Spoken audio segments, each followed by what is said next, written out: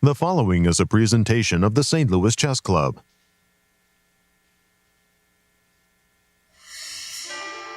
Explosive moves and combative chess are on display at the Cairns Cup in St. Louis. With the race for first neck and neck, even a slight stumble could quickly reshuffle the leaderboard. Chinese superstar Tan Zhongyi is making her presence felt, winning her second game to claim the first clear lead of the event. After a slow start, American phenom Alice Lee is back in the hunt after taking down former world champion Alexandra Kosteniuk to grab her first win. A queen has emerged and conquered the standings. Will it be a long reign, or will a rival rise up to dethrone them? Day 5 of action-packed chess, coming up next.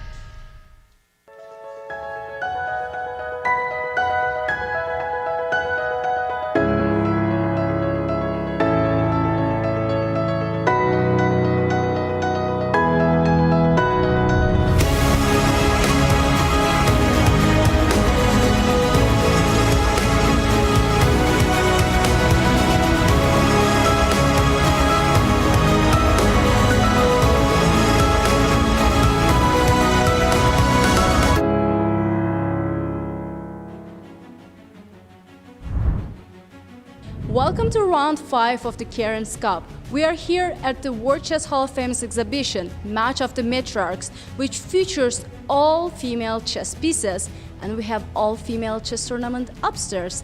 Let's go to the studio and start today. After 4 difficult rounds, we have a leader. Can Tan Zhongyi hold on to first place? We'll find out today as round 5 starts right now.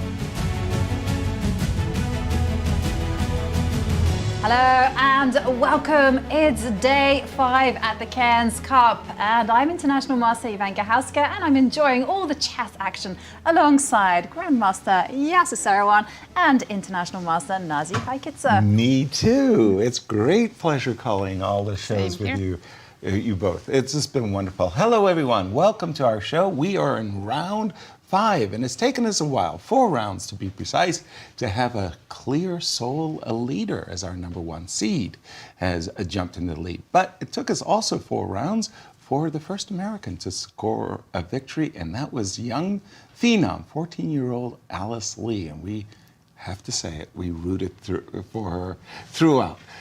Jovi, do the honors. Tell us the standings after 4, as you said, hard-fought rounds.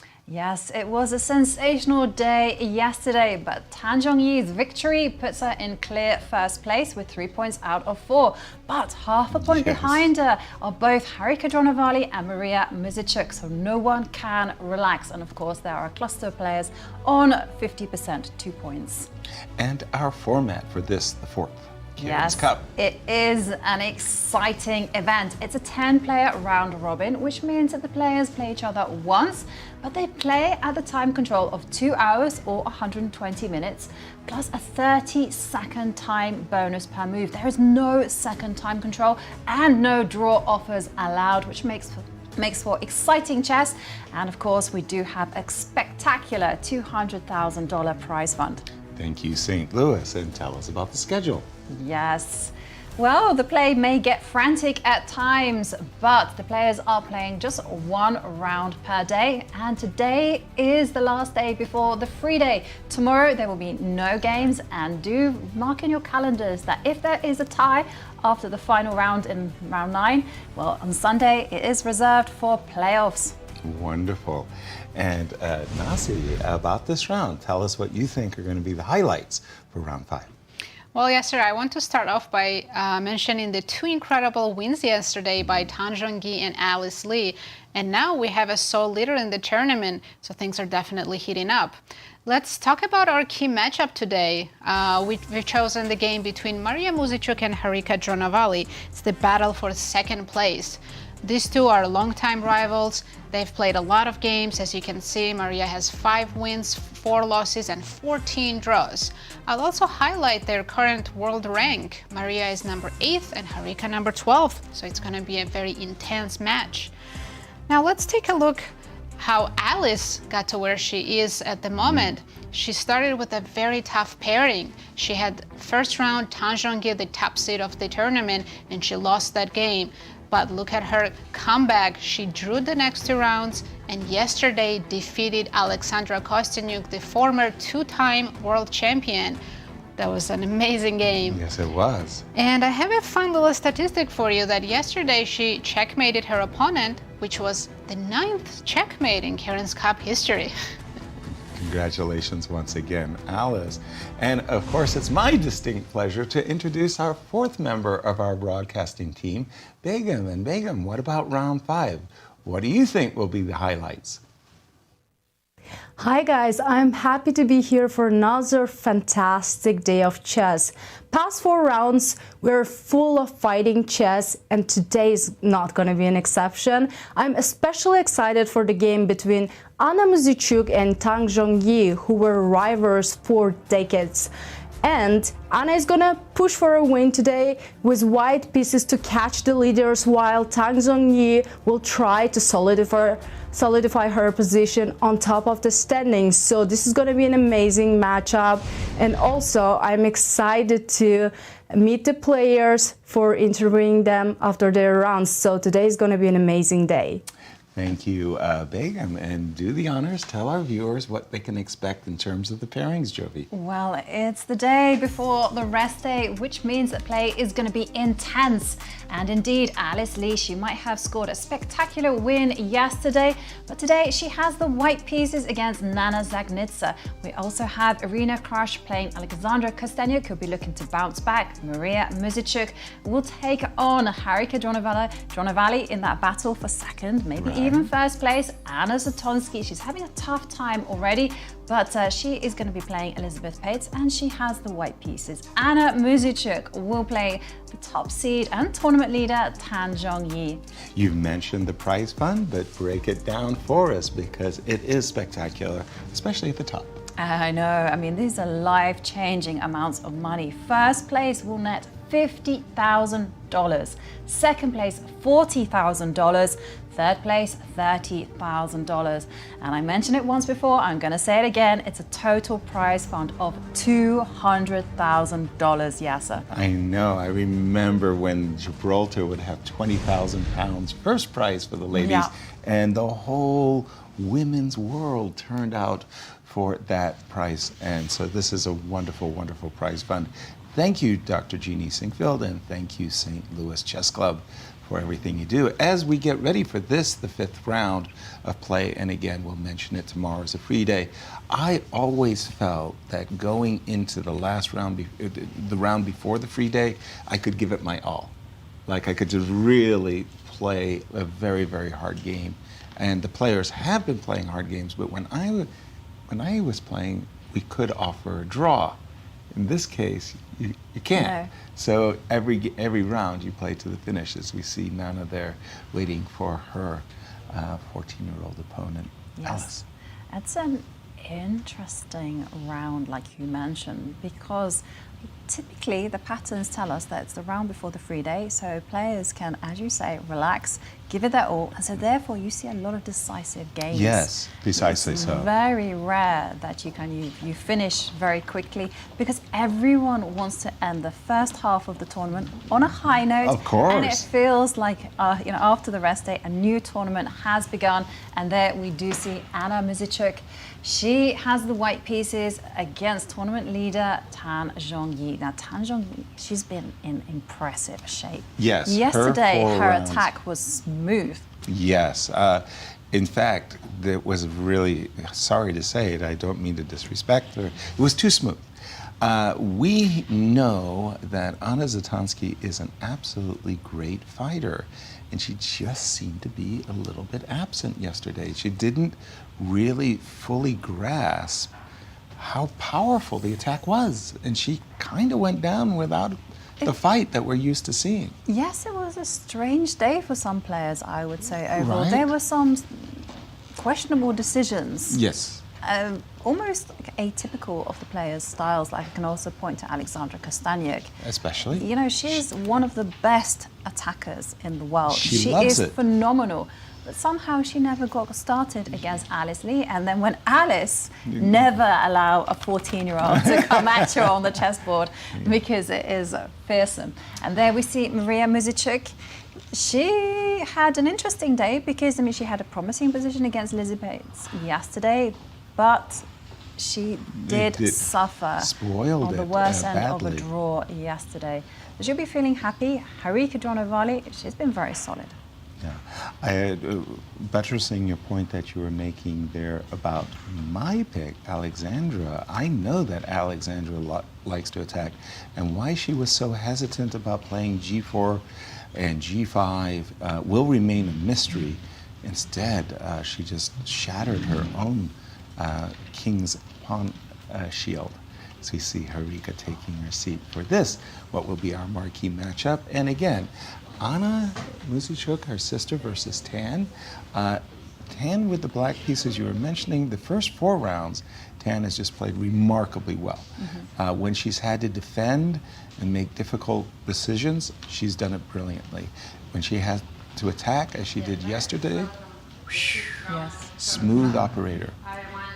And there we do see the arbiter, women grandmaster Anastasia Sorokina, making the tournament announcement. And there we do see the players shake hands, and it's showtime, guys.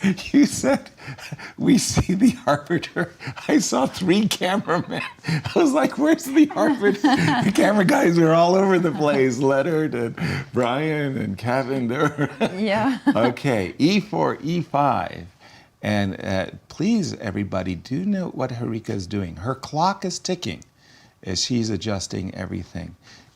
Then she presses the clock. She doesn't make the move, press the clock, and then adjust on your time. She adjusted everything on her time, and that is the proper procedure. E4, E5, right? That is C6. Mariya, is she a...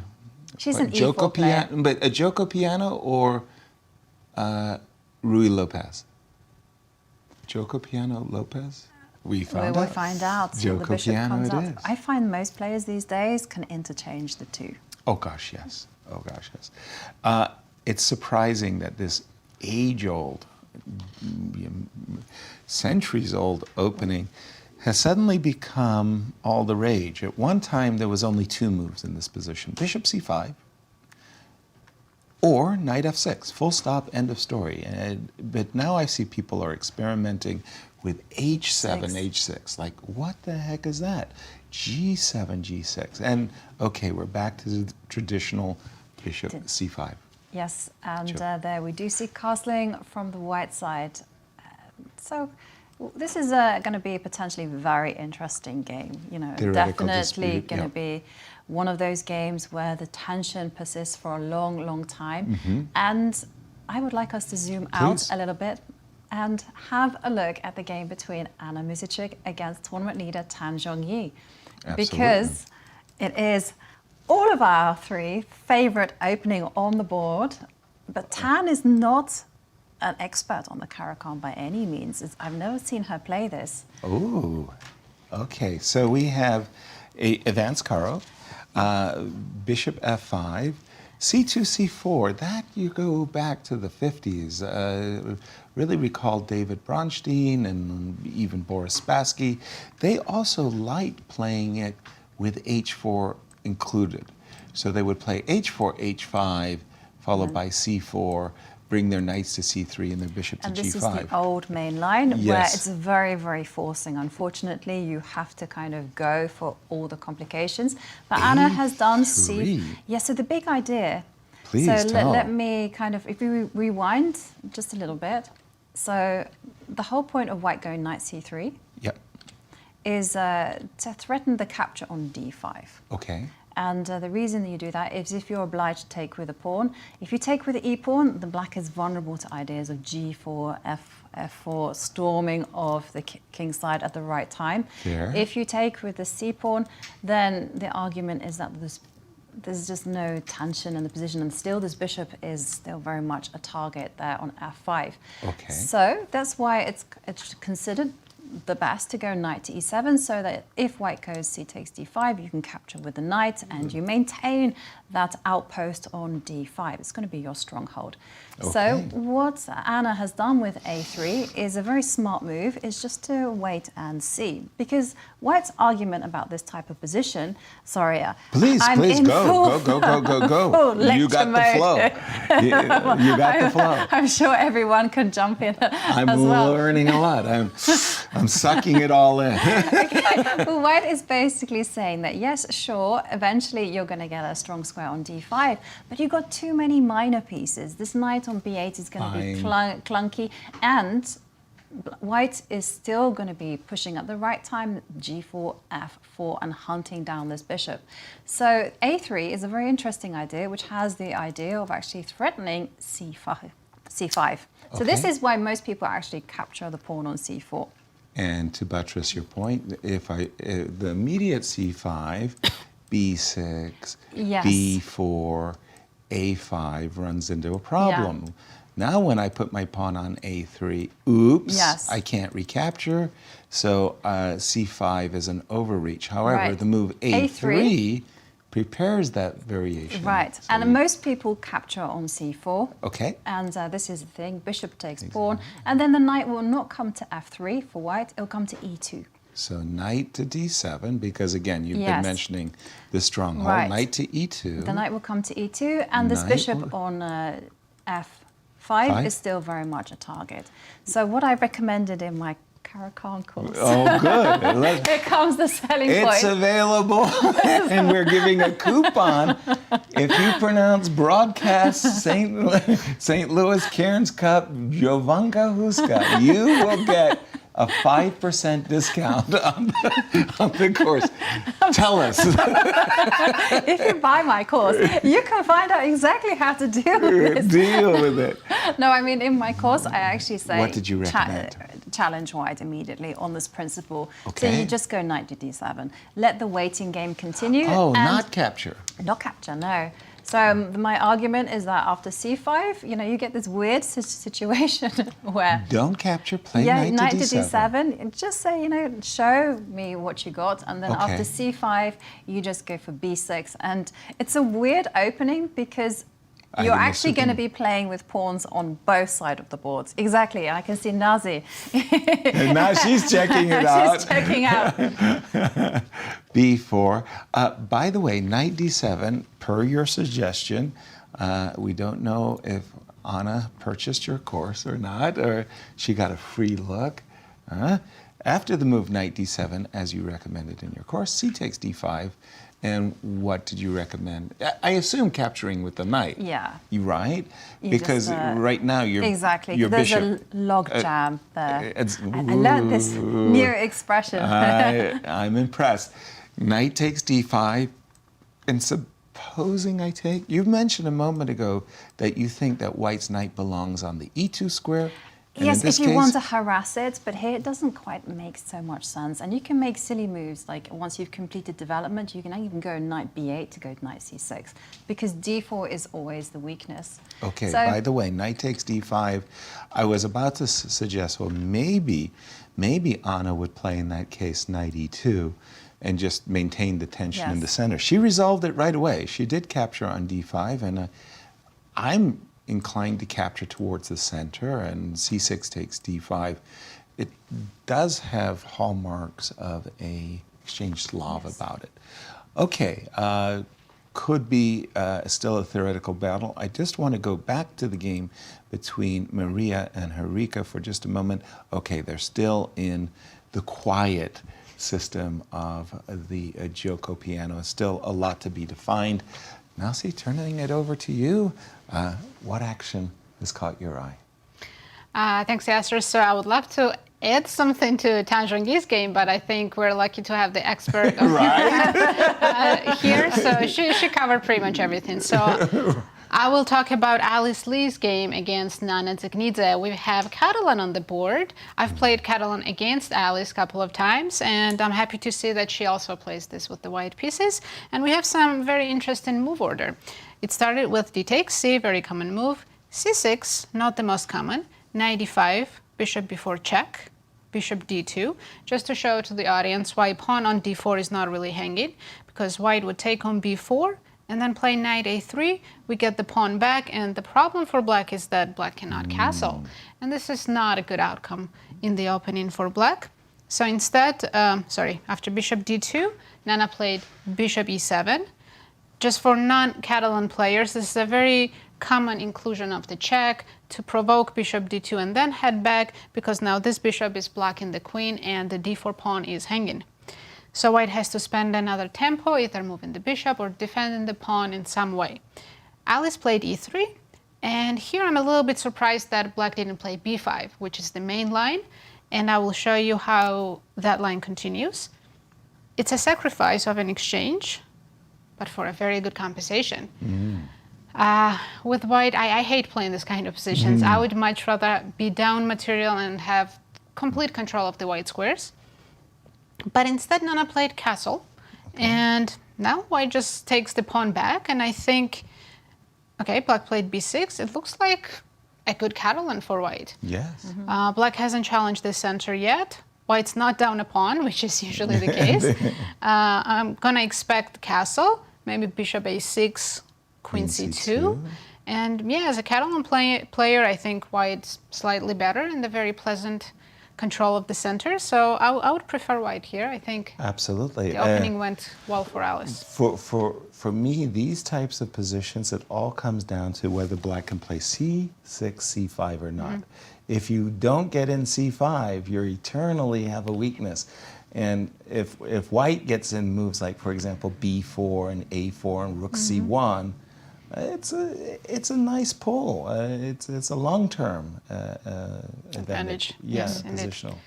So yeah, I think Alice should be very happy with the opening. Absolutely. I'll just turn to our game of Anna Zatonskih and Elisabeth for just a moment, because this is actually a funny little echo of the bishop b4 check.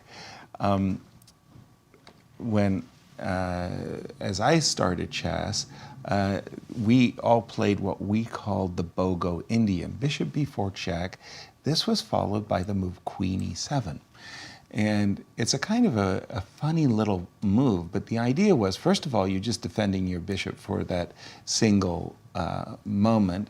And then, for example, after g3, the idea was to capture on d2 and then completely the old switcheroo. Yes. You would change the pawn structure with d6 and e5. We should show why one doesn't capture with the queen after d2. Okay, g3, yes. g3, bishop takes, queen Because the takes. most natural one is to go queen takes, and Yes. then you want to put your knight on c3. Yes, Happy and then campers. knight e4 is an unfortunate tempo, actually, because queen b4 check, and you don't get the nice setups that you want with the white pieces. Later, folks began to experiment not with defending the bishop with the queen, but defending the bishop with the pawn. And then a5 became kind of the way that this variation gained in popularity, as people felt that the pawn on a5 was even better than the queen on e7. And then it was taken to another level when people began to play c5. And that was a very strange for me, because I was always thinking that, what are you doing? You're doubling your pawns and you're taking away a very important chip that you can attack in the center. And I always thought that this was a bad variation, and yet I could never prove it. I have the same problem. Yeah. The problem is that I'm not careful with my mouth, and I tell everyone I think it's a bad variation, and then you it can't happens. prove it. Oh no! But we do have in the game a7, a5, e2, e3. Okay, that I think is a modest move, truth be told, because after the move e3, for example, I'll just put castles on the board. Others may have different ideas, but let's just say bishop d3, d7, d5, castles. And if we think of a queen's gambit decline, well, the bishop on d2 usually would be on a square like g5 or f4. Right, I agree with you. But does this ever transpose into like one of these e3 nimzos?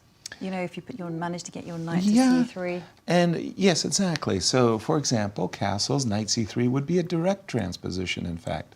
And very much like those Bogo Indians, a major line of play that has been done, I want to say countless times, although I'm sure it's been counted.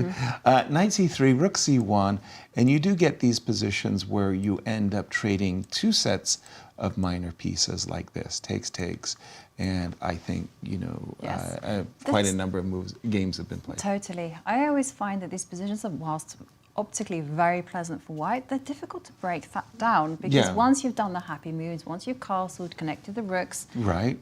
there's no like natural Immediate pushing way. point, right? Exactly. Like you kind of get here, and then you say to yourself, okay, if I go d5 and e4, I'm kind of like, well, am I super happy with the outcomes there? For example, d5, you might discover that after knight goes, you start to worry about your a pawn, you start to worry about your bishop, and as you said, you know, once you get in your happy moves as white, you kind of end up kind of feeling, well, what am I supposed to do next? Exactly. What am I doing next?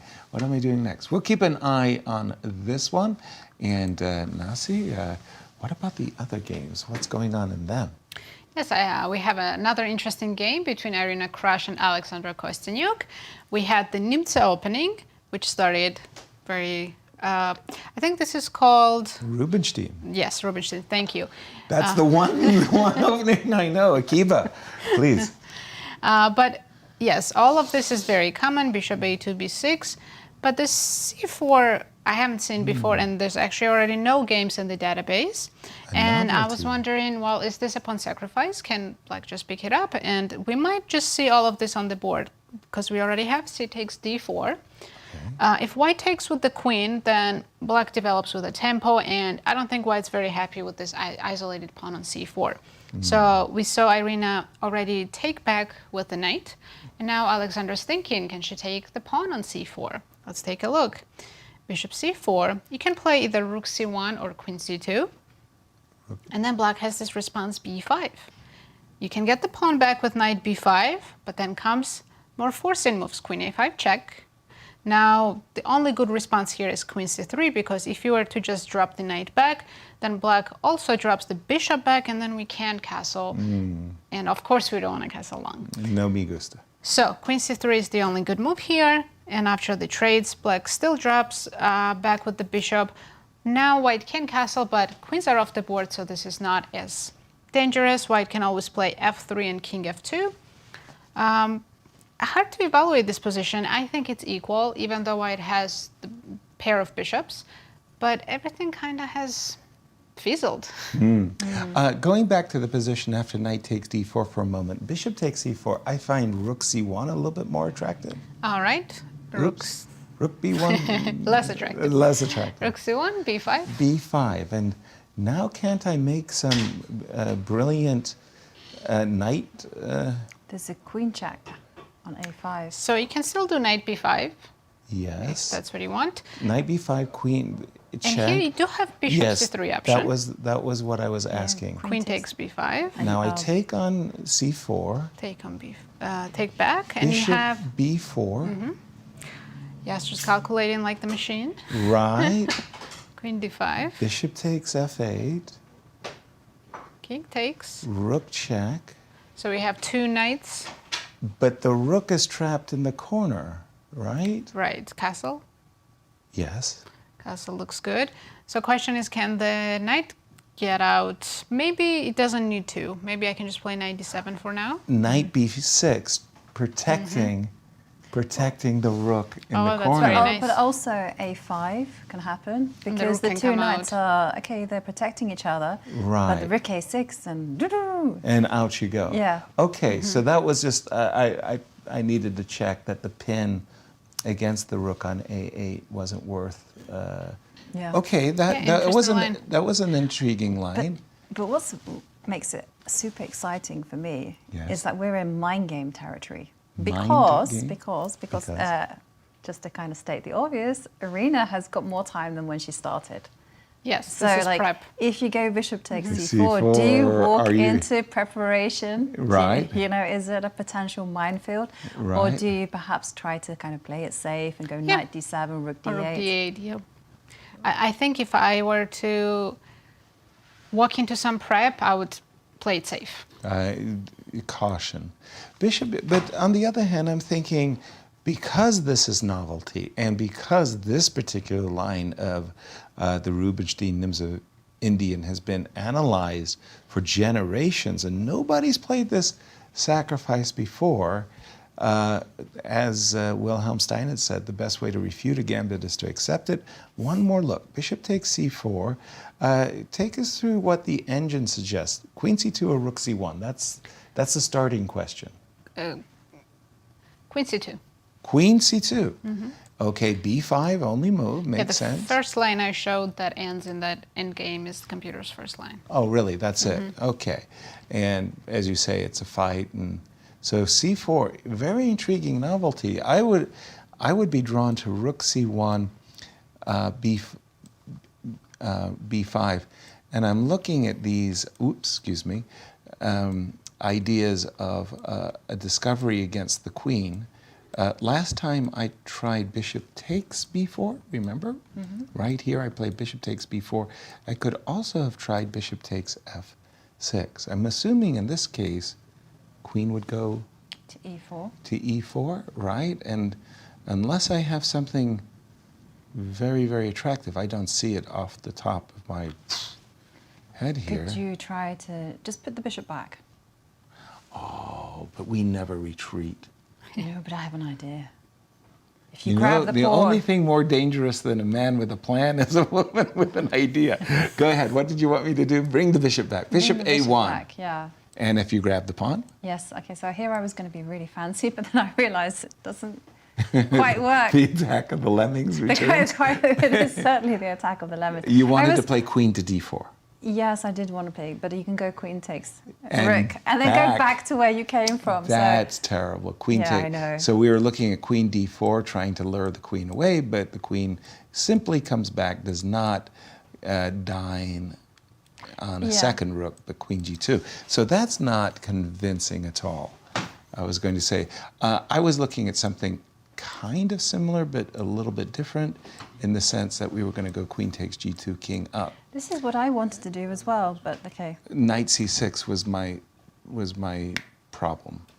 I mean, the much desired rook to d1 walks into knight takes d4 with a check. Holy smokes, just a second. Hang on, but there's rook takes knight.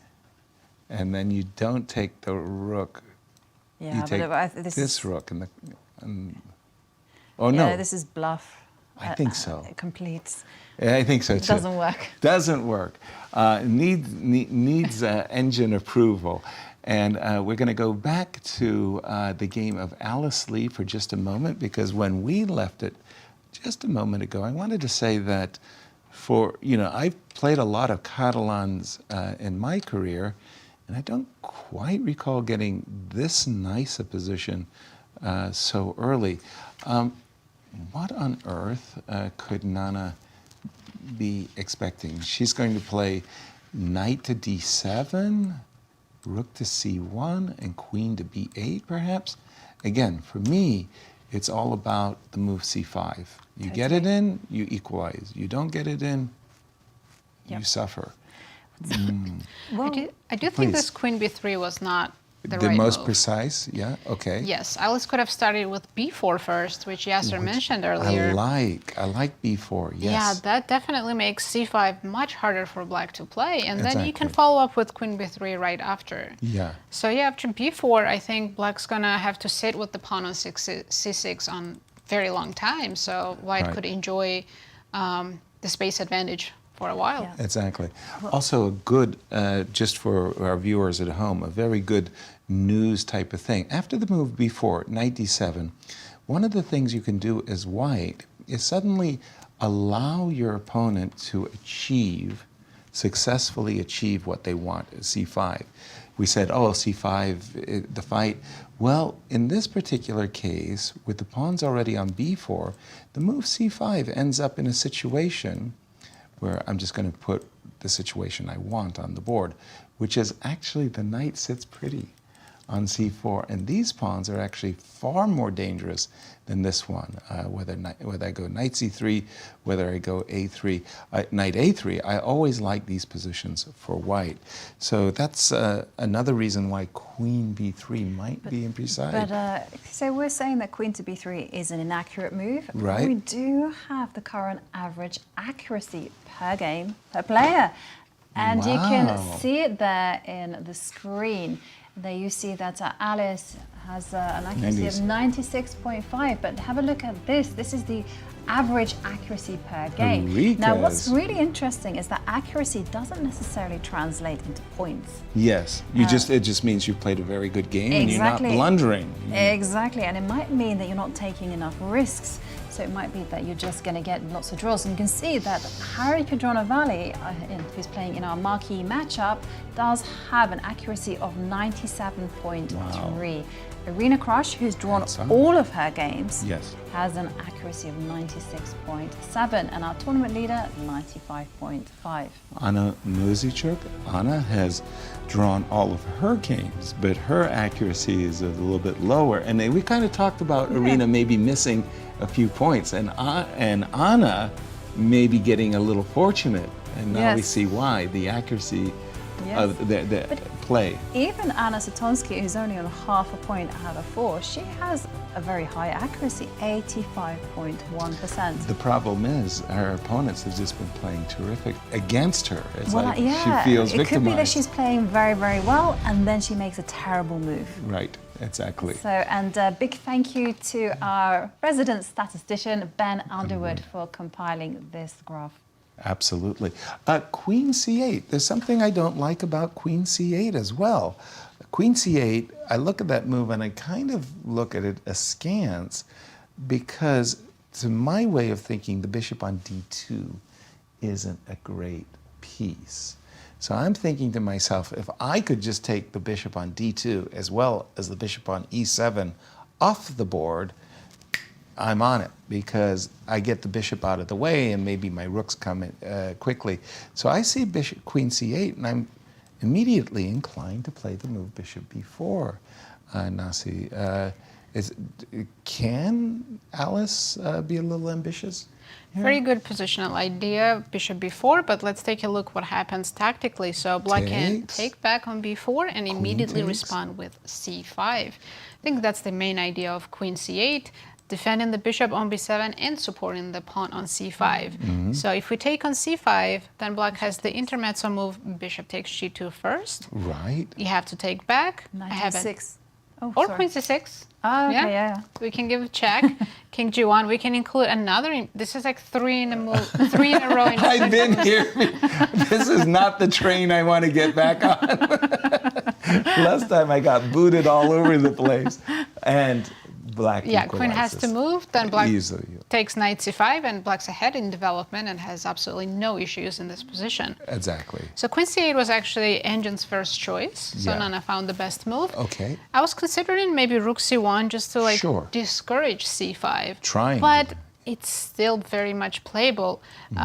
Bishop takes, queen takes, queen takes, and then on d takes c, black is prepared to take back with the bishop, and I think queen on b3 is just in the way. If it was possible to play b4, I would say white could again gain some space advantage on the queen side, but with the queen on b3, that's not possible. So yeah, black has completely equalized, and if white's not careful, Yep. yeah, black can become better very soon. Exactly. Queen c8, is that the standard move then in this position? Because I think we're already in a new position. oh, really? Yes. Okay. So queen, who came up with the novelty then? Who was the was queen b3? Well, Nana castling instead of going b5 was a Gotcha. new move. All right. Thank you for that, Nasi. And again, I'm sitting here. Okay, if I'm in Alice's shoes, and I'm staring down the move c6, c5, I start thinking, well, like, how can I prevent it? Where do my pieces belong, right? So I start thinking that in the line Nasi was just showing us, I was putting my bishop on b4 and regretting it. Okay, so another approach I might take, and it's probably not that good an approach, bishop c3. What's the idea behind bishop c3? Well, sorry to say, it's pretty straightforward. Takes. A moment ago, Nasi was recapturing on c5 with the bishop. Right. And then now we understand the point of why I put my bishop on c3. Maybe you're not even afraid of the double I was pawns. going to ask this because there's no light square bishop for white. Right. Can you just simply capture and Exactly. then go, you know what? Once a no knight big deal. appears on d7, maybe on a fine day it might get to e5. Not a big deal at all. Not a big and deal. also, I just want to mention one perfect thing. Please. A queen's perfect square, if you're attacking the king, is to put it on f3. Bingo. It's like, just don't allow that to happen. Yeah, Maurice And let her actually live would there. say that, the queen posts up on a very nice square right next to your king and parks herself, and it's not nice. Posts up. Yeah, Okay. the queen posts That's up. going in my commentary book. Jazzy. There Thank you go. Royalties, did we? Shall we have our discussion? But at the moment, after the move Queen C8, I kind of like, wow, I really, really want to stop C5. I don't really see how bringing my rook to C1 in any way impedes C5. Yes. And I just feel like if Nana gets equality, she might even get an advantage due to the fact that I'm not a fan of the bishop on D2. Keep an eye on this one. Yes. Can we revisit the Caro-Kann game between Anna Muzychuk and Tan Zhongyi? Because Yes. I just want to raise my hat to Tan Zhongyi, who isn't A Caro player. Caro-Kann player. And she's playing it. And she's playing it beautifully. Okay, we left it. We had just saw a trade on the d5 square, bishop to d3, bishop takes d3, queen takes d3. Now I'm a long time suffering, a very important word, French defense player. And I see the absence of the light square bishops and I think, okay, no suffering. Yes. So I'm okay with this position as black. Check to the But king. it was this maneuver which Queen I A6. really admire because it's very difficult to voluntarily cripple your own pawn structure. On the queen side the after queen queen side. takes, yeah. But these pawns are only weak if they can be attacked, And and then- they're not going to be attacked. And in fact, the vulnerability in the position is actually this pawn on d4, which is unsupported by, I always say brethren. Brethren. Yes, a sibling. No sisterhood No here. sisterhood here, exactly. Okay. So, and also the consequences as well is that, the B line also gets opened. And Right. as you mentioned, big square on c4. Exactly. And this is No, class. I don't see these pawns.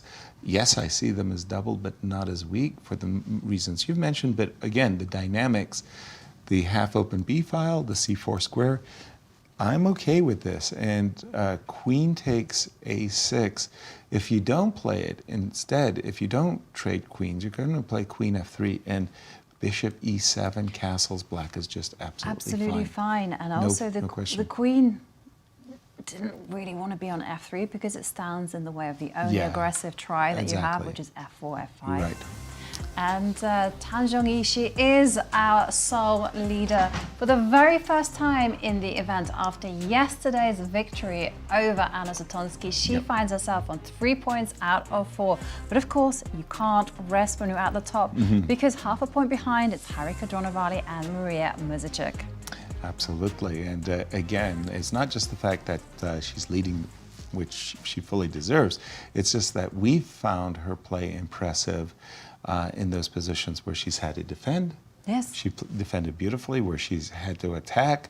It's been smooth sailing, so she's playing a complete game.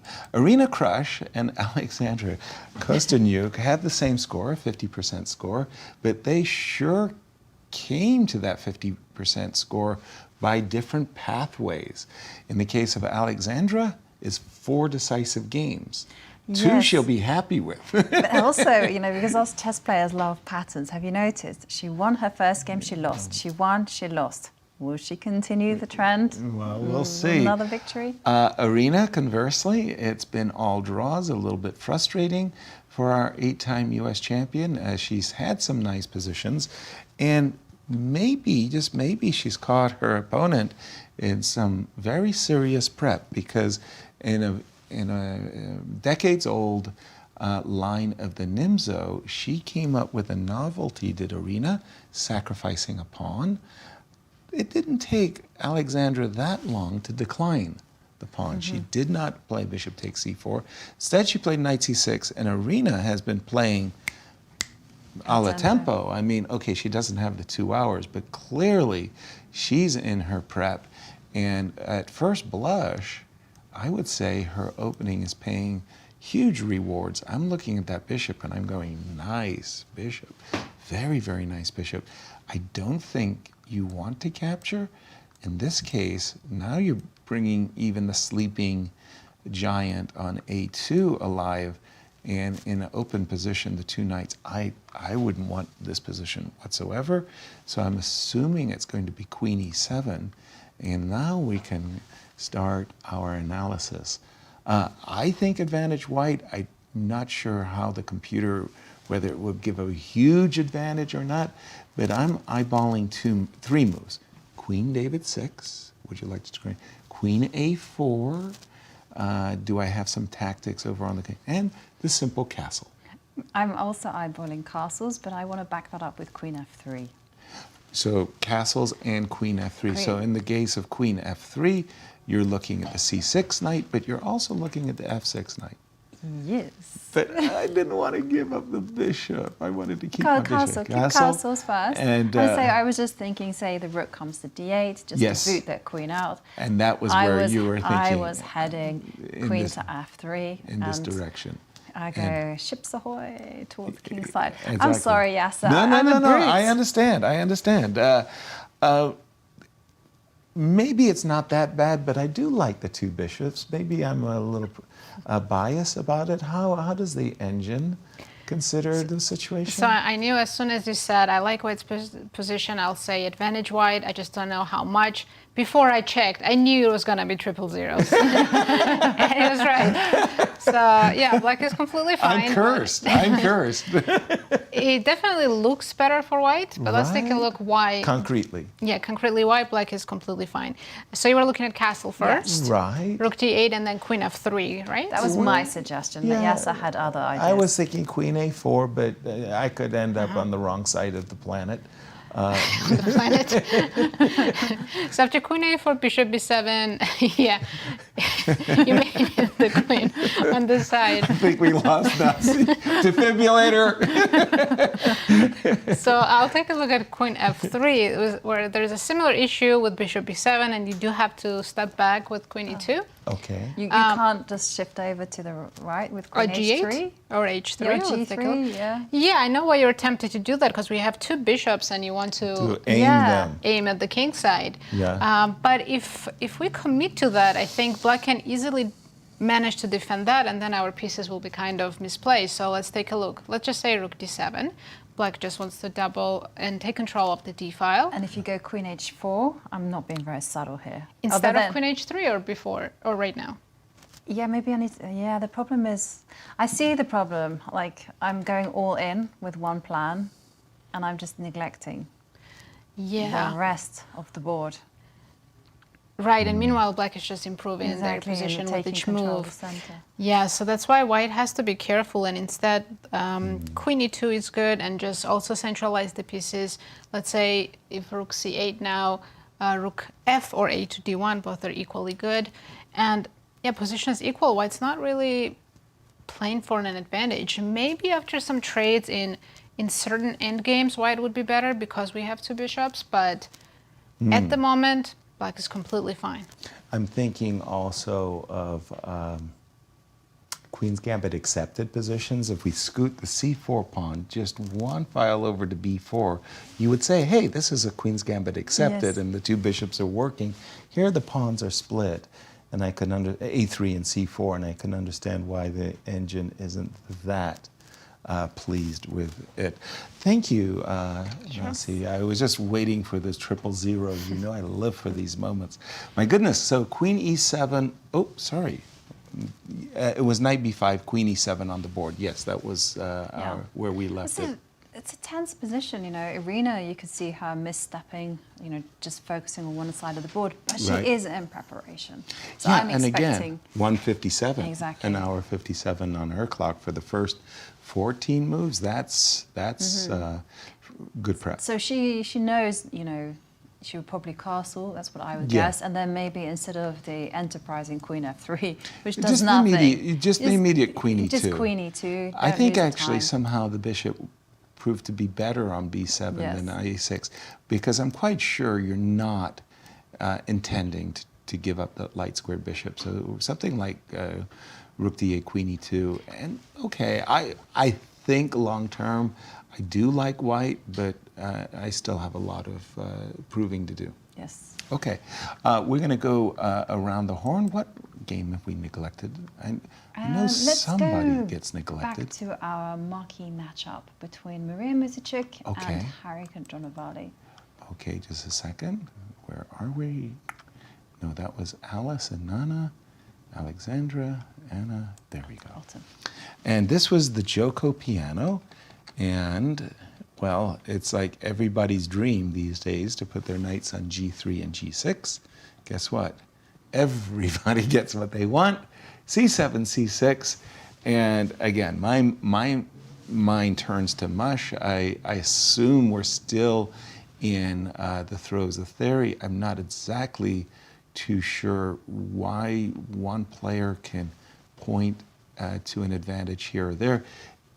I might make an argument that I could grab a little space on the queen side, a5 and b4, and I might have a smidgen of something, but I truly don't believe it. I'm not. Yeah.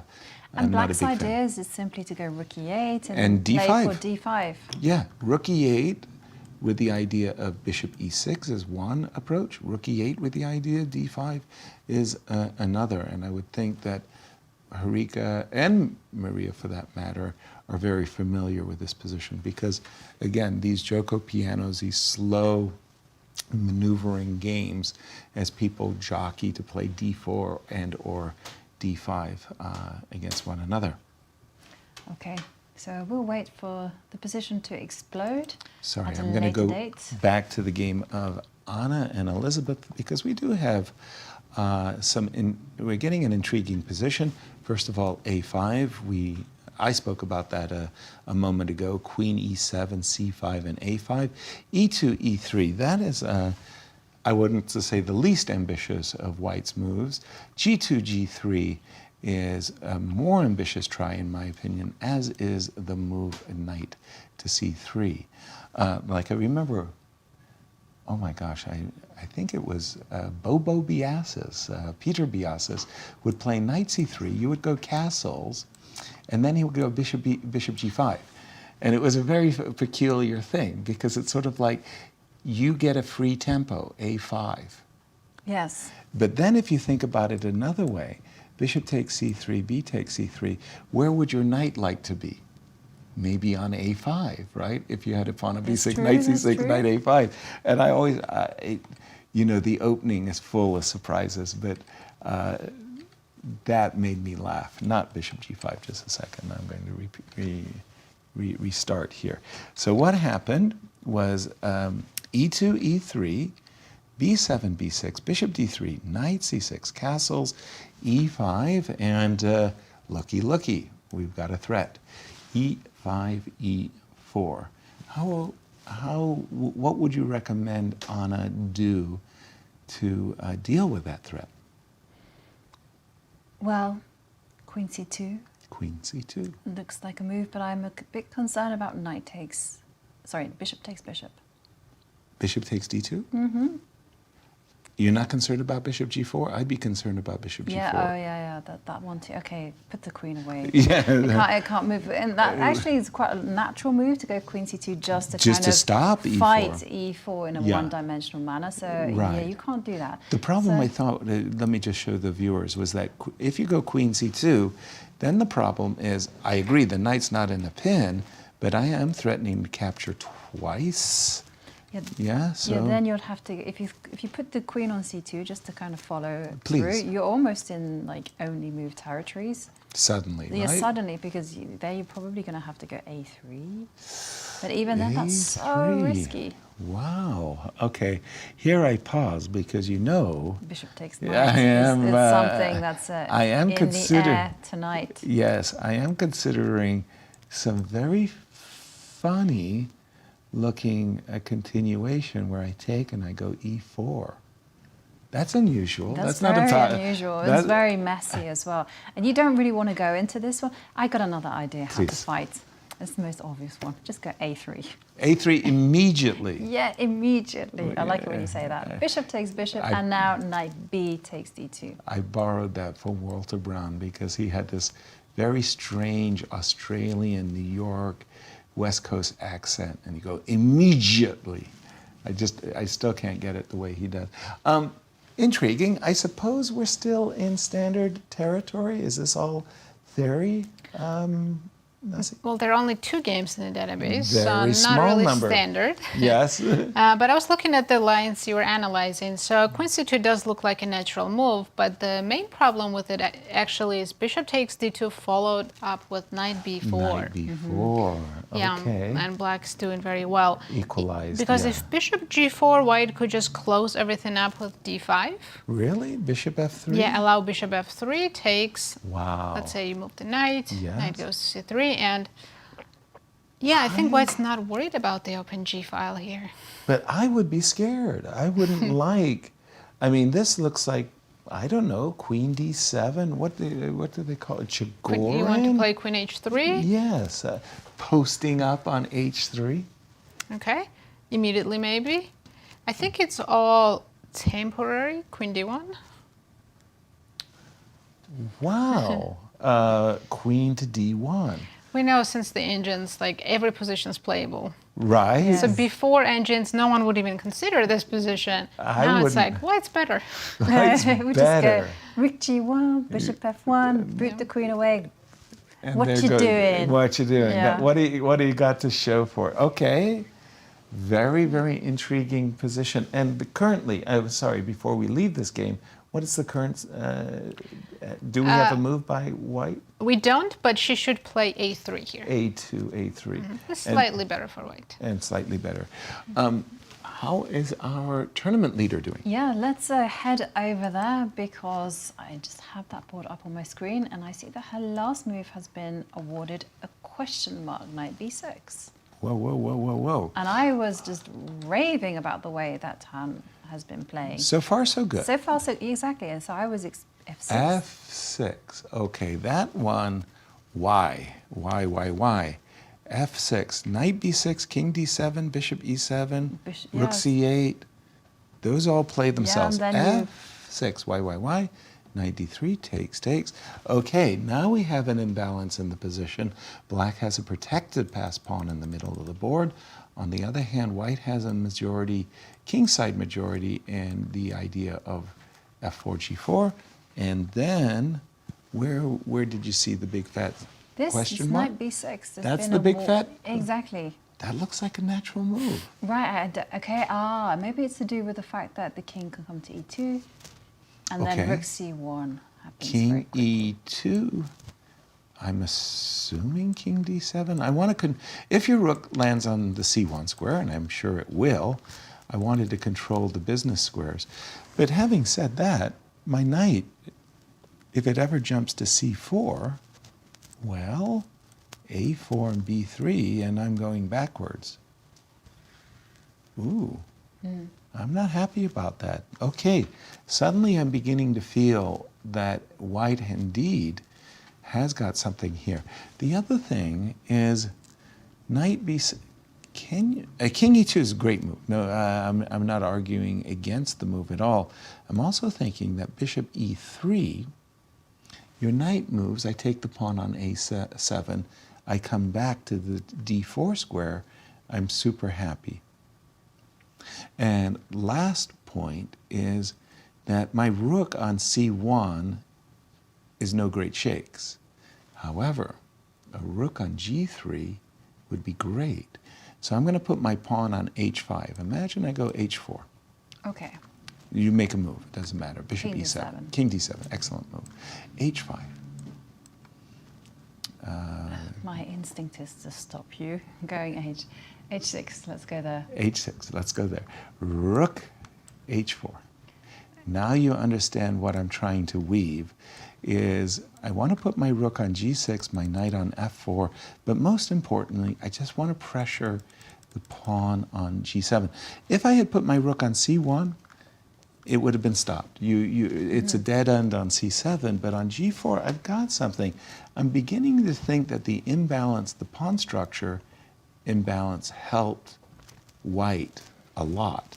And I like this h4, h5. In the future, I could go for f5, g4, f5, and at the same time press. Yeah, because when you think about it, d4 Yes. was a weakness for white. Yes. And Right? It's what you target after you've completed development, Right. after your king d7, rook c8, and then you Yes. go bishop. And Yeah.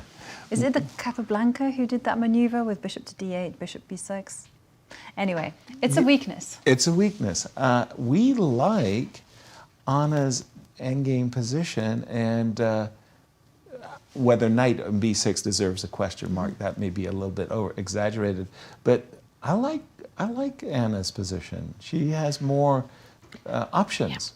Yeah, I was going to say, I'm still trying to understand these question marks that the engine gives. It's from I time mean, to time. she was already worse, and she had to play knight c5. That was the best option. Try to trade the knights, which is actually counterintuitive because wouldn't she be even worse without the knights? Don't know. But according to the engine, no. So knight b6, the most natural looking move, just gives slightly more advantage to white. They just need to play b3 at some point, Right. or right now, to not allow knight on c4. Then king e2, rook c1, most natural moves, and yeah, it's uncomfortable for black. Okay. Yeah. How did the engine like or dislike my h2, h4, by the way?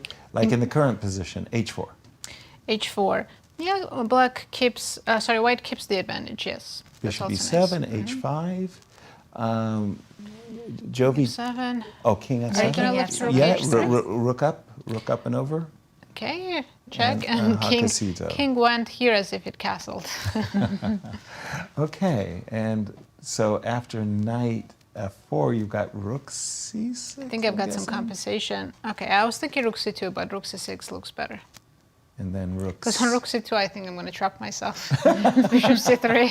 That has been a running theme. It has indeed. But I do have another Please, interesting position in Alice's game. Let's go. Yeah. I C5. think she might be taking a bit too much risk. So she started with queen b3, and here Step in the e4. wrong direction. As an experienced player in Catalan, I've learned that pushing e4 is very risky a lot of the times. Right. It changes the pawn structure completely, and then d4 becomes the target. So here, computer did not like e4. After c5, it already favors black, saying black is up more than half a pawn. Wow.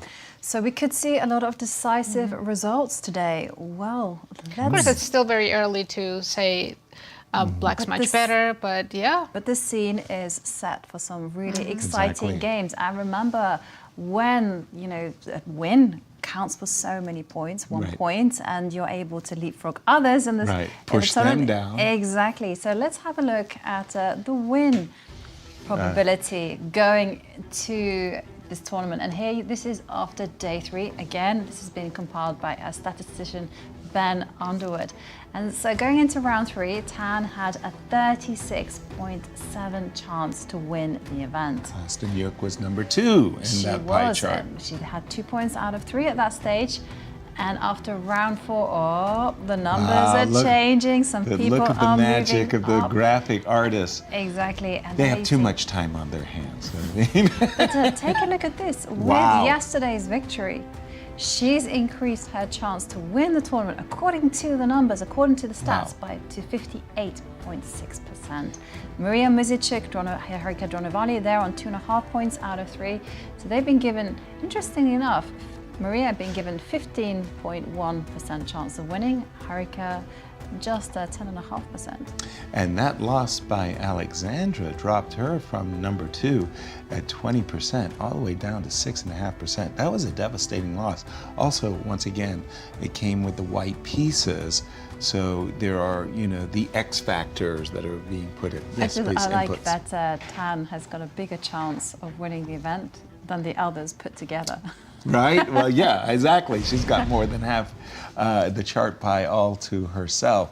Again, we are looking at the game of Anna and Tan at the moment, and it was a kind of a, I'm a little bit confused as well, because I think Nasi had a very salient question, like the computer recommended trading knights, and intuitively you're not drawn to that move just because, again, you've got those double pawns and you're thinking to yourself, oh, well, aren't I in a sense kind of helping my opponent by putting their king a little bit more centralized?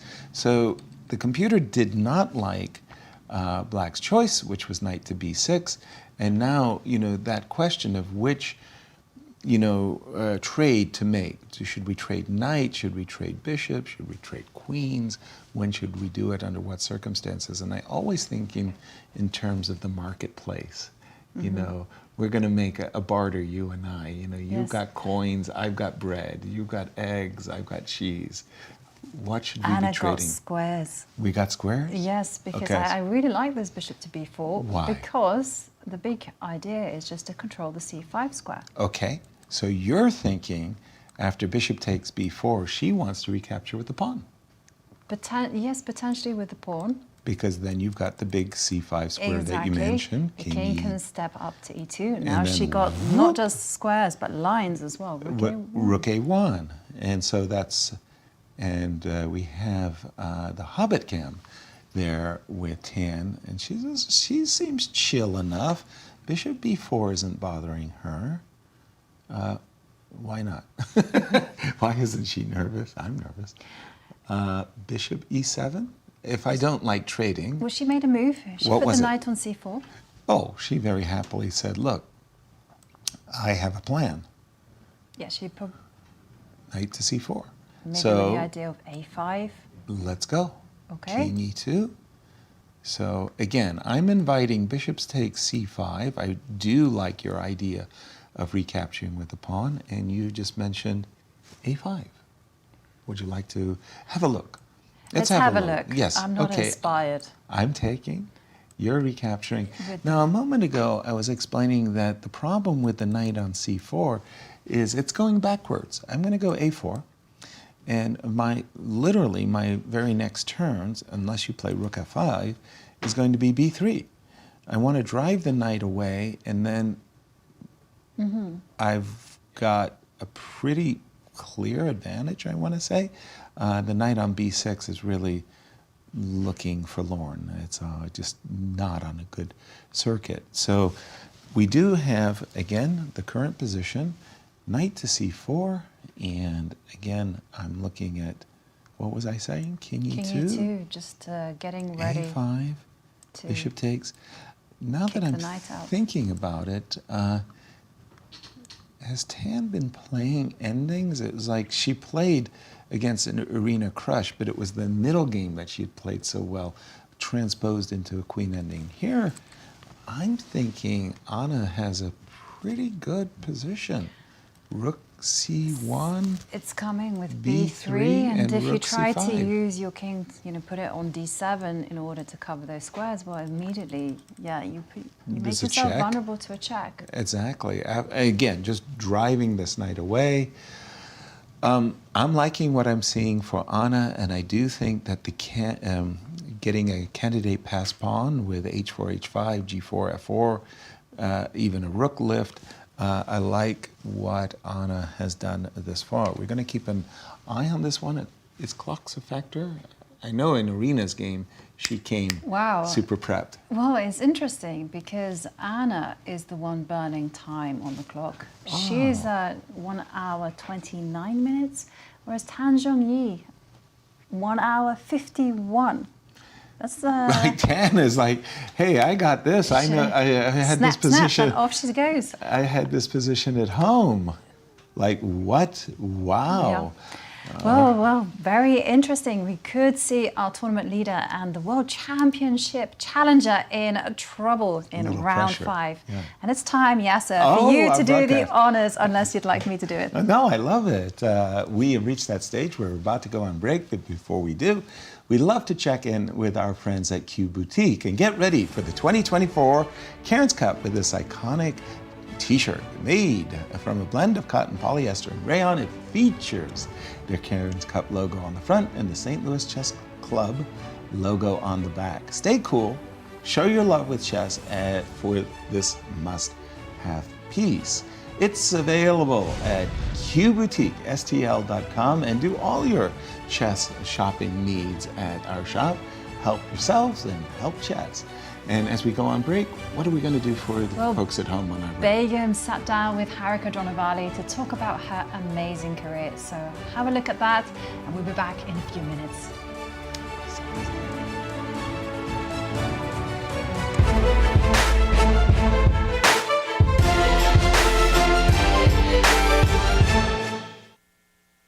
Hi Harika, it's great to see you here in St. Louis. Welcome again. And Harika, what are your thoughts on Annika Prindashvili being here in St. Louis for the Cairns Cup? I think it's wonderful. It's wonderful to celebrate her even. It's a great initiative, and I think she deserves it. And also for her to take all the effort and do this, it's amazing. It's inspiring to see like that age doesn't matter, and you can keep doing your best and whatever you can. And I think it's great to celebrate her here. Harika, you and Kaniro have been dominating Indian female chess for so long. How do you stay sharp for such a long period of time? Yeah, I mean, I don't know exactly like how it happened. It's not planned. We were just giving our best and like doing our best. I think most important was discipline and hard work, and I think that's what takes you wherever places you go. Indian chess has been growing rapidly in recent years. So how did chess change? I think the major difference is during COVID. Like I think COVID, most of them got time to work on, and they must have done like really sincerely in those years when they didn't have tournaments, and suddenly like all the hard work and the talent, everything came up after COVID. I think there are like many other people who would get motivated, and it'll get bigger and bigger in future.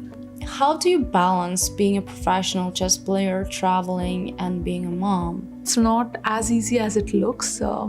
Even if you have a whole family to look after, still it's not easy for a mother to, just leave everything and like travel everywhere. The mom guilt is for real, for sure. But I think most important is the motivation. There could be some moms who can give like 24 hours care and take care of the baby, but there are some moms who might be far away but still knows that they are doing whatever they're doing for the babies and like for their best. So yeah, it's I think now I kind of understood how to balance both to an extent. Like I make sure that I spend a little bit of time and I also train. So definitely I got used to it, but I think earlier I never understood how big it is until I became mom, and then I definitely appreciate all my colleagues who did it and like who had like 3 babies. They're and like superheroes, yeah, right? yeah. Like I really feel it. Like now I can definitely feel it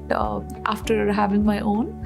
But I just want to say it very loud like that. Yeah, it's hard, but the mom guilt is real. But it's also, women are good at multitasking. So that's true. I was going to ask you if you were like as ambitious as before since you become a mom, but I can see you are even more ambitious than before because it's her. I think it's just for her as well. Yeah. Maybe because she's a girl and you want her to see a good example. Not only that, definitely I'm more ambitious than before. One is to inspire her, and also the other is to emotionally, when you are like, when you understand you are giving up so much time with, the time with your baby and being far away in training and playing, you want to make it worth it. Also, what's one advice you received as a young female player that helped you throughout your career?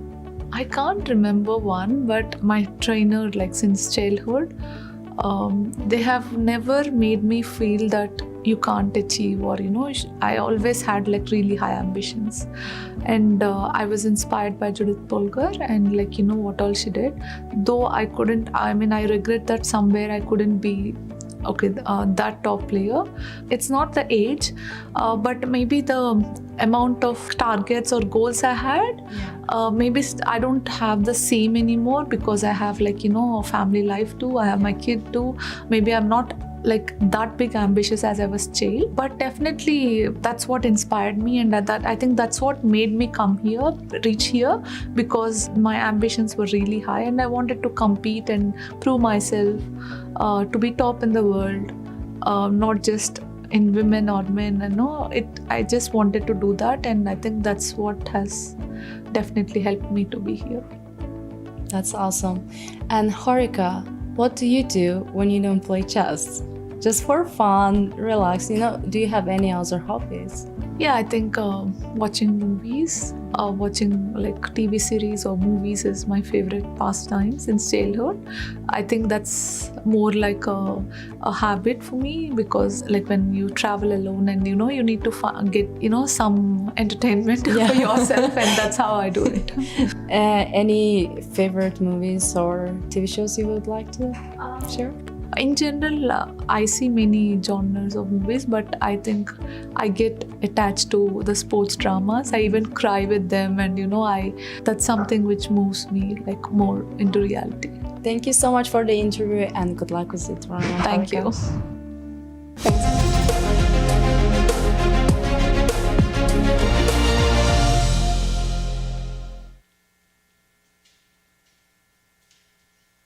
The stages are set, the players are primed, the best of the best are ready to face off in the 2024 Grand Chess Tour. The top players in the world prepare to battle across 4 countries for a $1.5 million prize fund. Everything starts in Warsaw with the Superbet Rapid and Blitz Poland, then off to Bucharest for the Superbet Chess Classic Romania. The players then travel to Zagreb for the Super United Rapid and Blitz Croatia. The tour concludes with back-to-back events in St. Louis, Missouri, the chess capital of America, for the St. Louis Rapid and Blitz and the Sinkfield Cup.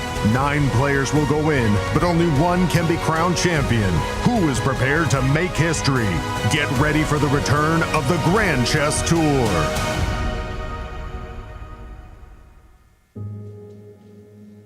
We are here to celebrate what the Chess Campus does and collectively make a difference to St. Louis through the artistic, cultural, and educational endeavors of chess. The St. Louis Chess Club and World Chess Hall of Fame makes such a significant imprint throughout our community, and with your help, we will continue to grow opportunities of outreach and engagement.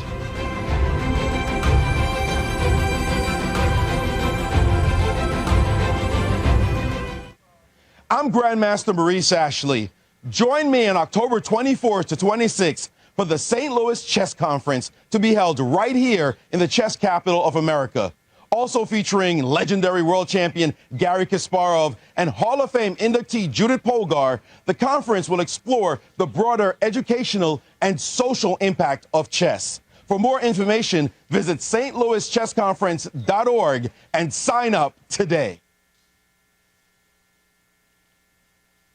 The St. Louis Chess Club is the premier chess facility in the United States. We bring the educational benefits of chess to thousands of students across the St. Louis area. We also promote chess at the highest levels, hosting all levels of the U.S. championships, as well as high-profile tournaments that attract the world's best players. Become a member and enjoy perks such as free classes and lectures, weekly tournaments, and so much more. Visit stlouischessclub.org to claim your membership today. The St. Louis...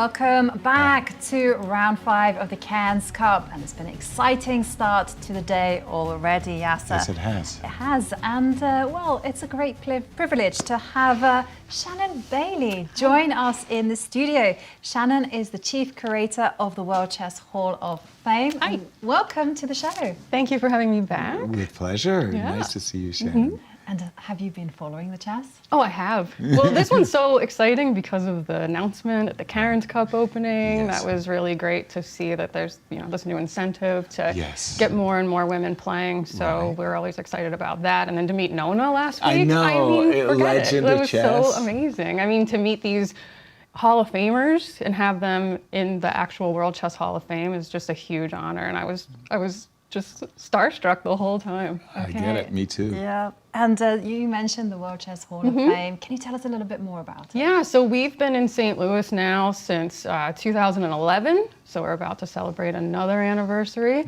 I've been so privileged and fortunate to have been working there since day one. So I was Right. there when it was still being renovated and kind of getting it set up. So it's just amazing to see how much we've accomplished in that time period, and we have almost the entire staff has been there the entire time, so it's like a big family, and Right. we just love doing what we do. And I think of the so many exhibits that have come through. And I mean, I have personal favorites, you know, the burning Burning Boar is Glenn board Kino. great, but I love the graffiti. Yes. I love the chess in comics. Yes. Because I'm a big comic Yeah. book fan, comic book collector, so I was always looking for chess. Well, I'm and glad you the- brought that up. I'm going to sneak in something. So we're partnering with US Chess now to do little traveling shows when they do the big Scholastics tournament. So we're going to be taking some of the comic books and the Yes. comic chess sets to the big national chess. super Yeah, nationals and in stuff. December and then next May. So we're going out. We're bringing the World Chess Hall of Fame to kids in the U.S. who may not be able to come visit us in person. Oh, that's nice. Yeah, we're really excited about that. I like that. If the kids can't come to the mountain, you'll bring the We are. mountain to Yeah, them. yeah. Yes. And well, tell us about the current exhibition, Yeah. which is Donna Dodson's Match of the Matriarchs, Yes. which is very spectacular. Yeah, so we're really excited. You're seeing some of that on the screen right now. That's another thing that is just so great to have going on during major women's tournament, because Donna is our first female solo exhibition. She has been an absolute delight to work with. She created this life-size, which we think is the only life-size female chess set, because every piece is female in it. And she based that on, she wanted to find, she's up in the Boston area, so she was looking for inspiration dealing with the ocean or water or marine life. And chess is a game of war, it's a battle. So she has kind of the whales against the giant squids, fighting underwater, and then other sea creatures that are kind of along. So it's cephalopods versus cetaceans. And you get to learn about that. You get to play, it's a playable set. And so we've done programming around it. But in addition to these spectacular female chess pieces, she has 8 sculptures that deal with legendary, historical, these incredible women figures throughout history. And they're spectacular, which you saw in some of those. Yeah, absolutely. And it's life-size as well. I mean, that Oh, they're really surprised me when I walked into the room to see the beauty of these wooden figures. They're so spectacular. And you mentioned you can play with them. You can play with the chess pieces, so come on down. It's a life-size chess board, so you can move the pieces around. We have places where you can play chess in the room too with regular-sized chess pieces. And then she did, right before we opened, a 3D printed chess set of the Match of the Matriarchs. I've never seen anything like it, and anybody that knows a lot about 3D printing is blown away by it, because they were able to scan it and you can see the wood grain in the plastic. It's so remarkable. People can't believe it's actually 3D.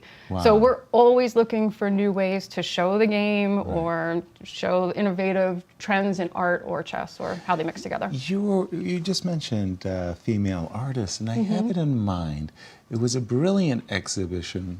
A Korean artist had did the ceramic pieces. Oh, yes, yes. And that was during Ladies' Night. Right. Yes. But she had a remarkable story. She just got this commission, and she had days, just days, to exhibit I Don't Care at the Met. It was a very, very big deal.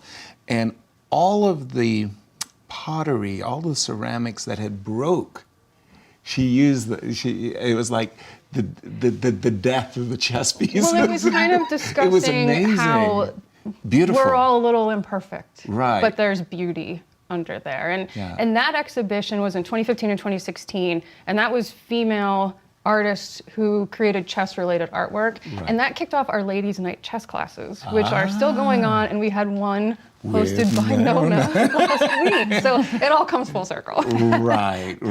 So we've heard some of Yasser's favorite exhibitions. Yeah. What have been your favorites? Oh boy, that's so hard.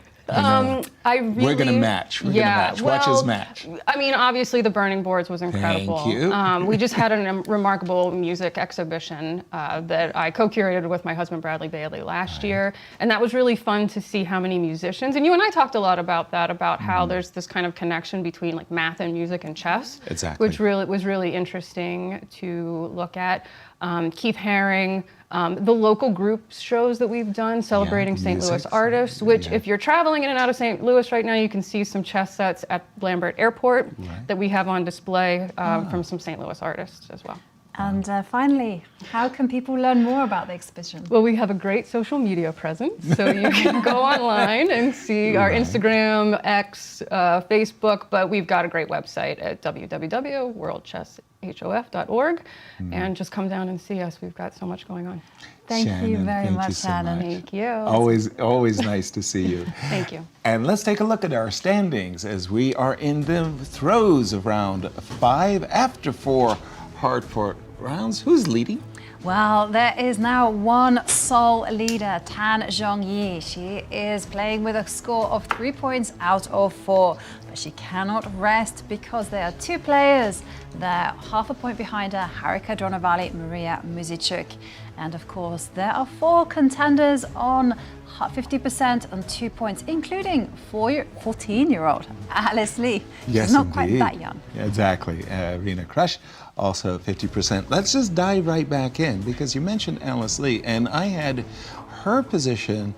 It's not the Catalans that we're used to, and I thought that, well, frankly speaking, Alice had misplayed it. After the move E3, E4, a move that the computer didn't like, a move that I didn't like, a move that Nasi didn't like. You're closing off the bishop, and it's not like, when you play a move like E4, what are you telling me? You want to play E5. Yes. But then again, you don't really want to play E5. And Nana made a great decision. She played C5. Are you going to play E5, yes or no? Well, actually, she did Alice on C5. During our break, Varuzhan Varakobian, who's helping us with the production, he said, you know, Yasser, I really like Nana's position a lot after the move queen takes C5. With the move queen takes C5, there's eyeballing bishop A6, eyeballing knight C6, and knight D4, and we both came to the conclusion that, you know, we would prefer to have the black pieces. We did not look at Nana's move. Knight takes E4, C takes B6, and now it's a bit of a mess. I'm not sure at all what's going on. I mean, I can see a lot of it. Was it trade? Yeah, a lot of hacking. And then there'll be some checks as well. So, Right. I mean, well, we've got to be concrete about this. Please. So let's dive in.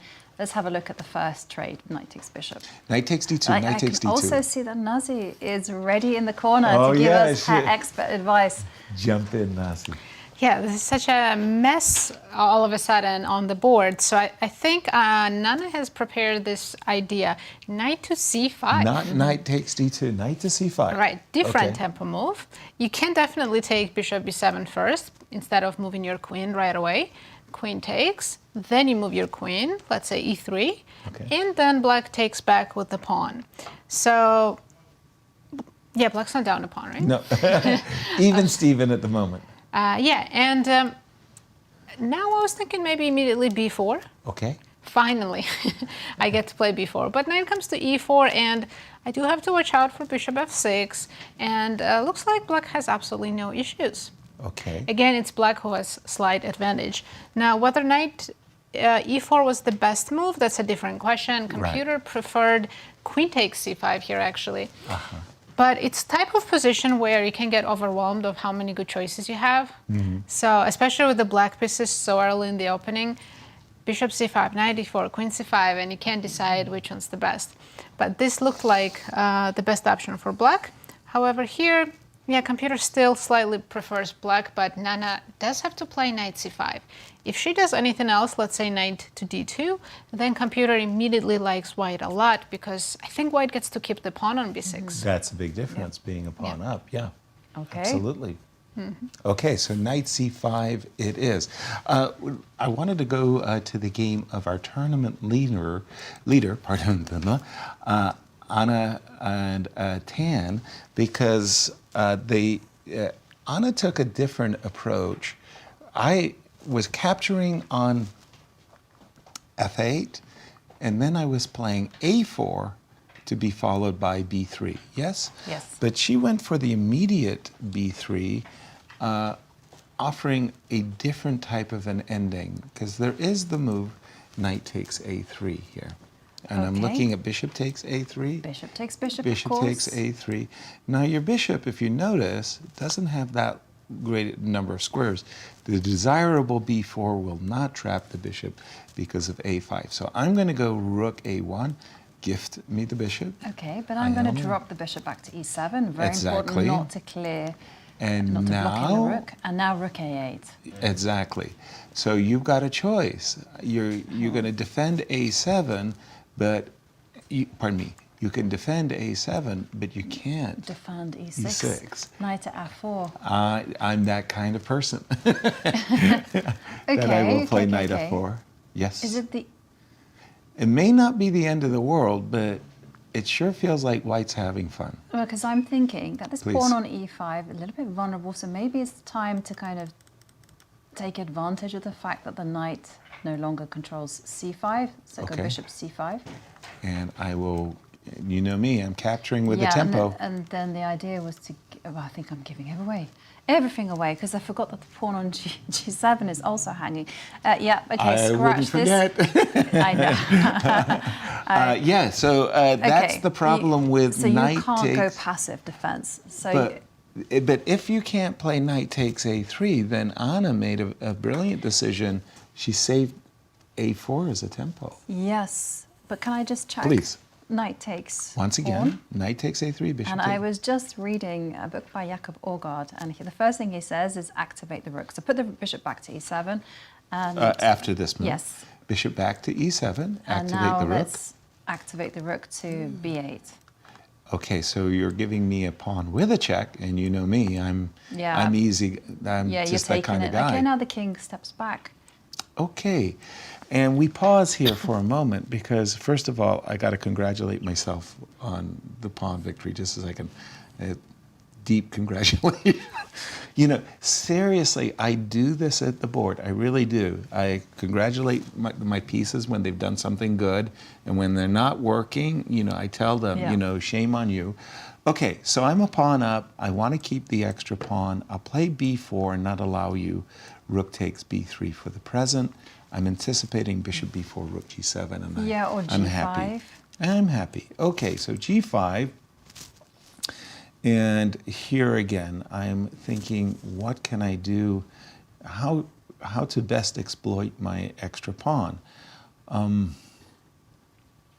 Not easy, but usually the rook belongs behind the passed pawn. Can I get snaffle that pawn? No, you can't. How dare you? How dare you imagine that I would give away a pawn? I mean, you what know, am I missing? disrespect. Yes, rook b2. Oh my goodness me, I'm missing all the backward moves today. Knight takes. I was banking on bishop to d6. I know you were, but I had defended my knight. That was why I didn't play rook a1. But yeah, what we're talking about, I understand that you're trying to say that black can still fight, but it is a two-result game. I'm the pawn up, and I'm having the fun. Our tournament leader in trouble, in our opinion. I would go so far as to say 1.5 advantage for Anna. Wow, you're very, very accurate, Yasser. No. Yeah, it's 1.5 if knight takes a3. If 10 does anything else like knight b6, then it's more than +2.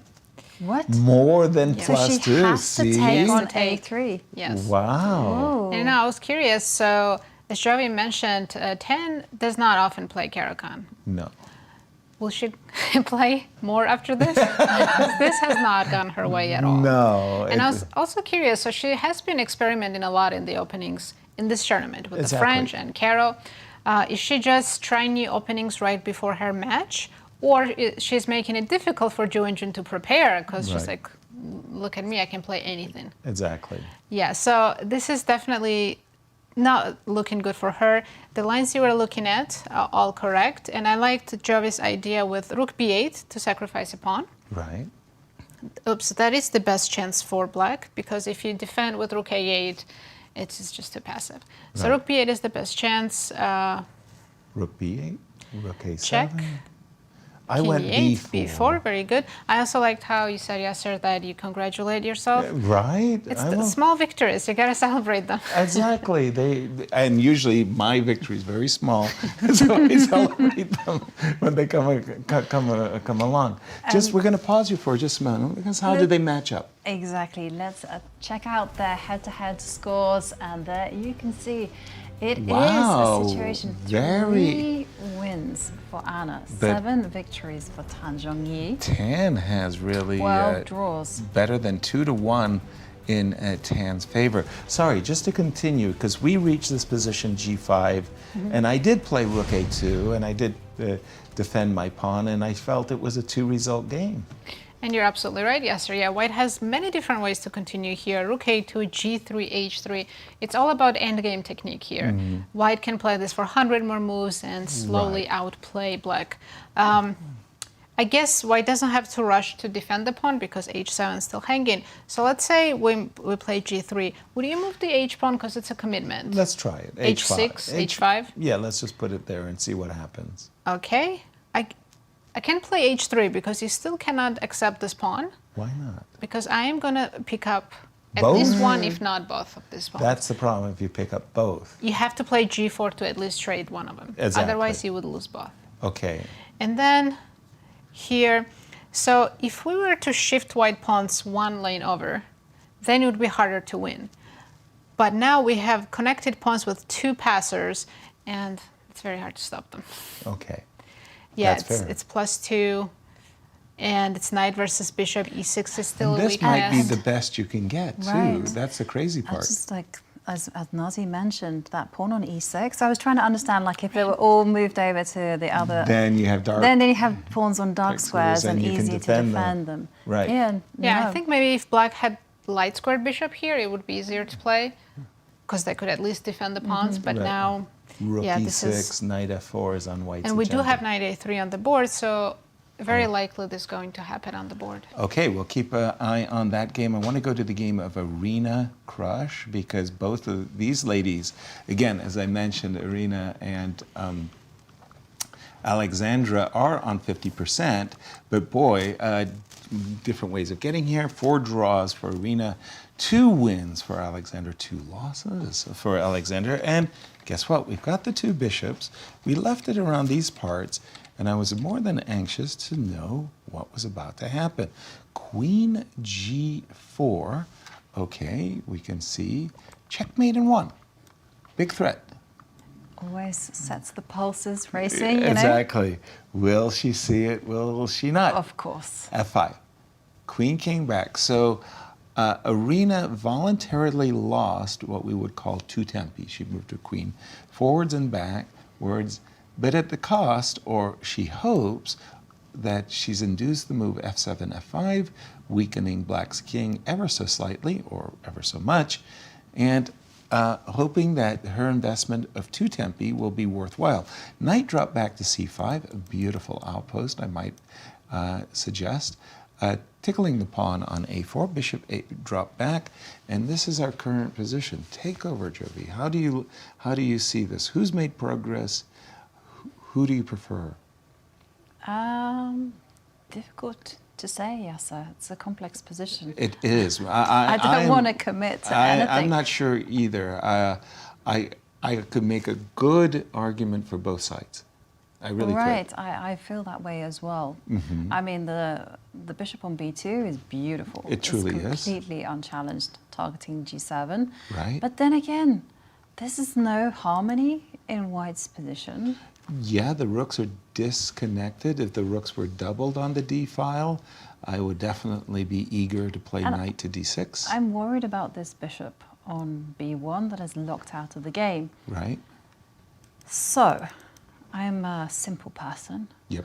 And so I'm looking at ways to try to get that Bishop into the game, right? So I'm just looking at maybe moves like e4, but then again, I'm really being reckless with the squares. Oh, I'm sorry. I think it's actually black on the turn after bishop. Okay. So let's just. I'm going to put a move. Black, rook d8. Yeah, but rook black d8. has the easier plan because they will try to control the d line as you've highlighted. Maybe even boot the knight away from b5. A future a6, if you will. Yeah. Yes, I can also see that the pawn on c4 is going to be a target. I can also see the knight coming to a5. Yeah. Targeting c4. It's easier to play with black, whereas white, what to do? Yasser. Bishop. We have an oracle in the room. Guess what? We've discovered we could put Nasi to work. Brilliant idea. Nasi, what's going on? We're struggling. Yeah, it's a complicated position. If I were to evaluate this just positionally speaking, I would prefer black because of separated pawns. But engine says black is, slightly better. Slightly better? Just tiny bit. It's close to equality. Rook d8, just simply developing the pieces, even though I know f5 was just played, so rook f8. Yeah. I don't think it's her plan to play rook d8. Maybe we'll see a6, try to kick the knight out, see where it goes. I think it would go to d4. Yeah, it should go to d4. And then, interesting.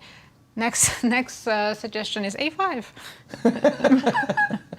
Like, surprise. Surprise, yes. Would I you might take go this? back. Would you No, go I back? might go back. I guess the idea is to go no. And rook to d8. No, Yeah, if you go back, so I technically won a tempo. I played a5. Right. It's In fact, you again. went 2 tempo. You got me Right. queen g4, f5. And then knight comes to b4, and black's starting to take some space advantage, right? Right.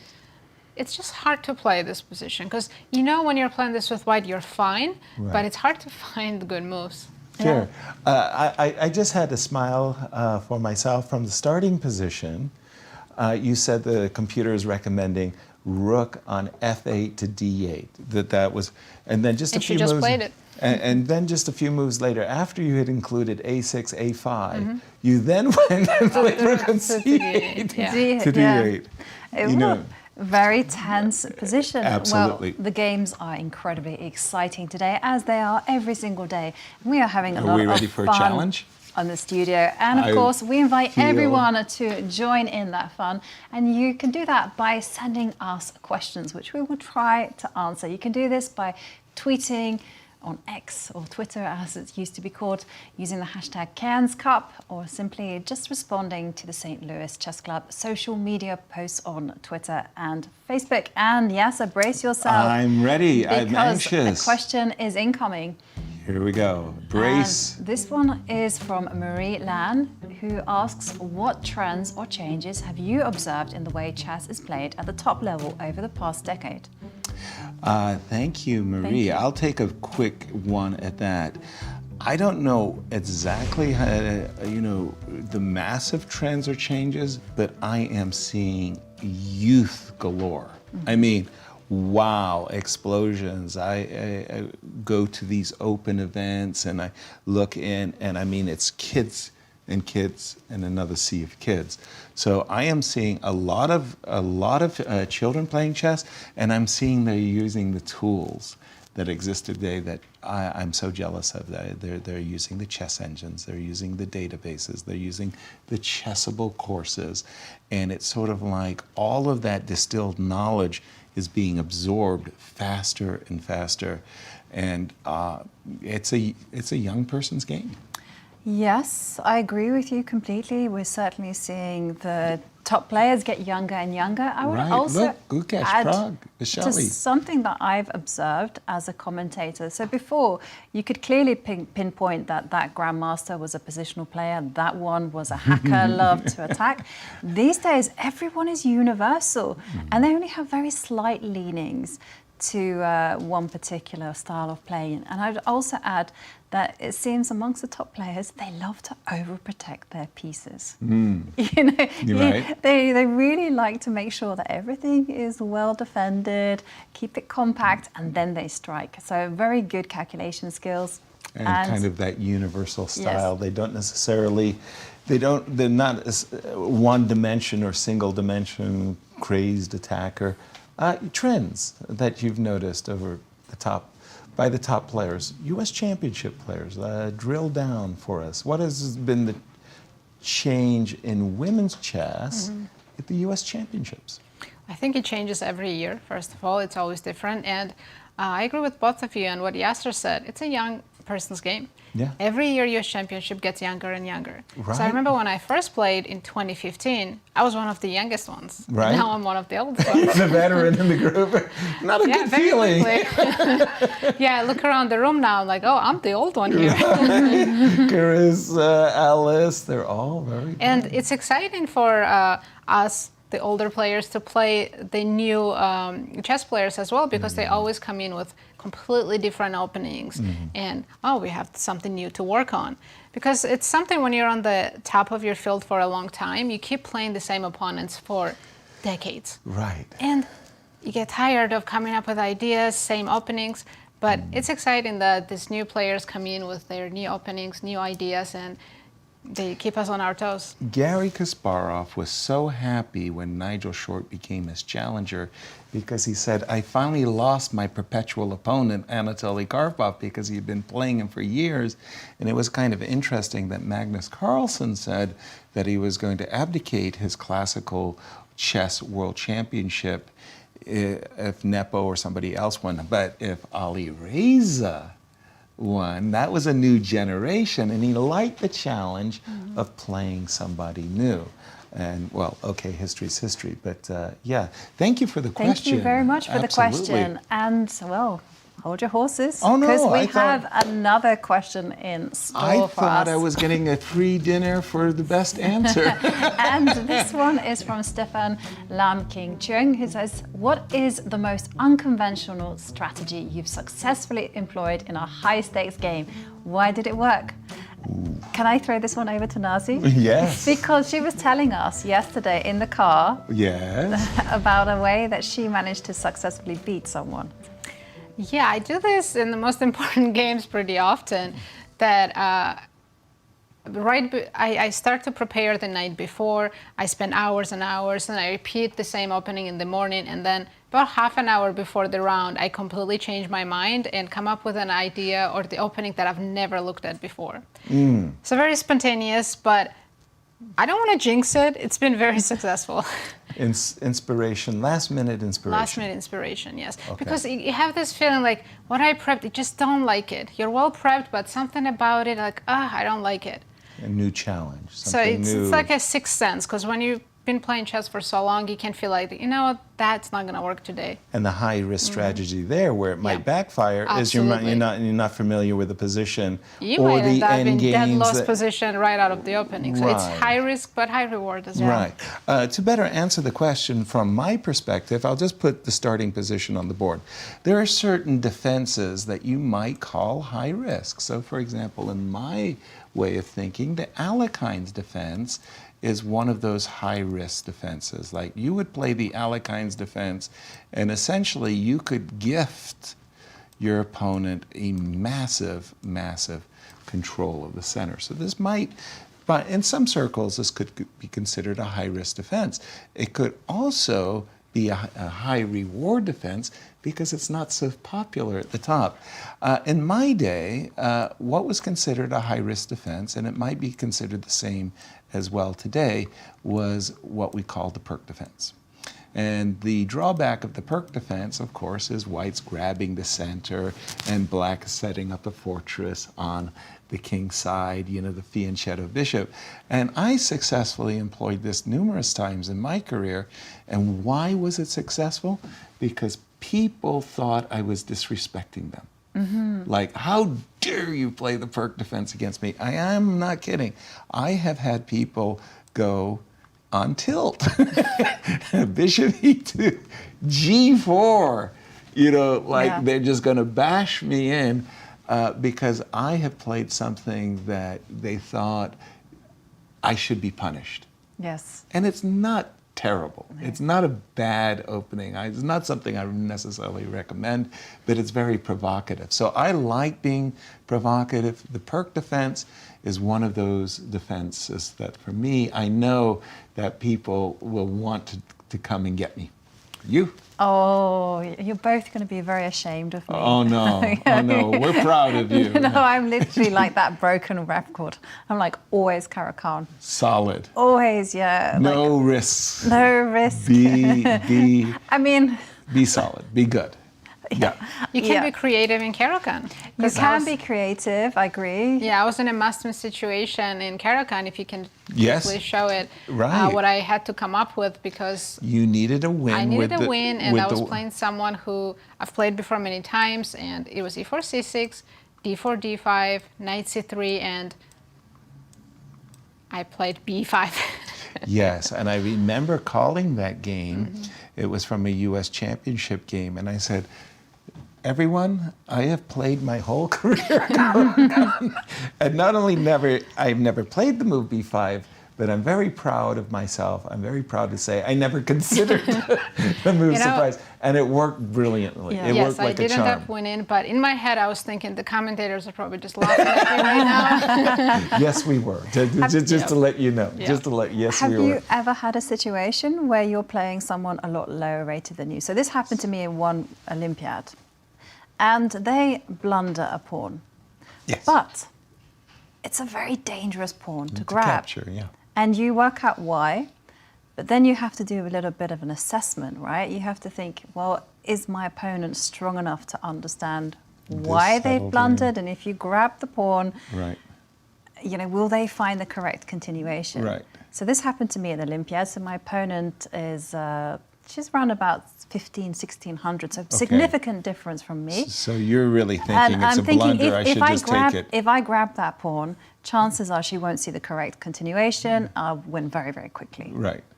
But if she finds the correct moves, I could be in trouble, Right. but I can maybe defend. What do you do?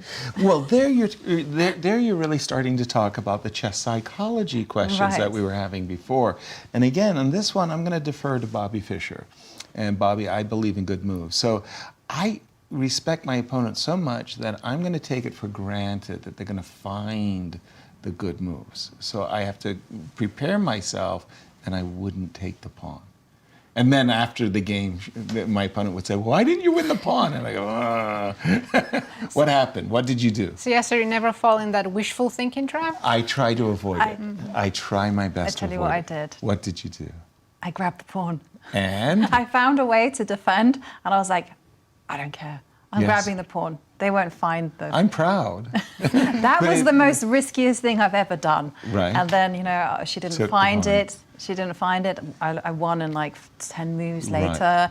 I finished the game early, and I was like, whoa, that was risky. One of the things in my experience is a lot of the lower-rated players that I've faced in my open tournaments, most especially, is they often come armed with a gambit, armed with a very specific idea. They've got a book, you know, Winning Chess Easily, and so they know their gambits. And it's sort of like, I'm not going to give them their gambit. I won't take the gambit because especially, you know, when they come out with some super risky double-edged gambit like the Evans gambit and stuff, I'm not going to take it. I'll play Bishop B6 as a for instance. But thank you for the question, keeping us on our toes. I was going to say, I think this question is a contender for the best question, right? Because Yeah, I think it deserves an award. Right, Well, exactly. We Nice. are giving away prizes to the Are we? best questions. Yes. What do they get if they're They really get good? a really cool merch from the St. Louis Chess Club, and the winner of the best question of the whole event will get a signed vinyl board from the 2020 Cairns Cup. The original. Holy smokes, that's a serious prize. I mean, all of the signatures of the competitors on the vinyl, you know what I mean, The vinyl roll-up board, yeah. canvas. That's, okay, well, what are we doing? And Where's I can tell Rebecca? you, the Cairns Cup merch is very, very good. It the is. jumpers are very soft. Okay, and The jumpers. Oh, sorry, it's the sweaters. Yes. Thank you. The jumpers. Okay, let's move on from speaking- jumpers, sweaters, and go directly to the game between Tell me, say it. Anna Muzychuk and Zhongyi. Okay, our tournament leader. Here we go. That was the ending. And we really liked everything that Anna had done up to and including the move b3. She has now achieved an endgame where she's a pawn up. And not only is she a pawn up, but she's the one with the initiative in the sense that her pieces are very, very well placed. And we seem to have predicted the future because sure enough, b4 was played and g5 indeed All was inclusive. the response.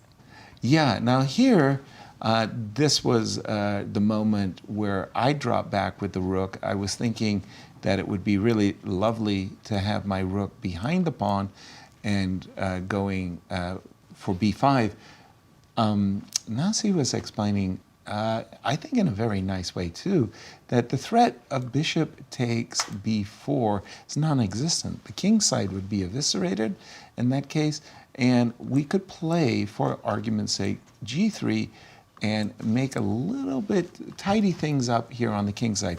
Once again, to boldly state the obvious, move like bishop takes, rook g7. This is where we play g4 and it's not fun. Bishop e7 would just not work.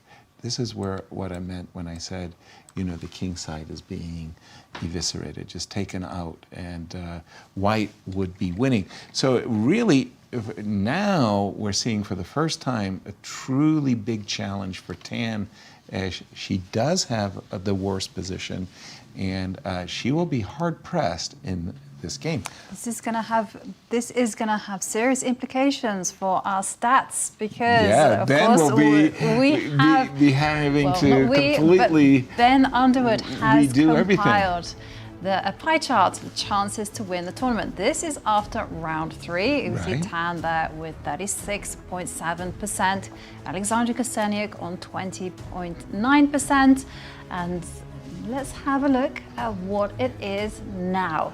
After day 4, that pie chart really went into the favor of Tan. And there you can see Tan with a bigger chance than the Big rest time. of the field, according Right. to the numbers of winning the event. So if Tan loses this game, well, those numbers will punish her accordingly. Absolutely, absolutely.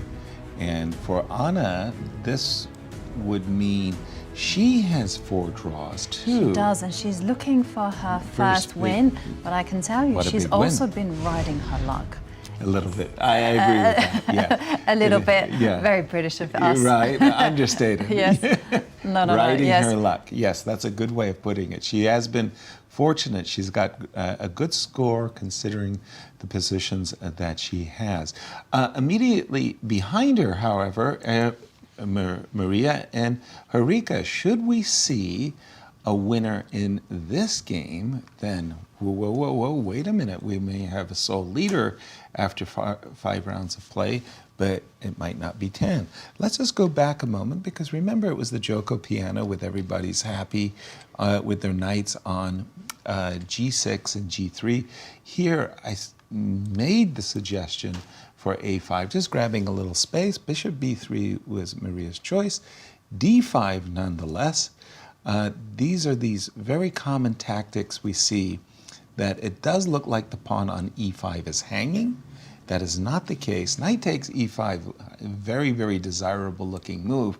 And I had trouble literally going from expert to master.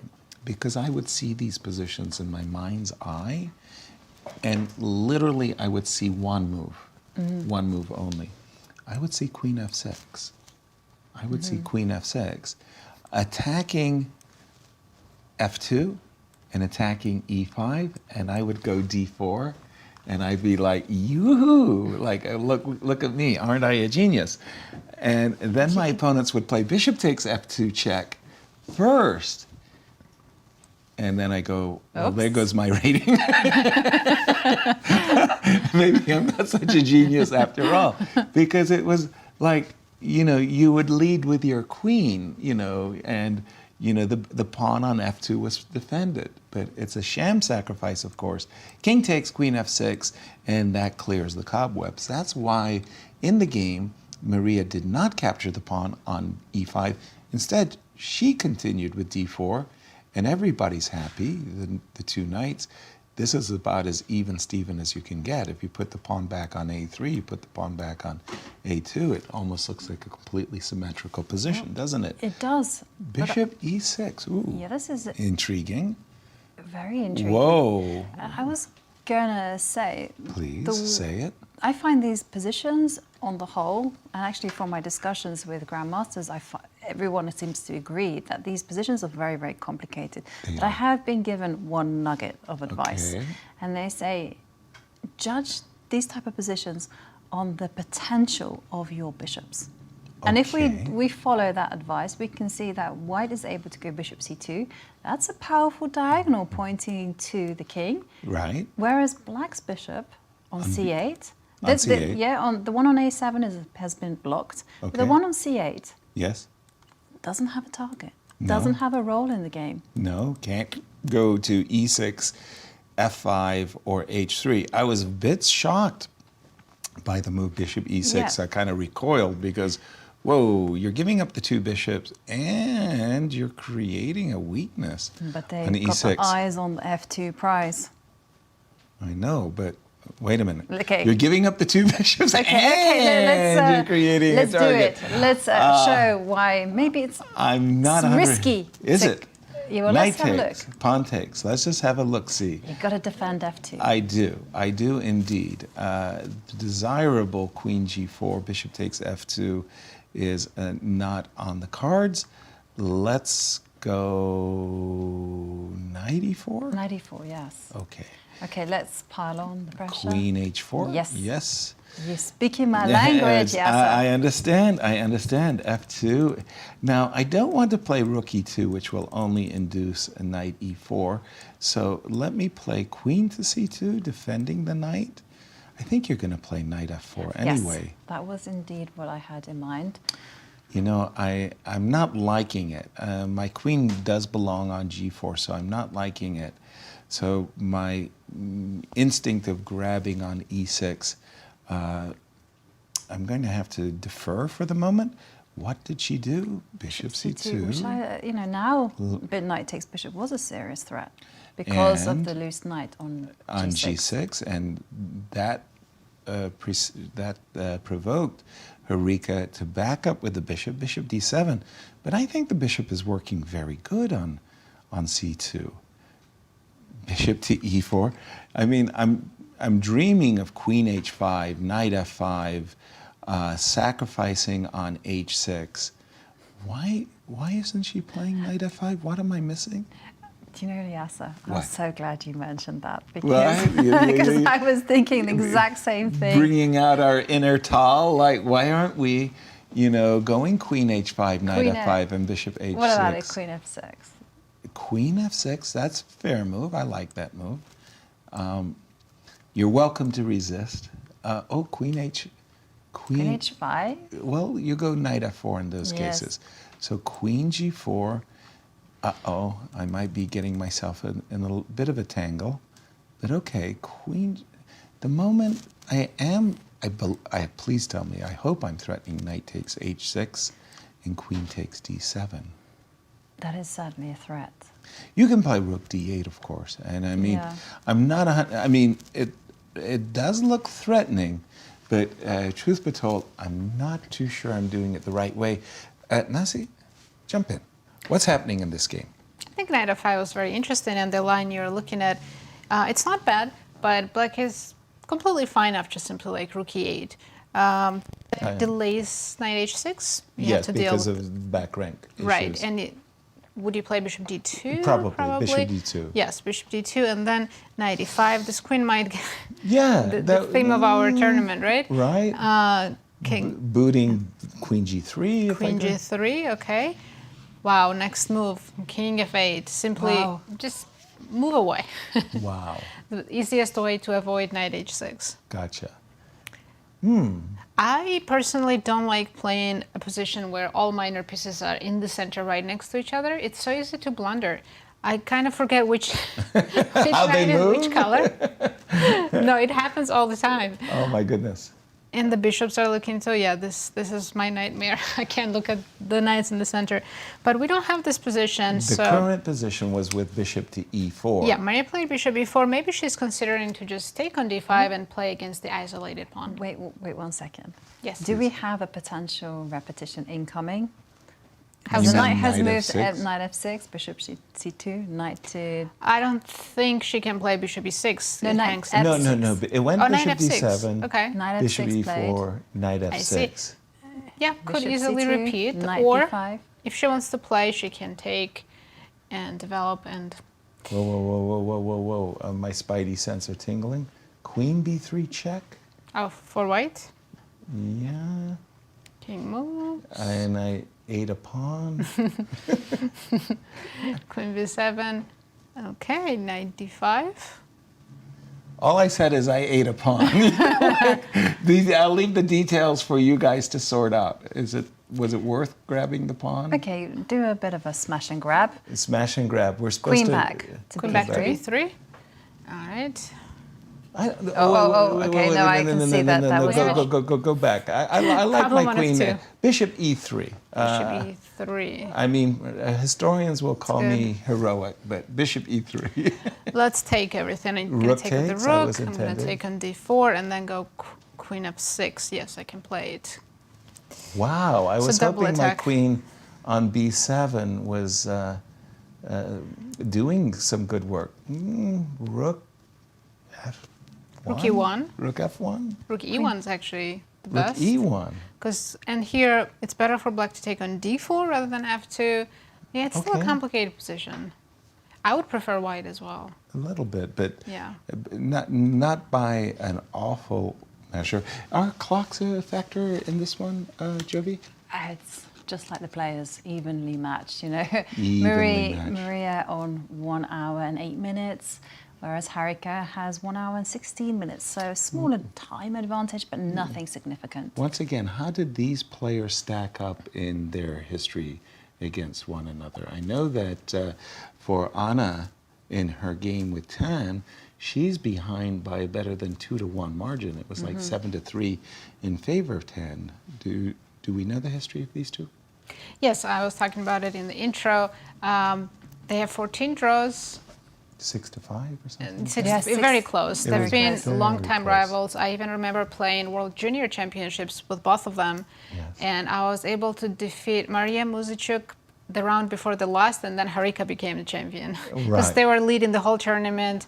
And after I won my game against Mariya, Harika just claimed the first place.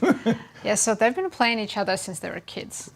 Long time I just rivals. want to mention Please. one more thing. Back to You were Anna. talking about the clocks. So we know that tournament leader Zhongyi is in trouble, but just pay attention to her clock. She's only spent 15 minutes, and she's up full 1 hour on the clock. So time is not always the teller of what's going on in the position, because it's a game for only 2 results. White either wins or draws. Right. And That's kind Yeah. of remarkable. Normally, whenever I'm in trouble. leading on the clock, it's because my opponent Right. is trouble. Intriguing. And they have reached that G5 position. Jovi, where would you like to take us? You've got the wheels. I do. So I would like to steer us to the game between Irina Krush and Alexandra Kosteniuk, because My pleasure. this one was quite complex.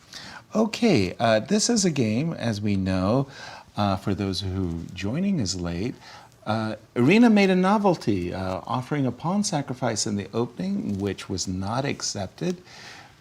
They got themselves to this position with 2 bishops, but as a compensation, the split pawns give Black's knight this beautiful c5 square. When we left it, we kind of thought that this was more than okay, or satisfactory, if you will, for Black. After these further moves, knight to b4, f3, knight takes e2, queen takes e2, bishops of opposite color position.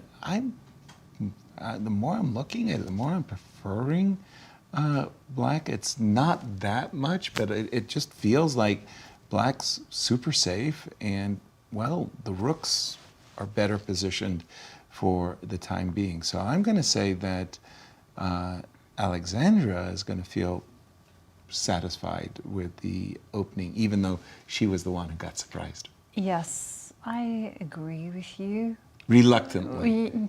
Very reluctant. Come on, you can say it. Reluctantly. No. I'm just, I can see that Black is very coordinated with the pieces, but also I can see White's plan, which is just to go a5. a5. And activate some pieces, right? Okay. And this bishop on b2, I said it once, I'll say it again. It's Say a it. beautiful piece. It is a beautiful piece. So, first of all, I see knight takes a7. A moment ago, the pawn was on f3, right?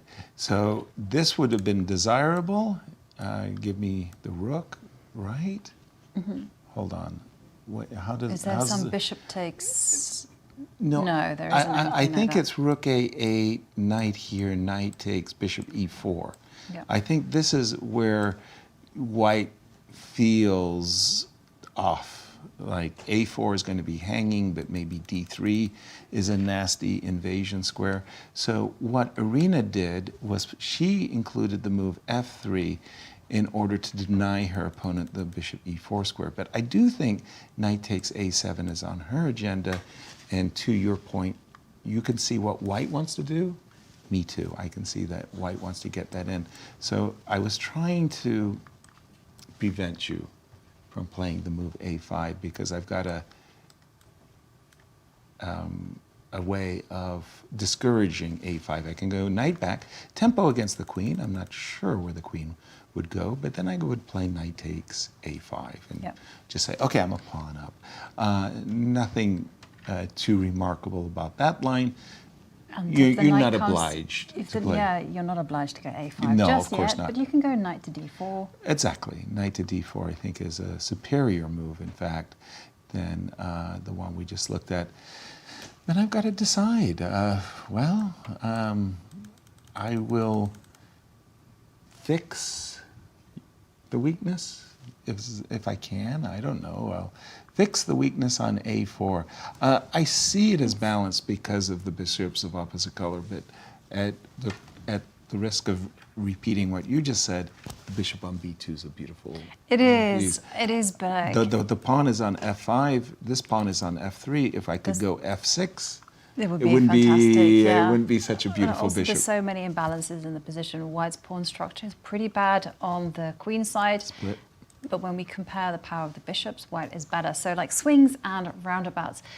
Maybe we leave this one Sure. and move on to some other games.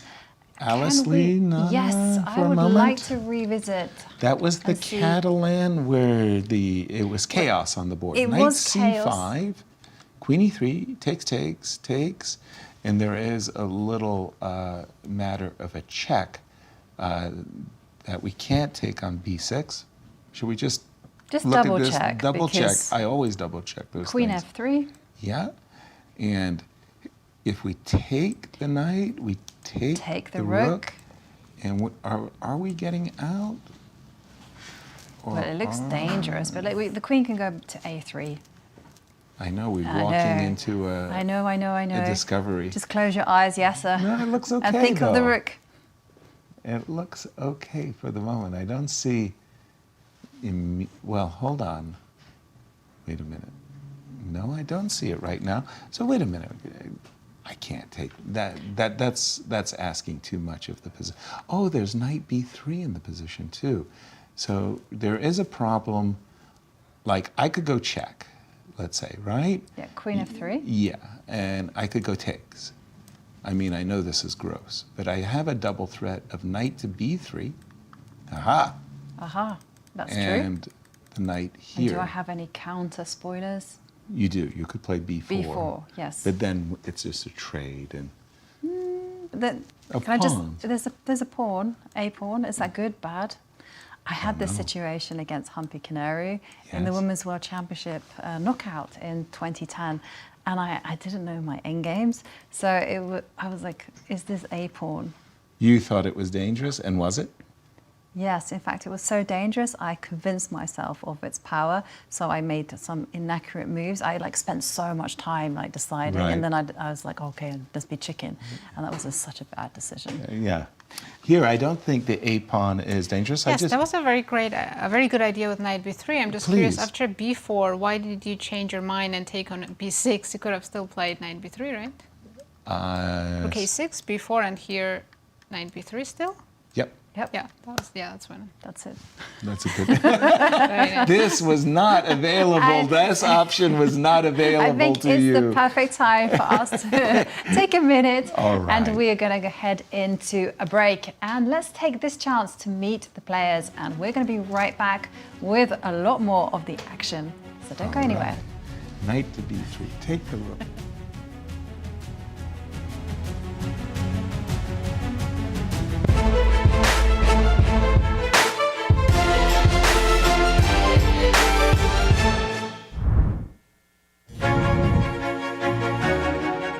"14-year-old international master and woman grandmaster Alice Lee has been in the news lately. Her stunning victory over Grandmaster Irina Krush at the American Cup in March made headlines for a number of reasons. She was the first player ever to emerge from the elimination bracket, force a blitz playoff with Irina, and win her first women's title. Even at 14, Alice has been playing chess for a while. She started at age 6 and at age 9 won the Under-18 Girls National Championship. She is the youngest American female and third youngest international player to gain the title of International Master. Alice Lee will be fun to watch at this year's Cairns Cup. Where do you start when highlighting the career of Irina Krush? Irina is a grandmaster, a rare title she earned in 2013. She is also an 8-time US Women's Champion. Her first championship was in 1988, and at age 14, she became the youngest player ever to become Women's Champion. Irina is a 2-time Women's American Cup champion, and Krush fans can always depend on their favorite to finish at or near the top of every tournament she plays in. Irina Krush will again be among the favorites here at the Cairns Cup. One of the most experienced players in the field is Anna Zatonskih. Anna was born in Ukraine and holds the Women Grandmaster title because of her early chess success in Ukraine. In fact, Anna won the Ukrainian Women's National Championship in 2001. With her move to the United States in the early 2000s, she continued winning, including 4 US Women's Championships. Her matches against Irina Krush and her 2008 win, which went to Armageddon, are legendary. No doubt this rematch here at the Cairns Cup promises to be exciting.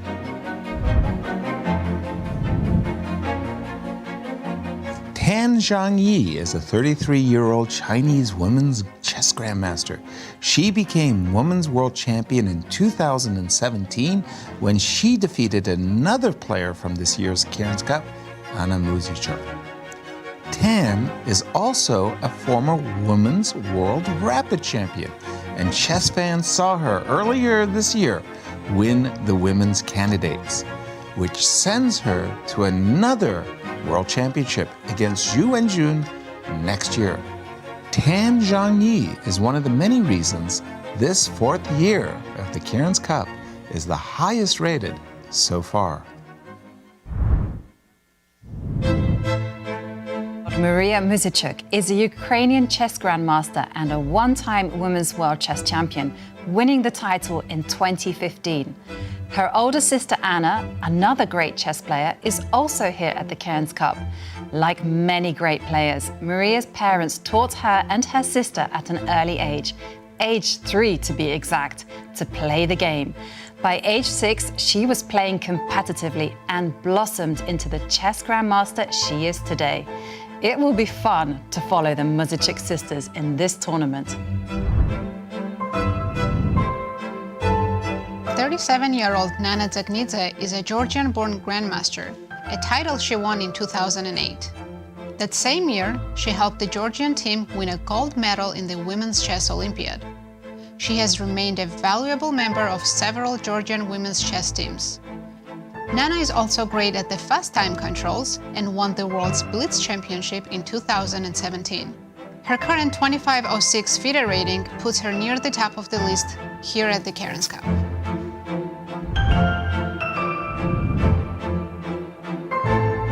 The 34-year-old Anna Muzychuk is the older Muzychuk sister here at the Cairns Cup. Her sister Mariya is also here. Anna is a Ukrainian grandmaster and only the 4th woman in history to achieve a 2600 FIDE rating. Anna is also a rapid and blitz specialist. She won the Women's World Rapid Championship in 2014 and the Women's World Blitz Championship in both 2014 and 2016. She has also had great success in classical chess and was runner-up to the Women's World Champion in 2017. Chess fans will enjoy watching the Muzychuk sisters in this Cairns Cup.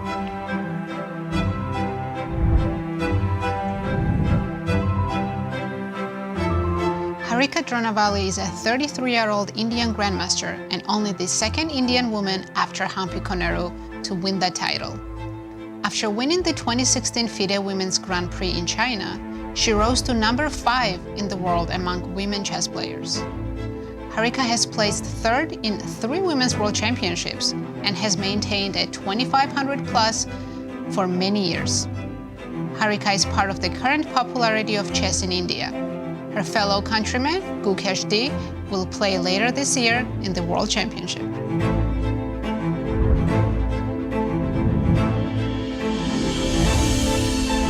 Alexandra Kosteniuk is a 40-year-old grandmaster with a long history of great chess accomplishments. She won the Women's World Championship in both 2008 and 2010. Only 3 years ago, she also won the Women's World Rapid Chess Championship. Alexandra switched federations to Switzerland, and that's the flag she is playing under here in the Cairns Cup. In addition to an amazing chess career, Alexandra has been a model as well as starred in a Russian film. You will no doubt see the determination of Alexandra Kosteniuk in every game she plays this week.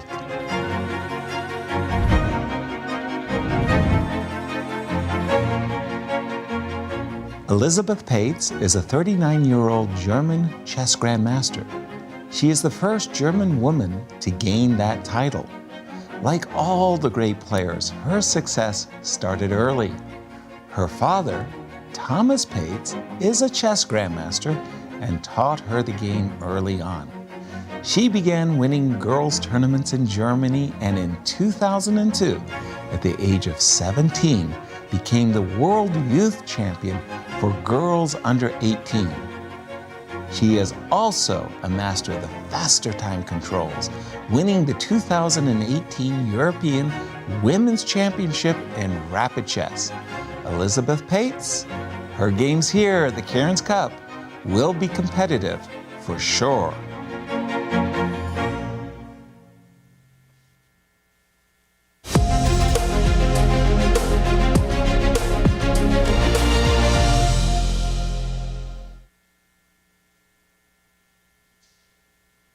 The stages are set, the players are primed, the best of the best are ready to face off in the 2024 Grand Chess Tour.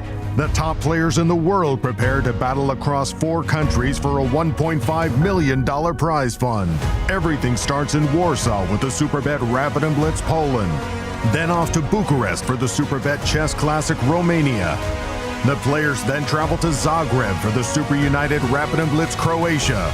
The tour concludes with back-to-back events in St. Louis, Missouri, the chess capital of America, for the St. Louis Rapid and Blitz and the Sinkfield Cup. 9 players will go in, but only one can be crowned champion.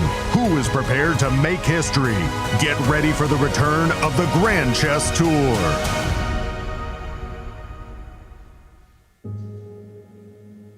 We are here to celebrate what the chess campus does and collectively make a difference to St. Louis through the artistic, cultural, and educational endeavors of chess. The St. Louis Chess Club and World Chess Hall of Fame make such a significant imprint throughout our community, and with your help, we will continue to grow opportunities of outreach and engagement.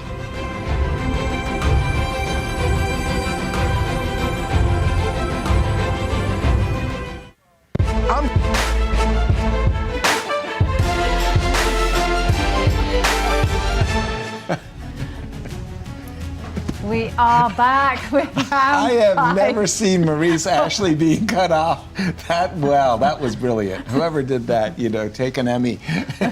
Sorry, Jovi. Well, he was cut off for a reason, because Yes. the action is happening here at the Cairns Cup. But before we dive into the games, let's take a look at the standings after round 4.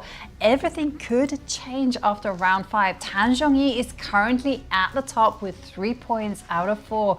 But she's in trouble against Anna Muzychuk, She and is. Harika Dronavalli and Mariya Muzychuk are there half a point behind her, just eager to catch up. You bet. And the ladies with 50% too, including our own Alice Lee and Irina Krush, are on the outside looking in. Let's dive into that ending between Anna and our tournament leader, Tan, because Anna has secured an extra pawn, came out of the opening very, very nicely. Tan essayed a Caro-Kann, our favorite Caro-Kann, but not common to Tan's opening repertoire.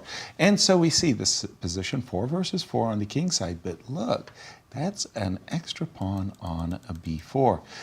We understand that after the moves f3 and, for example, g3, this pawn on b4, although it looks to be under attack, the temptation should be resisted. Bishop takes. And whether I play my rook to a7 or whether I play my rook to g7, I think Black's kingside is just getting shredded. The problem is the desirable bishop to e7 defending the rook. There's a skewer check, which forces your bishop away from the protection of the pawn, and then another one is going to fall. So that is why the pawn on b4 is kind of impervious. Totally agree with that, Yasser, but it does indicate, however, that a waiting game is going on. So if On the Black kingside. is just simply going, For example, please. king f8, Okay. just a random move. Right. Now here at this point, it's at a certain moment, whether I play h2, h3, or, f3, f4, or at a certain moment, I do want to deal with the threat to my pawn. So yes, I am one of those who I'd withdraw the rook, rook to a2, the pawn on b4 still can't be captured, as we've seen. That's a pin, and bishop d6, defending the rook, good for you. I've also defended my rook. I win a piece. So the pawn can't be captured, and my next intention is to play rook to b2, please. Okay, on that subject, okay, so Yes. you have that maneuver of going around the back. But Yes. let's rewind, not king f8. Okay. That's just a standing still move. What happens if you go rook to b6? How dangerous is it to allow the white rook, to the 8th rank? I don't think it's that dangerous. I could be wrong. Let's just have a look-see, check, King f7. and if I go Zoom. around, And then now you can go... king g6, Yes. amongst other things. I think this is something that Black can live with. I think after rook b6, after rook b6, what can I do? You're not... Can you just scooch over Scooch. with the king? Well, the problem is if I play king to d2, bishop takes comes with a check, and I have to respond to Yes. to the check. If I play h3, Okay, well this is... this is different because now I'm not threatening you with the skewer. You can simply move your king. Here, I probably am going to win a pawn, Yeah. but Well, I don't know. It's all moot. Because what happened? Anna went for your idea directly. No Rook waiting A2. around for her with G3. Just goes Rook A2, get Exactly. that rook behind the pawn. And now it's a different game. Rook A2. I'm not 100% sure why F2, F3 helps. Why? I don't think it's that detrimental. Truly, I don't. But there was a moment there that the moves King F3, King G4 did cross my mind. And I might have wanted that option. So I might have preferred G3 as a waiting move. In any case, Rook A2. Idea is to play Rook B2. And if I could ever, did you really say scooch? If I ever could scooch my knight from D3 to D4, I'd be a very happy camper. The knight would be... Am I using like bizarre it's English a good, word? No, it's truly usable. It's just so rare. It's nice to hear, Thank you. scooch. Scooch. I'm flattered. Yes, there we go. I thought that Rook A2. I was being the eccentric British person in the room. No. Although, yes. Rook A2. Jump in on this one, Nasi, because this one is so crucial for our standings. And I mean, the tournament literally hinges, the lead hinges on this one. How good is it? I think it's a 2-result game, but is it closer to a win or a draw? I believe it's closer to a draw. Okay. So the engine gives plus 1.2. Plus 1 is just for the pawn, and the positional advantage is very, very small. The good thing about this position for white is that advantage is very long term. So she can just torture her opponent for a very long time. Right. But it's just not super clear how to proceed further, how to increase your advantage. Right. Because any kind of pawn trade leads to a very different endgame. You already technically have a pass pawn, but it's already as far as it can go. Right. And we do want to improve our pieces, but if you do end up trying to move the knight here, then you will lose the b4 pawn. Right. So to me, it's not clear how white improves. I think I would just try to make tiny improvements. King e3, let's say, king c6, maybe g3. Actually, rook a6 check, king And d7. you have to go back. Right. It's nice that we can force that. We can actually make it go all the way back to e8, Okay. which is knight. But as you can see, even though computer says plus 1, it kind of repeats moves. It just comes back to rook a2. How about rook to a4? Right now? Yes. Okay. So rook to a4. The intention here, I'm kind of following your lead. King to d4, knight to c5. That was my idea, yes. Making some progress over there. But black can also meet this idea very well with bishop d8, king d4, bishop b6 check, Knight to c5. knight c5, and then I keep the pin, so h4. And then how do you improve? I feel from the starting position and what I've got now, I've done something good. I'm surprised. But it's funny that the advantage has actually decreased according to the engine. Because your rook is not active. Okay, we'll activate my rook. Okay. Rook Rook a6. a6. Okay, and black's just standing, king f7. Okay, g3. So eventually you have to trade some pawns. Right. I'll fall for it. Can black play h3 here? I don't know. Maybe I can go. If I'm not losing this pawn, I'd rather keep it alive than trade. So if you go f4, I'll play g4. Yeah, now I can see your bishop is angling for the g1 square. Exactly. Not Okay, and if happy about that. And Do we if try the king f5? steps. Yeah, okay, f5. Let's try f5. Yeah, as soon as that happens, black's going to trade the minor pieces and go to the rook ending. King takes. King takes, e takes f. King takes, or You want to give oh, b4? the b4 pawn. Yeah. Yeah, you have to Rook go b5. Rook But f6 wait 1 check. second. Rook f6 check. Rook f6. Okay, king e7. Take. Take Yeah. a Rook pawn. f5. But now rook. King e6, and now actually black's better. Black is better. What? Rook to g4. You're going to go rook Rook c8 check. rook g5, rook c8 check, and Rook rook c8, c2. rook c4, So or rook c2, and yeah, this h3 pawn becomes actually So I'm very thinking we could get this type of position, but not allow pawn pawn on on h3. That was right, well so done. g3, h3, Yeah. g4. We don't can want that. We want. But how do we move these pawns without allowing that? Because if you play h3, there is no more g3, f4. Oh, yeah, that's true. Okay, bring our rook back to a2 for just a moment. Sure. And Let's say I'm just standing. just standing. Funnily enough, I wanted to go g4 and rook to f2, but g4, yeah? I think here I can come all the way to f5. And now I'm threatening to take on c5 and still win Because this I pawn. can't take. See, I was thinking that the king on d4 was going to nursemaid the b Yes. pawn home, Okay. but Yeah, it's not let's- so easy to get Can there. we try to keep our rook on a7? Because I feel like our When rook the is bishop came back to is the d8. dude over This there. is the current position, by the way. G3. Anna played g3, which is a fine move, and I black think can that's just a good stand. move. I don't know. Take king e8 back. Should we play h3 and g4? And if we go king e, no, king e2 always comes with. King let's d2, bishop takes Put b4 the check. rook back on a7, maybe. Okay. Rook a7. Okay, well, we can do it with tempo. Let's do it in a better way. We're going to go rook a6. You're going to go king d7. We're going to go Sure. rook a7. I could and go king f7. But, okay, then I'll go rook a7. Right. And And let's say your move again. Yeah. right. Yeah, okay. let's get it like that. So Okay. Well done. Yes. well done. Very proud. Are we ready for f4, f5? Let's do it now. Yeah. F4. f4. Okay. f4. Takes. Take. Knight takes. It's very was the tempting to intent. take with the knight, right? Right. That king was f7. That was the intention anyway. King So f7. b4 pawn is hanging now. Yes. Okay. Well, Do we you come small back? victories. Let's come back. Come back.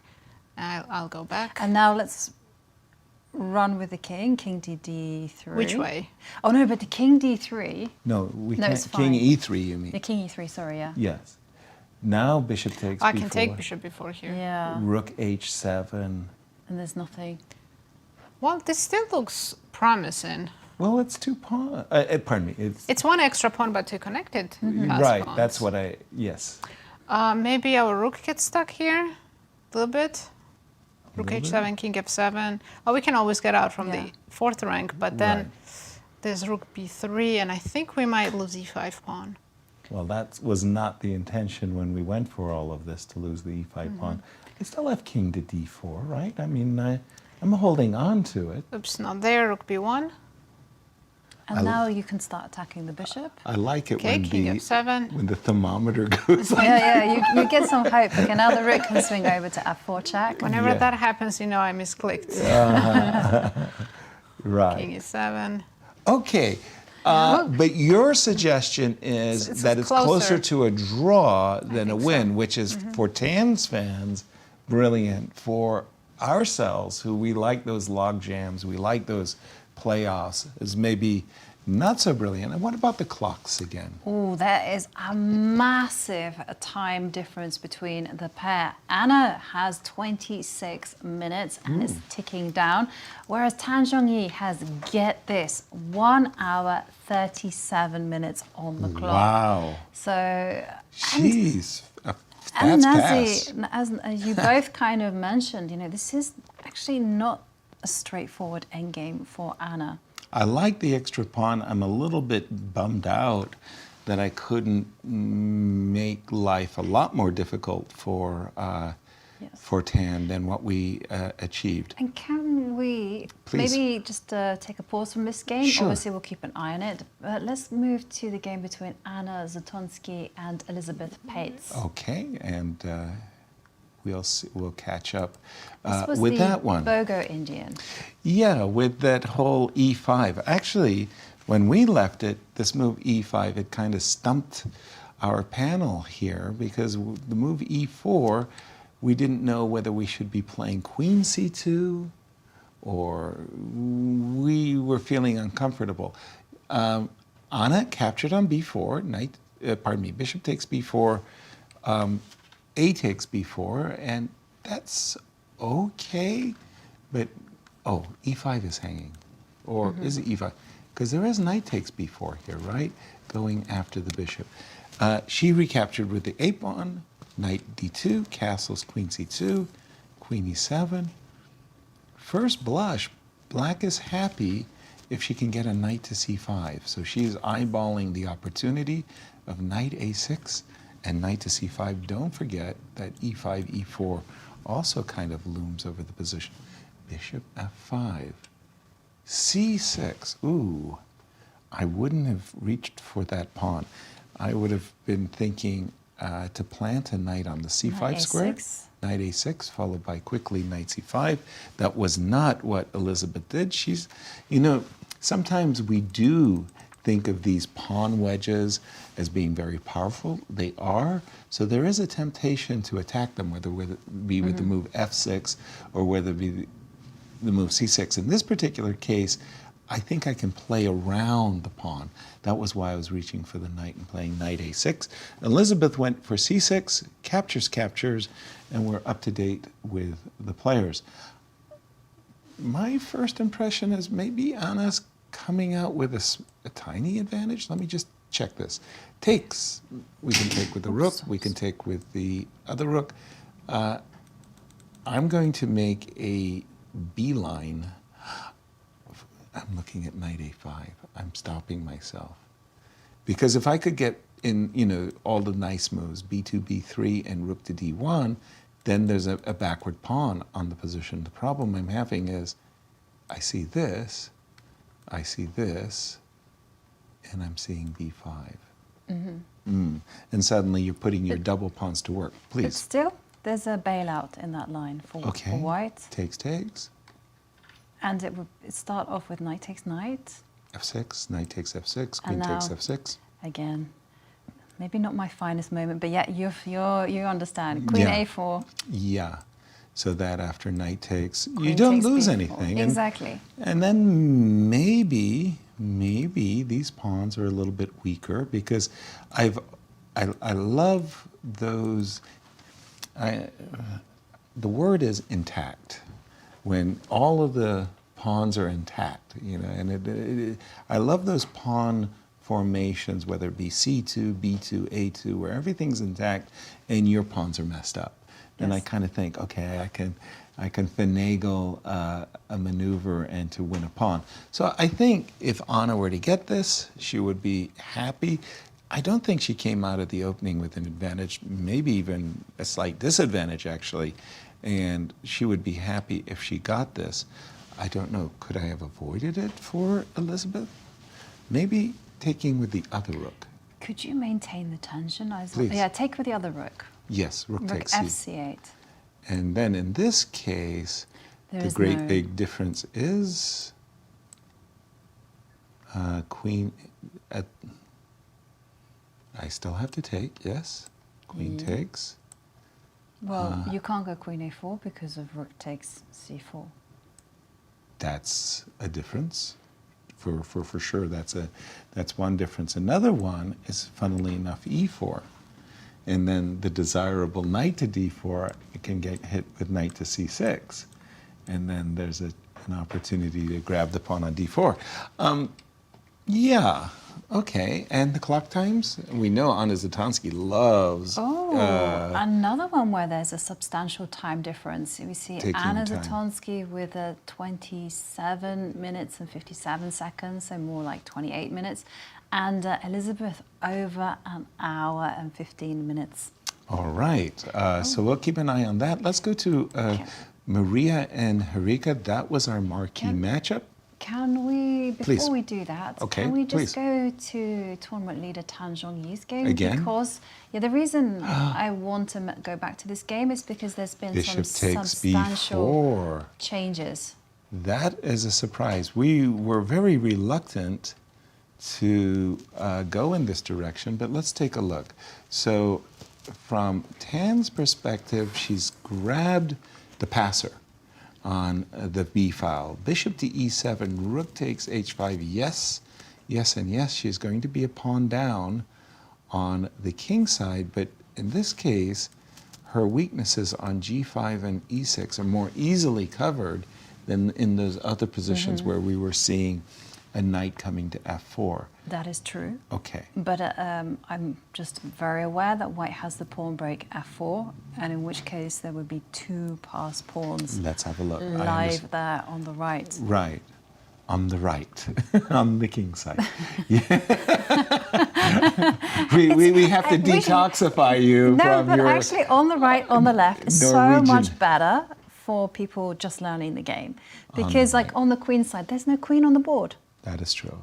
So if you go on the left, everyone's like, oh yeah, it's on the left. But if you were a mariner and you would say, you know, right as opposed to starboard or left as opposed to aft, they would be furious with you, like learn your vernacular. We're chess players. You got to know the king side and queen interesting. side. But you know, I was listening to two experts talk on a podcast. Yes. It's called Restless Entertainment, and they were talking about darts. And they were saying that if you want to grow the game to a general population, you got to stop with this like fancy terminology. And I kind of agree. The king side, queen side, ranks, files. I mean, who talks like that? I'm a proud line chess up on player. the files. No one says that. Yeah, double on the open file. I love that. I mean, boy, what do you think? Do we have to popularize the game by dumbing it down? I wouldn't call it dumbing it down, but we could call knights. We could call knights horses. People like that. If Ponies, you go ponies. horsies, ponies. Yes. Did I just wake up in a parallel universe? Like Hikaru talks about it all the time. Ponies. Watch out for that horsey. If that horsey ever gets to the right, it's going to be. It's going to be good. You were mentioning F4, which I think is worth talking about for just a moment. What are we supposed to do? By the way, I want to say that Rook A6, this last move by Zhongyi, Yes. is the only move to keep close to equal position. If she played any other move, White's much better. For so she found the only move, Rook A6. For example, Rook B8 would be worth how much because of F4? Is it because of F4? Yeah, it would be difference would be +1. Okay, so give me a number So after right Rook now, B8. Rook A6 is 0.5. Rook B8 would be 1.5. because of F4. I don't know. Well, Jovi was making the point that on the difference right. is there's Rook A2 coming now. Yeah, on the right, there are two passed pawns that are connected. Tom, help me, Tom. I'm being overrun. I'm being overrun by okay, Rook A6, and then the difference is we have Rook A2 check. Yes, and that's disturbing. Another terminology we use in the endgame. Rook uses the long side for checks. There's a short side. Okay, the long side is relatable. I have this image of the announcer, the host, asking you how long, define long versus short. What's going on here? Okay, the long side, Rook A2 check. Basically, you're meaning that the rook is away from White's pieces, so White king can't march towards the rook because the rook is far. Rook A2 check. It's something that's featured a lot in Dvoretsky's Endgames book. Exactly. And it's always so confusing because some rook endings, the correct way to save it is to have rook on the short side and sometimes on the long side. And I can never remember. It can get confusing. But Rook A6 was played very quickly. But King E3, does it walk into some checkmates or? Checkmates? No, it doesn't. So I don't know why Engine suggests King D1. Who would play King D1? But I think you're walking into a pin. Rook to A3. Oh, I see. So I guess I cannot make any progress. So White can try King D1. Okay. And then Black King simply changes the sides, comes closer to the rook. Makes sense. And which F4 or H4? Well, I think Jovi's thought, which I concur with, was that if we could play F4, recapture with the knight, then we'd have two connected passed pawns, and maybe then we really have some very serious chances. But I don't have to take. That's I can just the give problem. you checks. Yep. Yeah. Okay, our king goes on a James Bond mission. Yes. Dun. King B3. Yes. I think I have Rook D2, right? Okay, Oh. then Maybe Rook No, I can still A3. give you another check. Oops, I can't do that. So we got to how come do we back. get out of Yeah. the checks? King B1? That's just No, a pass. That's just not. And can he go king back to D2 Unless this and is hide on working? E3? No, you can't. What? I don't know. I want to try. Okay, that's brave. No, it's not good enough, of course. Just king f8. Right. Rook F7, f7 check, king king E8. back. And if you come back to the first rank, I've It got says it's a bishop draw. f8. Rook h7 can repeat. Wow. So this is the I current thought position. you blundered a knight, but you blundered into a draw. Okay. Yeah. Current position, rook h7. So Tang just needs to give a lot of checks from the a file and then move the king to e8, and looks like she's holding this endgame. Then my question to you might be more salient in this case, as we've seen the difficulties of f4 threatening f takes g5. Why didn't Anna start with f4 when the rook was on h5 and being a little bit more impactful? Yes, then they may have been better to play f4 first. Then what would happen? Rook a2 check, I'm assuming? Rook a2, king e3, we take on f4, take with the knight. That's the dream. Right, and it's still close to a draw. Check. Where does the king hide? You can hide You on want to go to g4? But yes. Well, can I go knight to d3 now? Knight to d3 now, and the idea Is this bishop check? king e2. Please tell me I can just Rook run a2. away. King f1. King f1. What I'm trying to do is, yeah, but the two I'm a bit connected worried pass about pawns. the D pawn though. I feel like the cheerleader in you is not with me on this one. And normally I would be, but the D No, pawn, it no. scares the living daylights. Now the d pawn. Now we're worried, are we? There's rook d2 coming, and then Okay, pushing the I d-pawn. won't give it h4? up. No, rook check. Rook check. Please go king c6. No. Oh! No. I was so close. 'Cause we should show why king c6 is a bad move, because rook comes. Oh gosh, this is easy. What is wrong with me and my knights, my horses today? At No, least you they're did not. call them ponies. Thank goodness for that. Horses I would have loved, Like- but yeah, knight b4 check. So you have to go back. So, okay, I've got my two connected pass pawns, but nobody's happy, huh? No, so once you start pushing this, I also start going with the d-pawn, and black might What actually you be were just quicker, saying. so I think white has to bail out and just take Make perpetual a check. perpetual Yeah. after all. Wow, okay.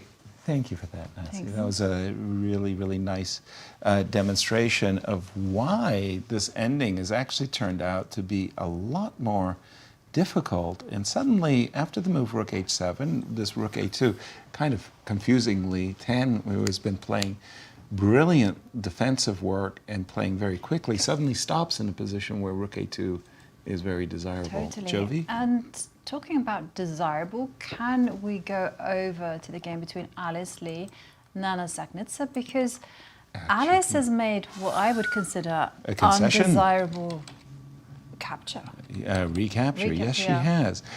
We left it around these parts, 95, bishop f6, and Nana is still for choice. There's no question that her pieces are more active. The rook on a8 that hasn't moved is actually well placed because of this a2 pawn. Knight d3 on the board, rook to d1, and this is where you were saying, hello, knight takes. So why didn't Alice recapture with the queen? Probably she was afraid. Queen b7. Yes.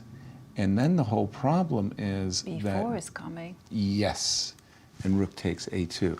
So that was why Alice had to make not the most beautiful move, takes, but on the other hand, Alice is saying, I've ruined my king protection, but you're not checkmating me, and I'm not losing material. So if you're forced to play a bad move, I'm not saying this is a bad move per se, but if you're forced to, I now have the tempo to rescue the pawn, so I'm not worried about either b4 or bishop takes c3. Jump in on this one, Nasi. I actually have a breaking news in a Please. different game. Okay. In the game, Irina Krush versus Alexandra Kosteniuk. So black made a seemingly fine move, rook takes c4, but it's kind of a blunder, and there's a very unexpected tactic. Queen takes b6. Nice. Yeah, it's very rare to see this working. So if black accepts the queen sack, rook to d8, and so black gets punished for not having a window open for the king. So queen has to go to f8, and then we take, and at the end of this line, there's even more. Rook b1, and now you have this problem. There's bishop a3 coming. Oh, that's nasty. This nice. is, yeah, because earlier I was like, am I just better in the endgame? But no, I'm actually winning a piece. Wow.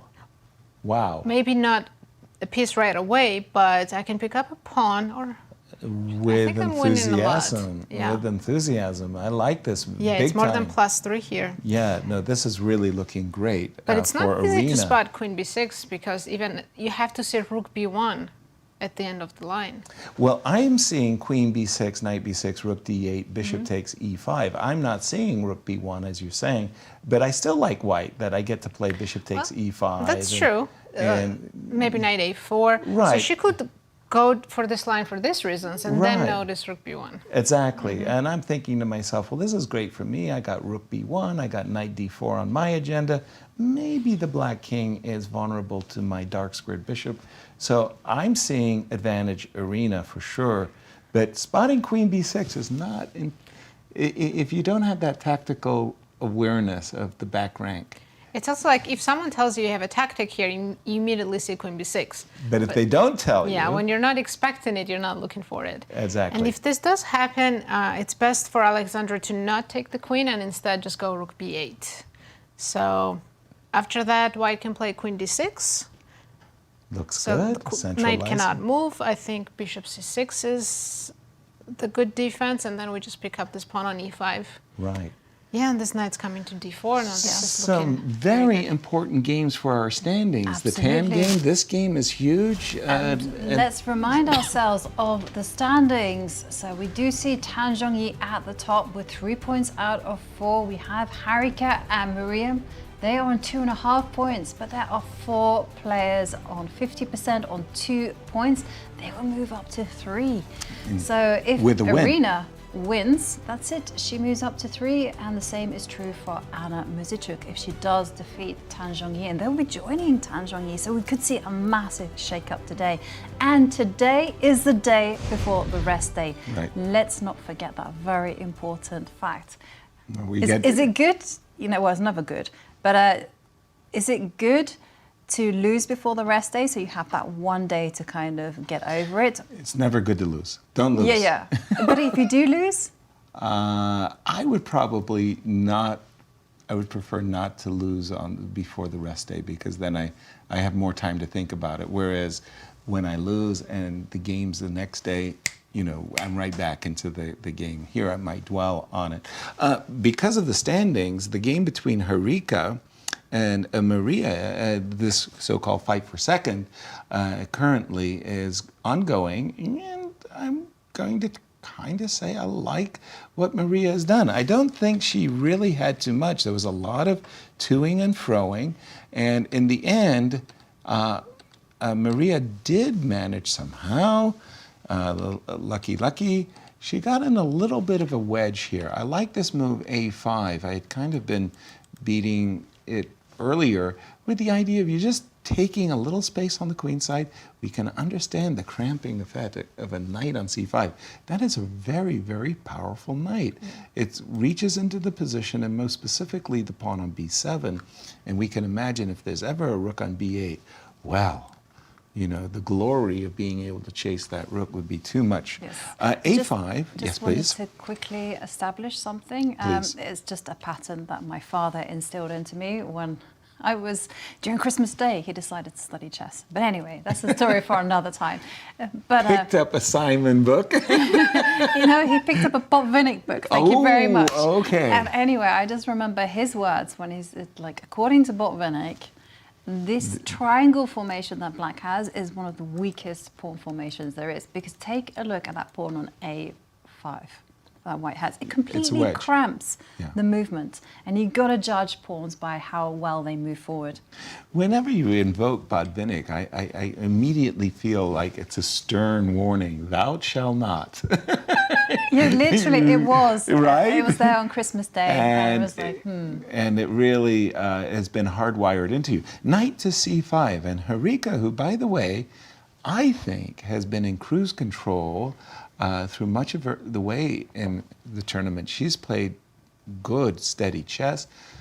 she's actually on the back foot, as is Tan. So White has a little bit of pressure, I believe, in this position.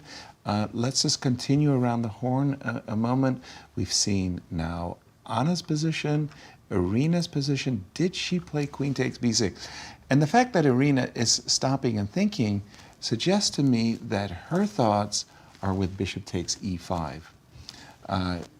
We know queen b6 is the better pawn to capture.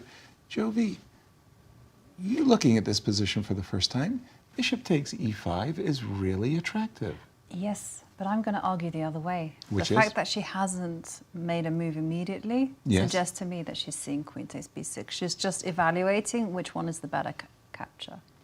And again, the classical player in me says it's better to capture a center pawn than a flank pawn. You give me a choice between winning a pawn on a7 and winning a pawn on e7, 9 times out of 10, dentists will recommend that you take the pawn on e7. So taking the pawn on e5,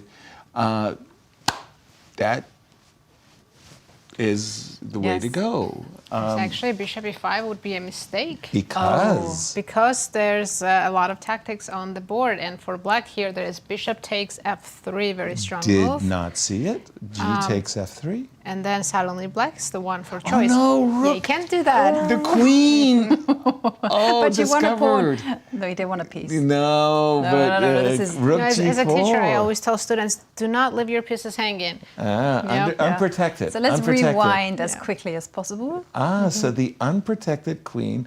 So there's a very nice. That's a very nice hidden tactic by things that are happening on the right side of the board.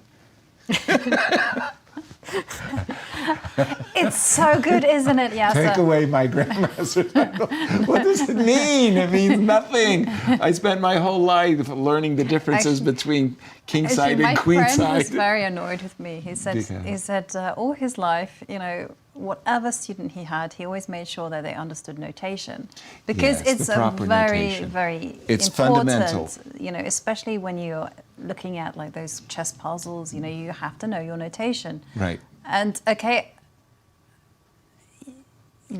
You froze there. I froze because I Because I suddenly think I saw a distracted double Jovi, question mark, and I was like, "Whoa!"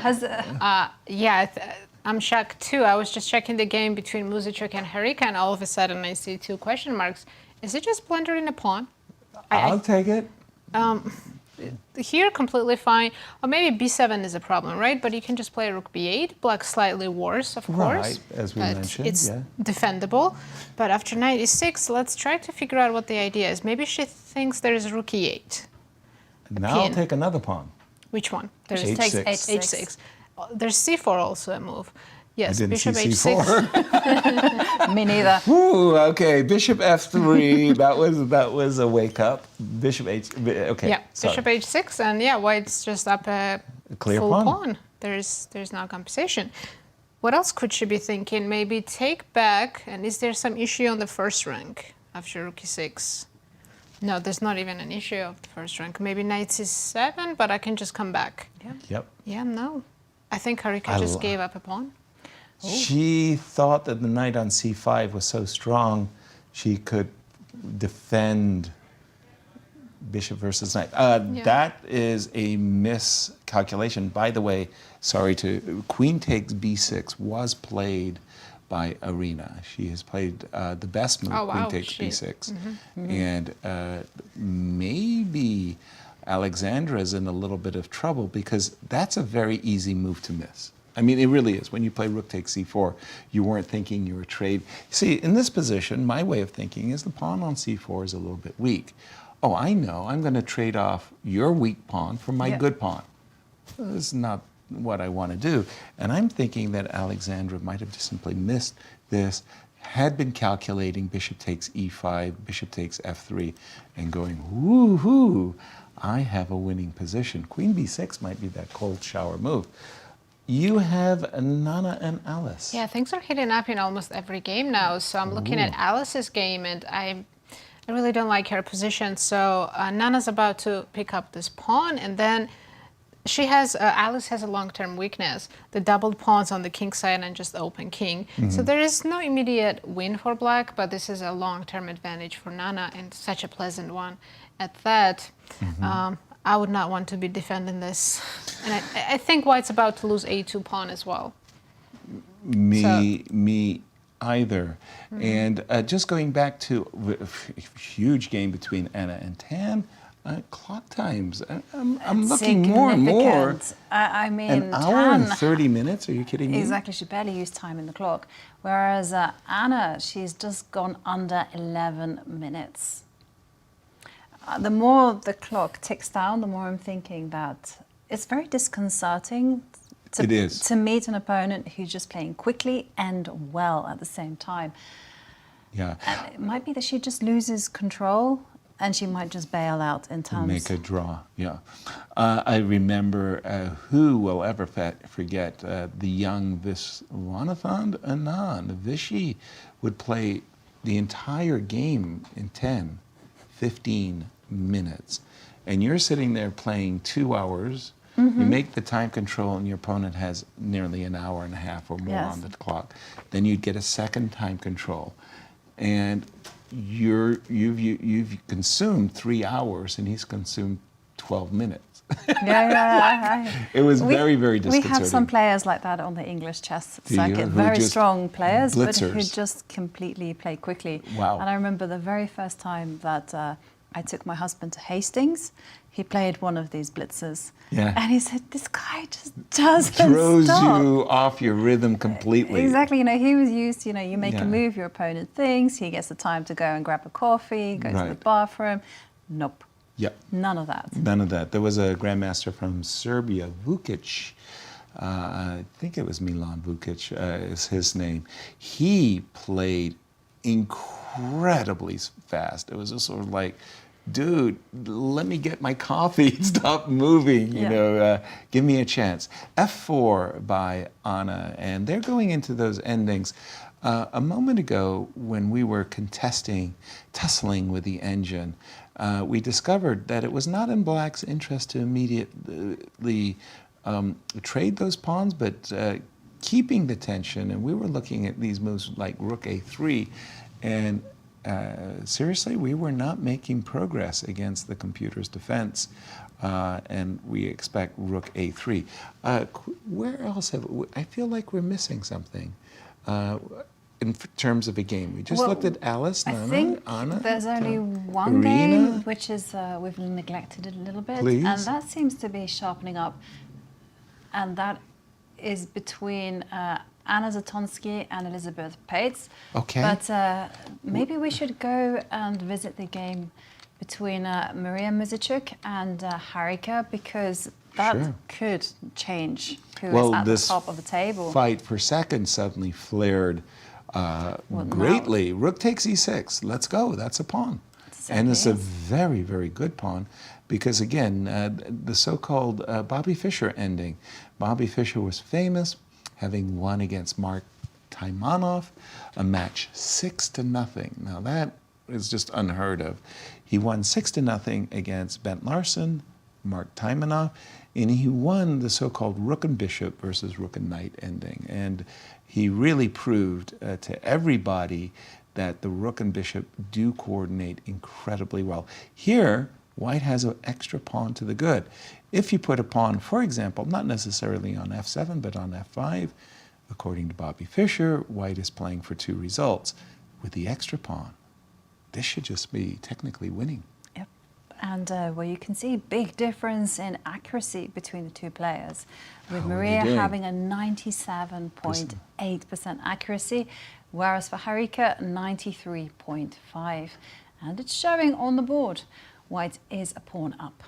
Yeah, we were saying if the knight moves knight c7, the rook can drop back, cover the first rank. If king f7, I think the rook would be very happily dropping back to e2. Next on white's agenda is simply king f2, developing the bishop, bringing the rook into play. Some of us, I won't mention any names, we actually like rovers. These positions with the king on f1, something to be said for rook on a3 and rook to b3. You know, with the c4, you know, kick the knight away. I thought you were going to go rook a4 and go the whole length of the board. Wow. Okay. No, that's too sophisticated. The rook a3 I went with the slow, steady, but rook a4 sliding all the way across. Okay, I kind of like that. Careful though. But we're doing this at Harika's expense because Harika, in the current position, is in trouble. She dropped a pawn. She did it purposefully. And she has played king f7, and we do expect rook e2. Again, rook e1, nothing wrong either. But I like Mariya's chances, maybe even more so than Anna, her sister, who's also a pawn up. Yes, well, very exciting day of chess so far, and definitely it's about to get crazy. So we're going to head into a break. But during that break, Begim had a chance to talk with rising star Alice Lee. Take a look, and we'll be back in a few minutes.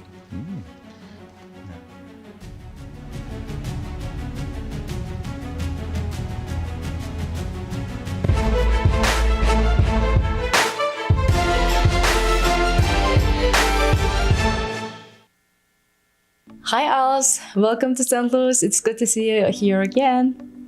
So Alice, what are your thoughts on Nona Gaprinashvili, the first female grandmaster, being here in St. Louis for the Cairns Cup? Yeah, she's definitely a legend, and I'm really excited to have the chance to meet her in person.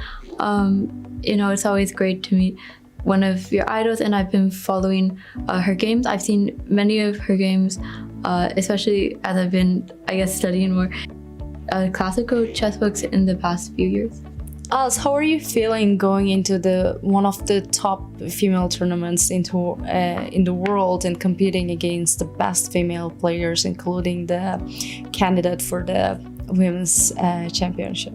Yeah, for me this is a really great opportunity because everybody here is very experienced and very strong. So this is the first really top international tournament, close tournament that I've played in. And yeah, for me, it's just a good learning experience, more of being able to play against such strong players rather than the result of what happens. So, I mean, I am hoping that I do have a decent result, but I'm also just very excited to be here and to be playing against the top players in the world. Is there any players who are participating here that you were watching their games when you were a kid, you looked up to that players? Is there anyone like that you're like, oh my god, I'm excited to play with? Yeah, so actually I think everybody here have basically been following the games because again, I've been following this tournament since 2019, so a lot of the players here have played before. Again, Irina, Zhongyi, Harika.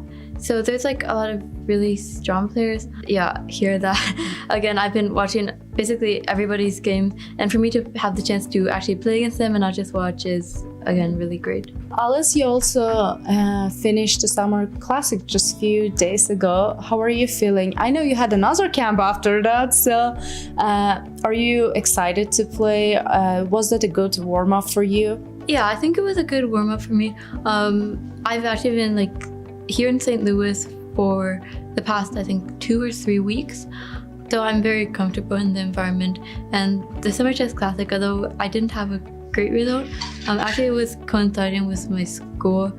And so, yeah, now I can focus completely on chess. And I think I've been practicing a lot, so hopefully it will be put into the test. Also, have you changed any of your strategy depending on the tournament, because you're competing in such tournament for the first time, or is there any special preparation that you you can share with that? Yeah, I'm not sure my strategy because again, this is the first tournament that like this that I played before. Of course, I played in also many other strong close tournaments, so I think my strategy is basically the same for that. But yeah, I guess I'll just treat it like a normal tournament and prepare and hopefully be in good physical form. And what are your ambitions when it comes to this tournament or in general in chess, trying to become a grandmaster or a world champion? Yeah, so I'm not sure for this tournament. I guess an even score would be good for me. If I can do better, that'd be great. I also would like in the long run to become a grandmaster, and it will take time, but I'm hopefully going to achieve that at some point in the next few years. And who's Alice Lee besides chess? What are you interested in? What do you in general do when you're not playing chess? Yeah, so I guess I'm also a high school student, so I have a lot of schoolwork that during the school year takes up a lot of time. I've been interested in contest math for a few years now, so that's another thing that I spend my time on. Right now it's less of contest math as more of like helping organize contests that are going on. Yeah, but for me also I like reading, I like writing, so in addition to chess, I do a lot of things as well. Is there any favorite books that you would suggest other students? I like actually a lot of like popular young adult novels, like Harry Potter, Percy Jackson. Harry Potter is my favorite too. Did you read all of the books already? Yeah, I read all the books That's great. and the Ace book, but I didn't like the Ace book as much, so I just pretended it doesn't exist. Yeah, me too, the same here. Well, thank you so much for the interview, Alice, and good luck with the tournament. Thank you.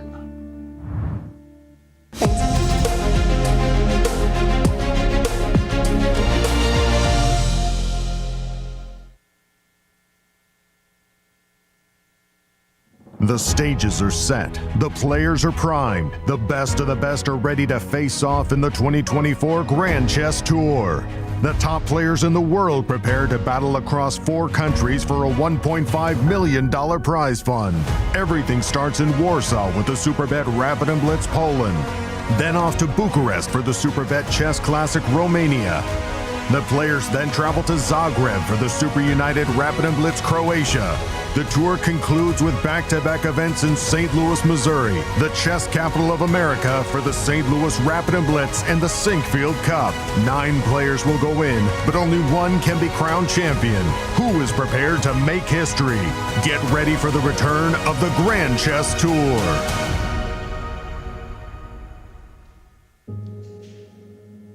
We are here to celebrate what the chess campus does and collectively make a difference to St. Louis through the artistic, cultural, and educational endeavors of chess.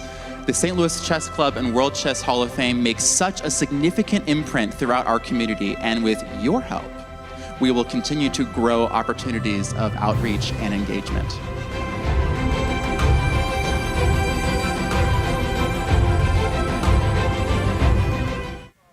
I'm Grandmaster Maurice Ashley. Join me on October 24th to 26th for the St. Louis Chess Conference to be held right here in the chess capital of America. Also featuring legendary world champion Garry Kasparov and Hall of Fame inductee Judith Polgar, the conference will explore the broader educational and social impact of chess. For more information, visit stlouischessconference.org and sign up today. The St. Louis Chess Club is the premier chess facility in the United States. We bring the educational benefits of chess to thousands of students across the St. Louis area. We also promote chess at the highest levels, hosting all levels of the U.S. championships, as well as high-profile tournaments that attract the world's best players. Become a member and enjoy perks such as free classes and lectures, weekly tournaments, and so much more. Visit stlouischessclub.org to claim your membership today.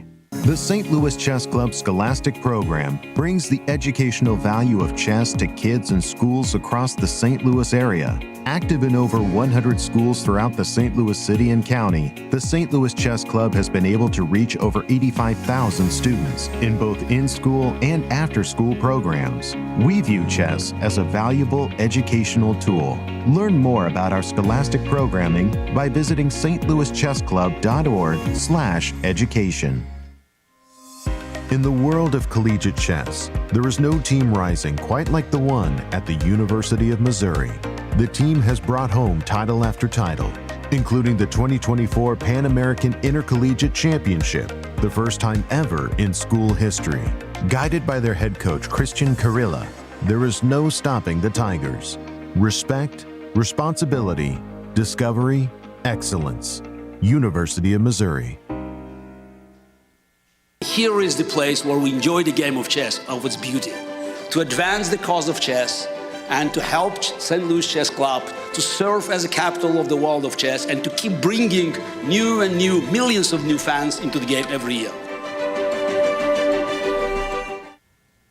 I'm Grandmaster Maurice Ashley. Join me on October 24th to 26th for the St. Louis Chess Conference to be held right here in the chess capital of the United States. Also featuring legendary world champion Garry Kasparov and Hall of Fame inductee Judith Polgar, the conference will explore the broader educational and social impact of chess. For more information, go to stlouischessconference.org and sign up today. The World Chess Hall of Fame, located in the heart of St. Louis's historic Central West End. Want to know why chess has intrigued people around the world for nearly 1,500 years? Stop by and learn about the impact of chess from our 3 floors showcasing the art, culture, and history of the game. The World Chess Hall of Fame has something for everyone to enjoy. For more information on current exhibits, please visit worldchesshof.org.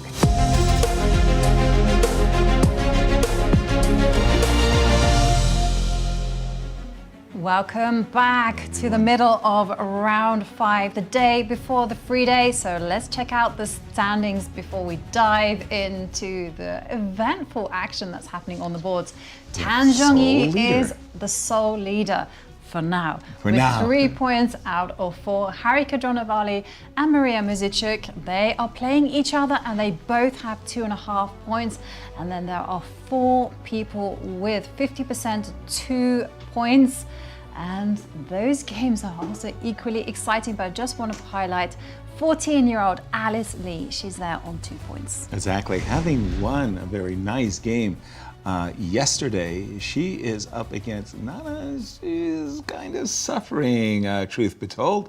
She's on the white side of a Catalan gone wrong, and her structure is nasty. I wanted to actually jump into the game between Harika and Mariya because this fight for second might easily be a fight for first. Harika sacrificed a pawn deliberately and did not get the compensation which she might have been looking for. King f7, rook e1, rook to d7.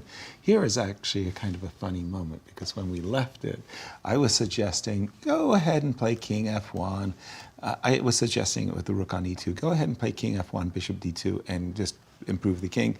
And I said those of us also like rook maneuvers, rook up and over. And you said, well, if you're going to do it, go all the way. Go for it. Rook a4. Why don't you go there? And then swing across the 4th rank. Guess what? You have to speak a little softer because the players heard you. Rook a4 and a rook d4 by Mariya. What can I say? It's a clean extra pawn and a very, very good one, and the bishop as well. If the knight ever were to run away, the bishop would pop out, bishop to e3, and really start to eyeball an opportunity to play bishop to b6. I think this is just a very, very difficult position to defend. Yes. So Mariya Muzychuk, she has a great position. She's a pawn up. But let's go over and check her older sister, Anna Muzychuk, who has been nursing an extra pawn. She has, but she is down on time. She has 3.5 minutes to Zhongyi's 1 hour and 23 minutes. And a committal decision has been made on that board with Anna just going forward with the h-pawn. Does that change things? Oh, absolutely. We were looking at this positions where, you know, truthfully, I really didn't respect them enough, but bishop c5 check, king to d2, rook to a2 check, and you were planting the bishop, you were planting your bishop on e3 in one of these variations, putting your pawn on d4. And I felt very uncomfy when you did that. So bishop to d2, bishop c5 check, king d2 was played. Another move that maybe was a little bit discomforting was bishop to d4. Well, she steps up with the king, so Rook- obviously Rook check to Tan a2. will just keep those checks a coming. Yeah, I mean, again, and I understand her. Anna did not want to step back with the king and see the bishop landing on e3. She has played king c3, and after rook a2, rook a3 check, are we going to go up with the, pardon me, are we going to go back with the king? Yes. To c2 But, or d2? But the rook will still come to a2 to give a check. Well, here's the problem. Rook a2 check, king b3.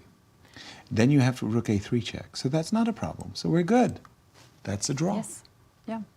And, well, unless Tan is actually feeling like I want to punish my opponent for taking too much time on the clock, we might see a perpetual right away. Right. And one thing I wanted to point out, so Please. in order to win, the king has to take that step backward. Okay. Right. So And- if we go back to d1 now, and you had shown me this move, bishop e3, and I felt uncomfy. I also felt very uncomfortable because, right. you know, King to e1, you guys played d4 against and then me. the rook came to d2. Exactly. And then the d pawn was actually more dangerous than whatever it was I was doing. Oh, look at this. hang on a second. And Tan says no no checks. draw. I'm not interested. Who Wow. said that? It was a great American. Draw? I don't want no stinking draw. I'm trying to remember it. It was a famous. Never mind. Okay, bishop e3. Look at Tan. Jump in on this one. Now, see, I mean, is Tan justified in eschewing the draw? I mean, I'm pretty sure she's still okay with the draw. Of And course. bishop e3 is a very good move. Now, computer just gives triple zeros, so she's not risking anything. And That was my question. her opponent is down to 4 minutes. So That was my other point. Yeah. why not keep playing? And Tan's such an experienced player. She knows she's got a draw, so let's put some pressure on her. 3 minutes Right. down. And yeah, after bishop e3, Is there a threat? Because I was just going to ask, can the D- h4 go running? Well, let's have a look. h5. so I do have rook a3, rook a2. In I the think pocket. with bishop on e3, it's more of a guaranteed perpetual because you don't even have king d2 or king d4s. But let's try something else. Let's say Right. check. You king can move b3. here, rook d2, Let's jump to c5. jump to c5, take on f4, take on e6. This is getting Draw. like, I was going to say, is this worth it to take the risk? But who's the one taking risk, white or black? Well, the king is on e8, so king c4, king d5. I don't think I'm That's risking true, anything. but this bishop is also very good. So let's say d3. Oh, this knight c5, and I immediately lose a pawn. And yeah, I I'm guess the kind no of matter. guy who would take it. Well- Just me, but go ahead.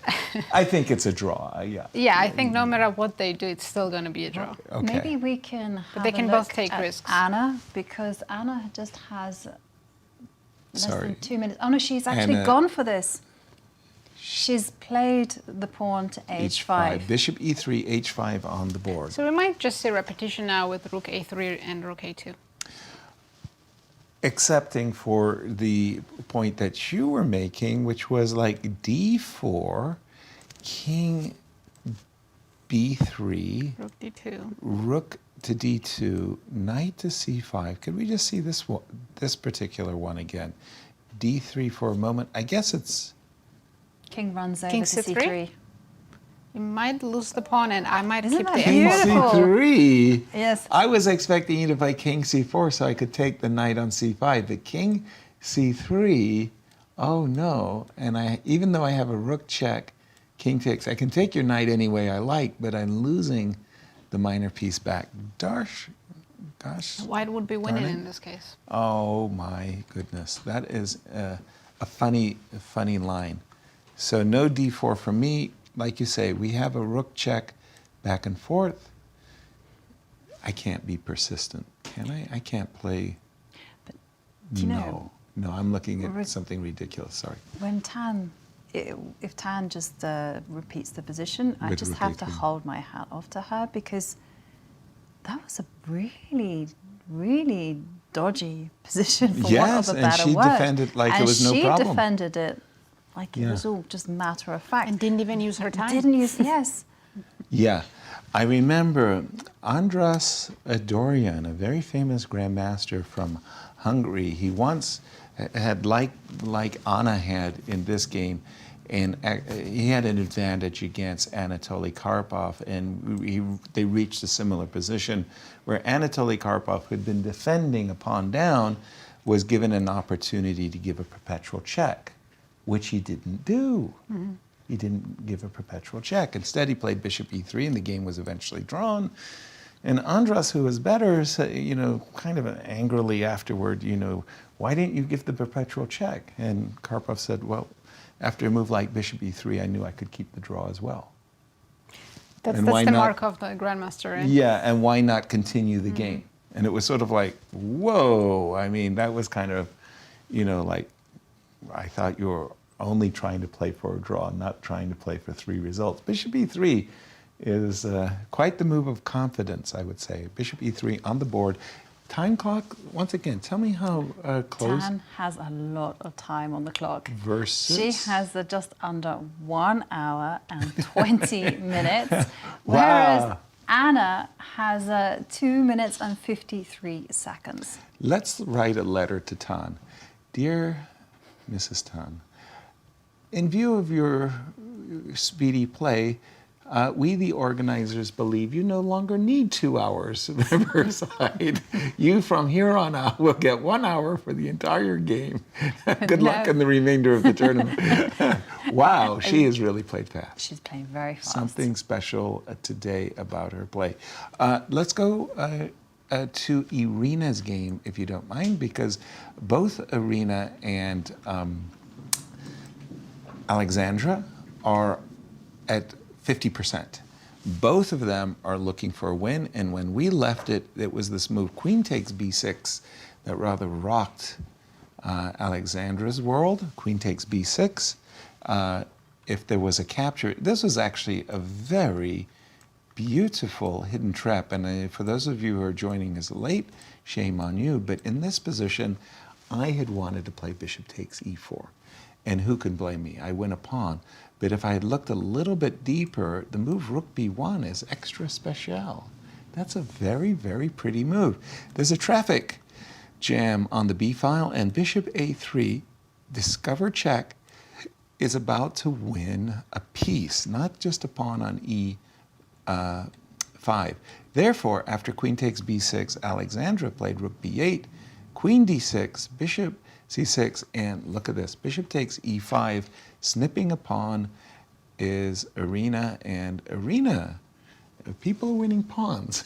I was going to say, every round we seem to have a theme, and today it's all about bishop against knight, or one side is extra pawn.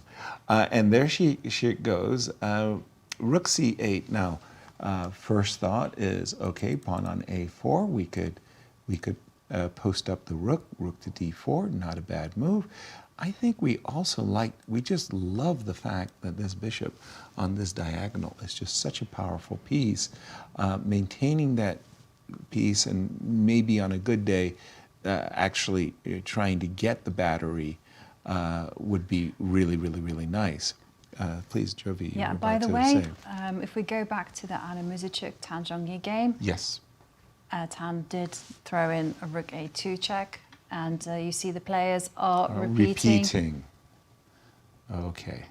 King c3, and once again, phenomenal defense there from the World Championship challenger Tan Zhongyi, and we see a draw agreed on the board.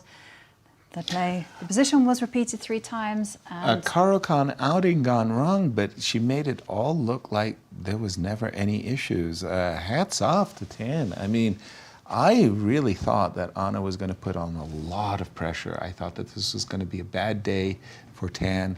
Didn't work out that way. Anna's going to be disappointed, but you're right.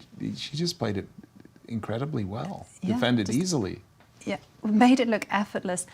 But in the race for first? My whole career, all I wanted was to be a pawn up so I could have such glorious endings. And in the race for first, you were about to tell us, Jody? Zhongyi is still at the top. This time Potential? with 3.5 points out of 5, but she can be now caught. And of course... We think Mariya has the chances of catching her, actually. Yes, ironically. It's sister. Anna's sister, Mariya, is in great shape to be winning her game against Harika Dronavalli and joining Tan on 3.5 points. In this position, as much as I do like bishop e3, and trust me, I'm a big fan of bishop e3, for some strange reason, I find myself also drawn to the idea of rook f4 check. I would like to make a petition that the black king go backwards, somehow. So for example, rook f4 check, king, I'm hoping you would just go back to g8, and somehow I double the rooks, I get to play king here.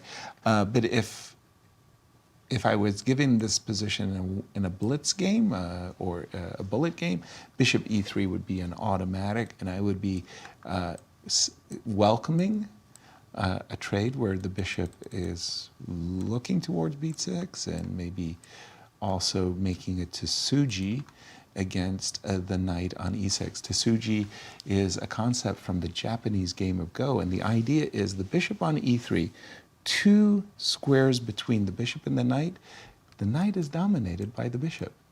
The 2 squares here and the 2 squares here. So Tsuji is a kind of a word of domination. Yes, I like it. We have a word for it. What's that? The knight is in the stable.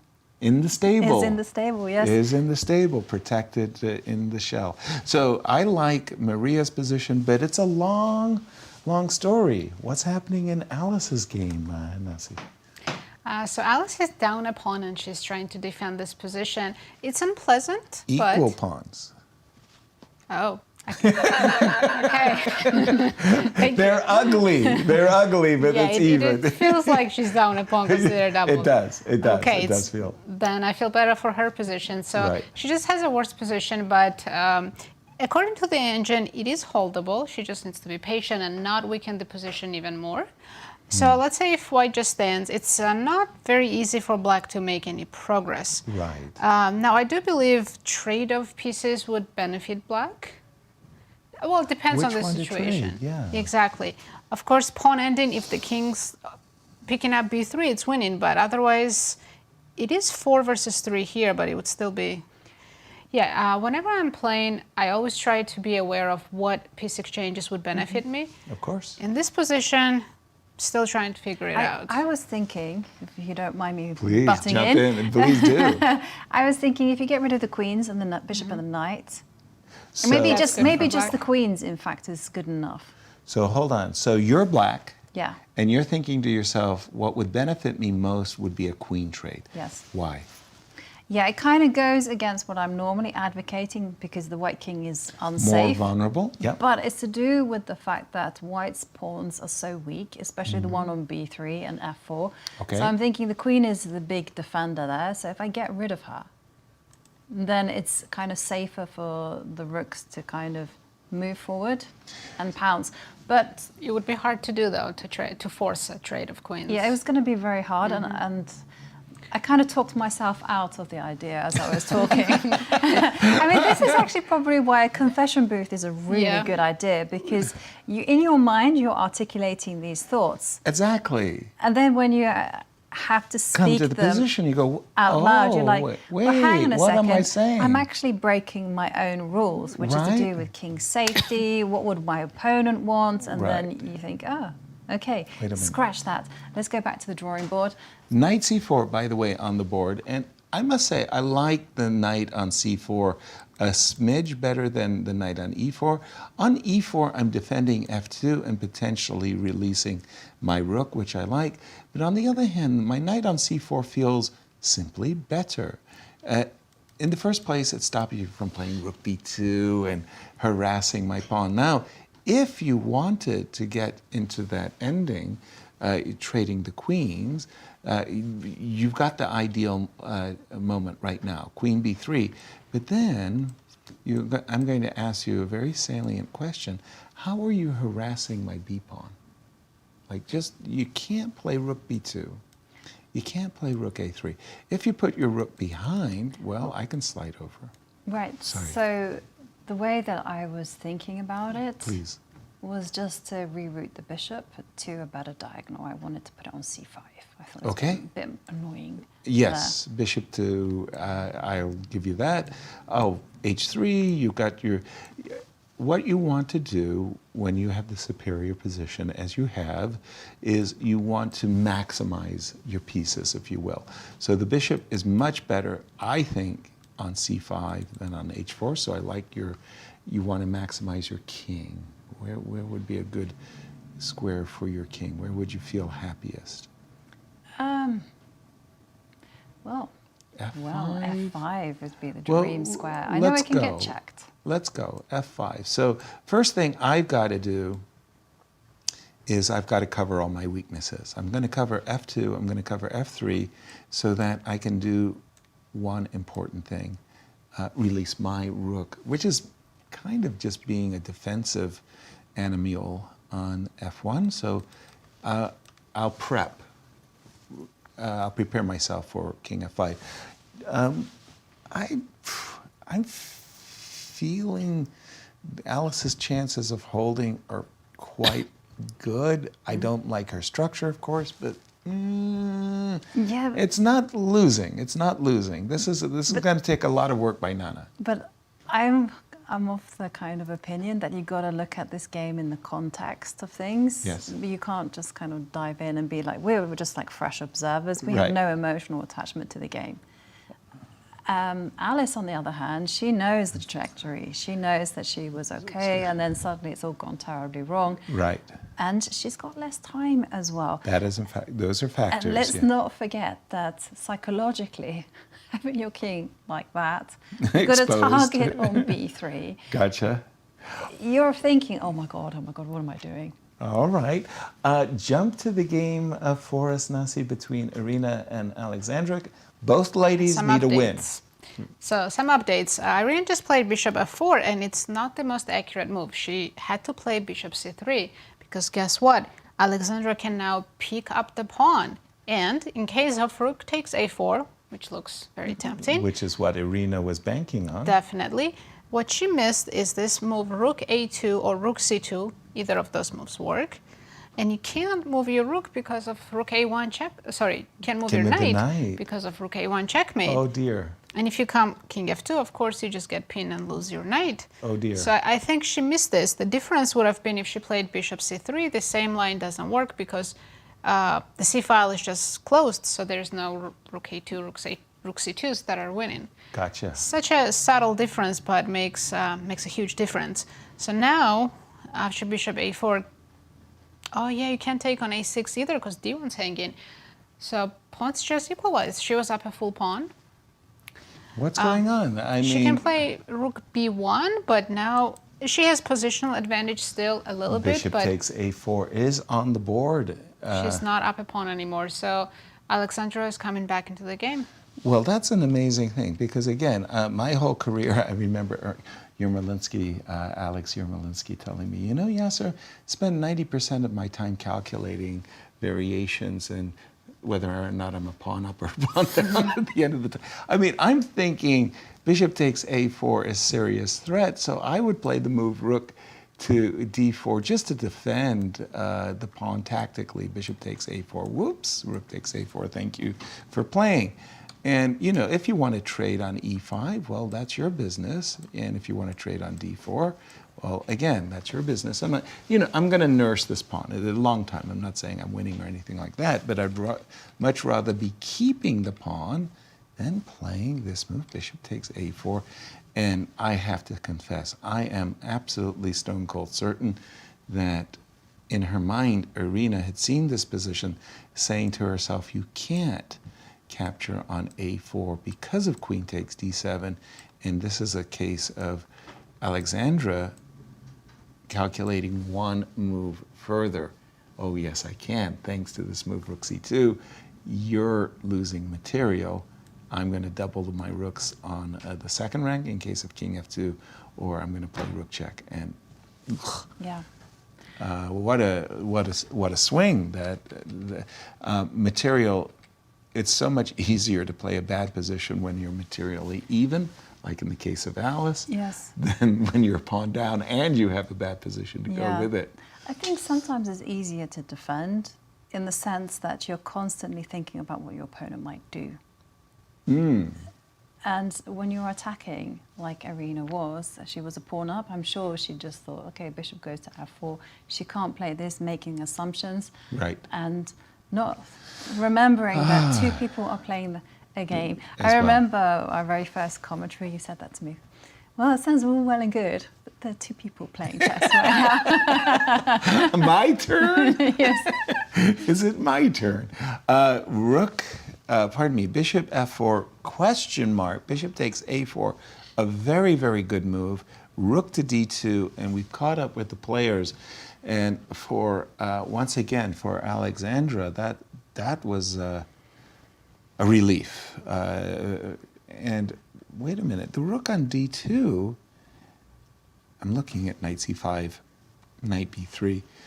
You know, this knight on d7 is kind of an eyesore. It's not really doing anything, much of anything, and moving it forwards, whether it be to f6, kind of a defensive posture, to to knight c5. c5. Yes. It's just a silly point, but you can go rook takes bishop. Rook takes bishop. But okay, no, don't even put it on the board. It doesn't work. It doesn't work, Yasser. Are you looking at queen d6 yeah, and back rank queen mates? d8, Okay, yeah. okay, I understand. No. It's easy to get tempted there. But what are the clock times? By the way, this game is very, very important, not just for the ladies, but the play, but for the tournament standings. A victor in this game will get bring them up into a tie for second. Sorry, you were about to say after knight c5. Yeah. Well, maybe I should show you my big idea with rook takes bishop.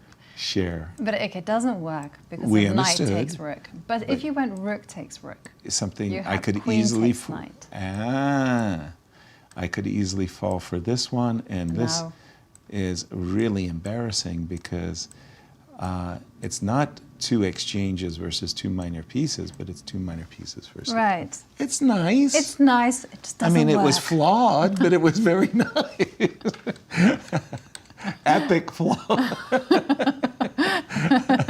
Because, as you pointed out, knight takes c5. Knight c5 takes a4 is But the answer. we laugh. We Yes. laugh a little bit, but you know, it's in the air. Seriously, I have this idea that if I can calculate and see all the bad ideas, somewhere down the line, one Right. of those bad ideas might combine to become a good idea. Yes. And You what never we're- know what might yes. happen.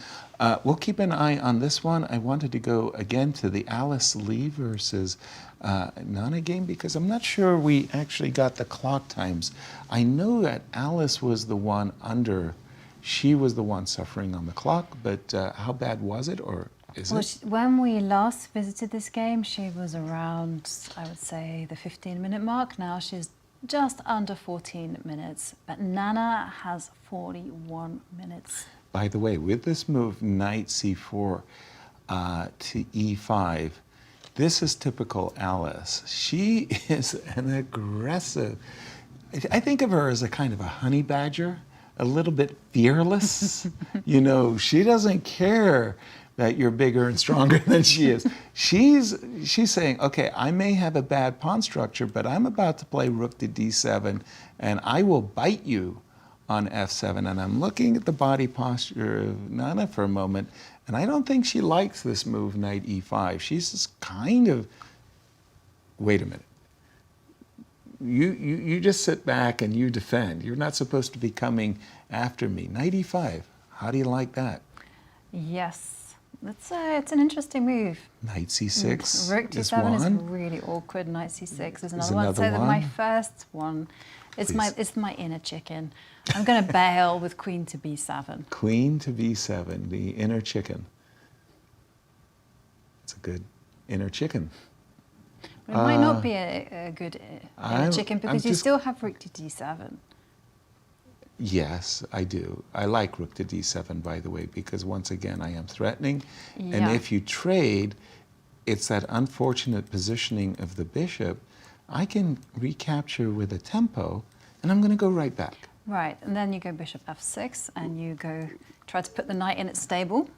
Ah, but then I am hanging the... no, I think I have to... I prep the stable. Yes. But the reason why I was please. kind of, instead of taking the queen with a knight, you can get really frisky and go king takes. Okay, so after rook takes... Take a step back. Okay. And now I might win f7, but I might also lose f2. So that was the downside. You had the good news, bad news messenger. Yes, but I didn't know whose is it disadvantage it was more. Yes, whether it was. I like the two rooks on the 7th rank. I think that they're more dangerous than the rook and knight situation. I suspect the same too. So that's why maybe my inner chicken is correct and just trade off those queens. Queen to b7 looks like a good move. Because of the inner chicken, I kind of stopped myself for just a moment. There is a move knight c6. It looks a little strange, right? Knight c6, voluntarily, kind of pinning and what have you. But I do have a move for a moment. Rook to c3. And here you're threatening knight to e7. I am indeed. I've spotted that one. Yes, so you well need done. to move the king away from the checking square. So exactly. Somewhere. Okay. King h7 I like better because it's safe. It's safe. It's the way grandmasters play these days. Exactly. Keep everything protected. And then I kind of like throw my pawn up the board and say, okay, I've got a knight on c6. I've distracted you from your main task. Your main task was to pressure my f2 pawn. Hold your horses, Yasser, because What I has can happened? see Nazi wants to get involved. Oh yeah? Jump in on this one, Nazi. What are we missing? I don't think you're missing anything. Your analyses are good, but computer just prefers black. Of course. Yeah, we do and too. So maybe after h5 instead of knight e5. And I know you liked knight c4, Yasser, but computer really liked knight on e4 because it was more important to protect the f2 pawn, I guess, than b3. Okay. So here he was suggesting go back to d6 and come back to e4. Yeah, it takes time, but it's not like black's making big improvements really fast. Okay. So yeah, after knight e5, and we do have rook b7, which is correct move. There's this move here, rook. Yes, rook d8 check. I was just double checking that it's not king g7. Because queen takes d8, queen takes b7, and I didn't This would be a good trade for white. So we traded white's, white's rook was okay, but black rook was very annoying, putting the pressure on b3. Agreed. And now queen and knight are actually working quite well together. So after rook d8 check, just king g7, and this is the problem because f2 pawn is not defended, knight's not on e4. I can't back it up with rook d1. Right. Yeah, so I just have to come back d3 or d4, and it's a waiting game. We like black, but how does black make progress? Exactly. If you don't mind me asking, with the king, the current position, if you will, rook is on b7. Okay, I was thinking in my mind's eye that I would love to have the rook on f3 so that my rook on f1 could move. With the knight on c4, if we could just go... Put it back, okay. A moment ago, the rook was on b8. Alice played that. So I was thinking that what Alice should be doing is playing h3, queen e4, rook f3, and moving her rook. Yeah, h3, queen e4... Yeah, and if you put your king on h7, for this kind of thing, right? Okay. Although now I'm not getting my rook out, am I? Or am I? You could get your rook out. So where would you go? B1, C1, E1. Yeah. Now what black did was maneuver the pieces, and now I'm coming to d4. I appreciate that. Yeah. Yes. Okay. Well, okay. Rook E1. Let's just go. Rook E1, Rook D4. How bad is it? Queen it says E3. -2. Very surprised by that. Very surprised. Queen E3. E3. Yeah. I'm defending F4. Queen B7. So maybe Rook on F3 is a little unpleasant. King G1. King G1. Wow, it's like reaching -4 here. What's going on? What did I do that was so terrible? Nothing has changed that much, but evaluation went from 0.6 to -4. Because my pieces got jammed up somehow. I was playing for Rook knight to D1 happening. I was going to put my knight on E5, but that does nothing. Rook to D1 looks like it could be really But awkward. even then, I don't see, let's say I trade and I go back King G2. Maybe you How can am I go losing Rook it? Yeah, I was just thinking the Rook Rook A1. A1, the first rank is weak. Yeah. Wow. Okay. There is definitely some poison in the position. In this position. By the way, she went knight C6. Yes. Kind of a move that we were looking at with B4. Alice is not defending as a defender, but we've got some questions from the social media. We do have some questions. Okay, we are ready. The players are keeping us in suspense, and now it's your turn to keep us in suspense. Question from Nicolia. How do you stay at it with the commentary and ideas for such a long period of time? This feels like a question asked from the other day. And I think the answer remains the same. I mean, we respond to the needs of the situation, whether it's a time trouble that comes up, whether it's a theoretical discussion, and how do you prepare for those, whether it's a technical ending, how do you improve your technique? And so we do respond. I do get questions like this all the time, like asking me, like, how can you talk for 5-6 hours? Like at some point, you have to run out of things to say, right? Really? And well, I would say most of the time the chess is really entertaining and full of suspense and thrills.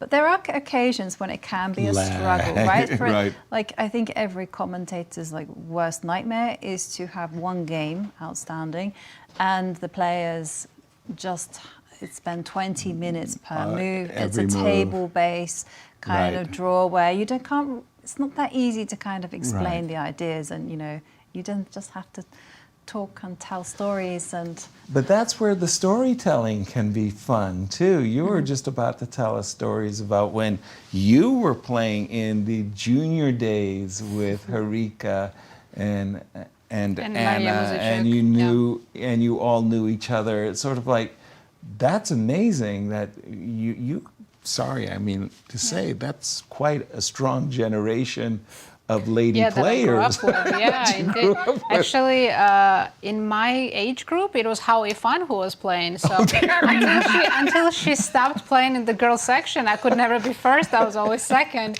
And then Hao Ifan started playing in the boys section and finally win. And then as soon as I was 14 when I started playing World Junior Championships, which is World Championship under 20. And then I joined Mariya Muzychuk, Harika Dronavalli, and my God, it was a very, very strong tournament.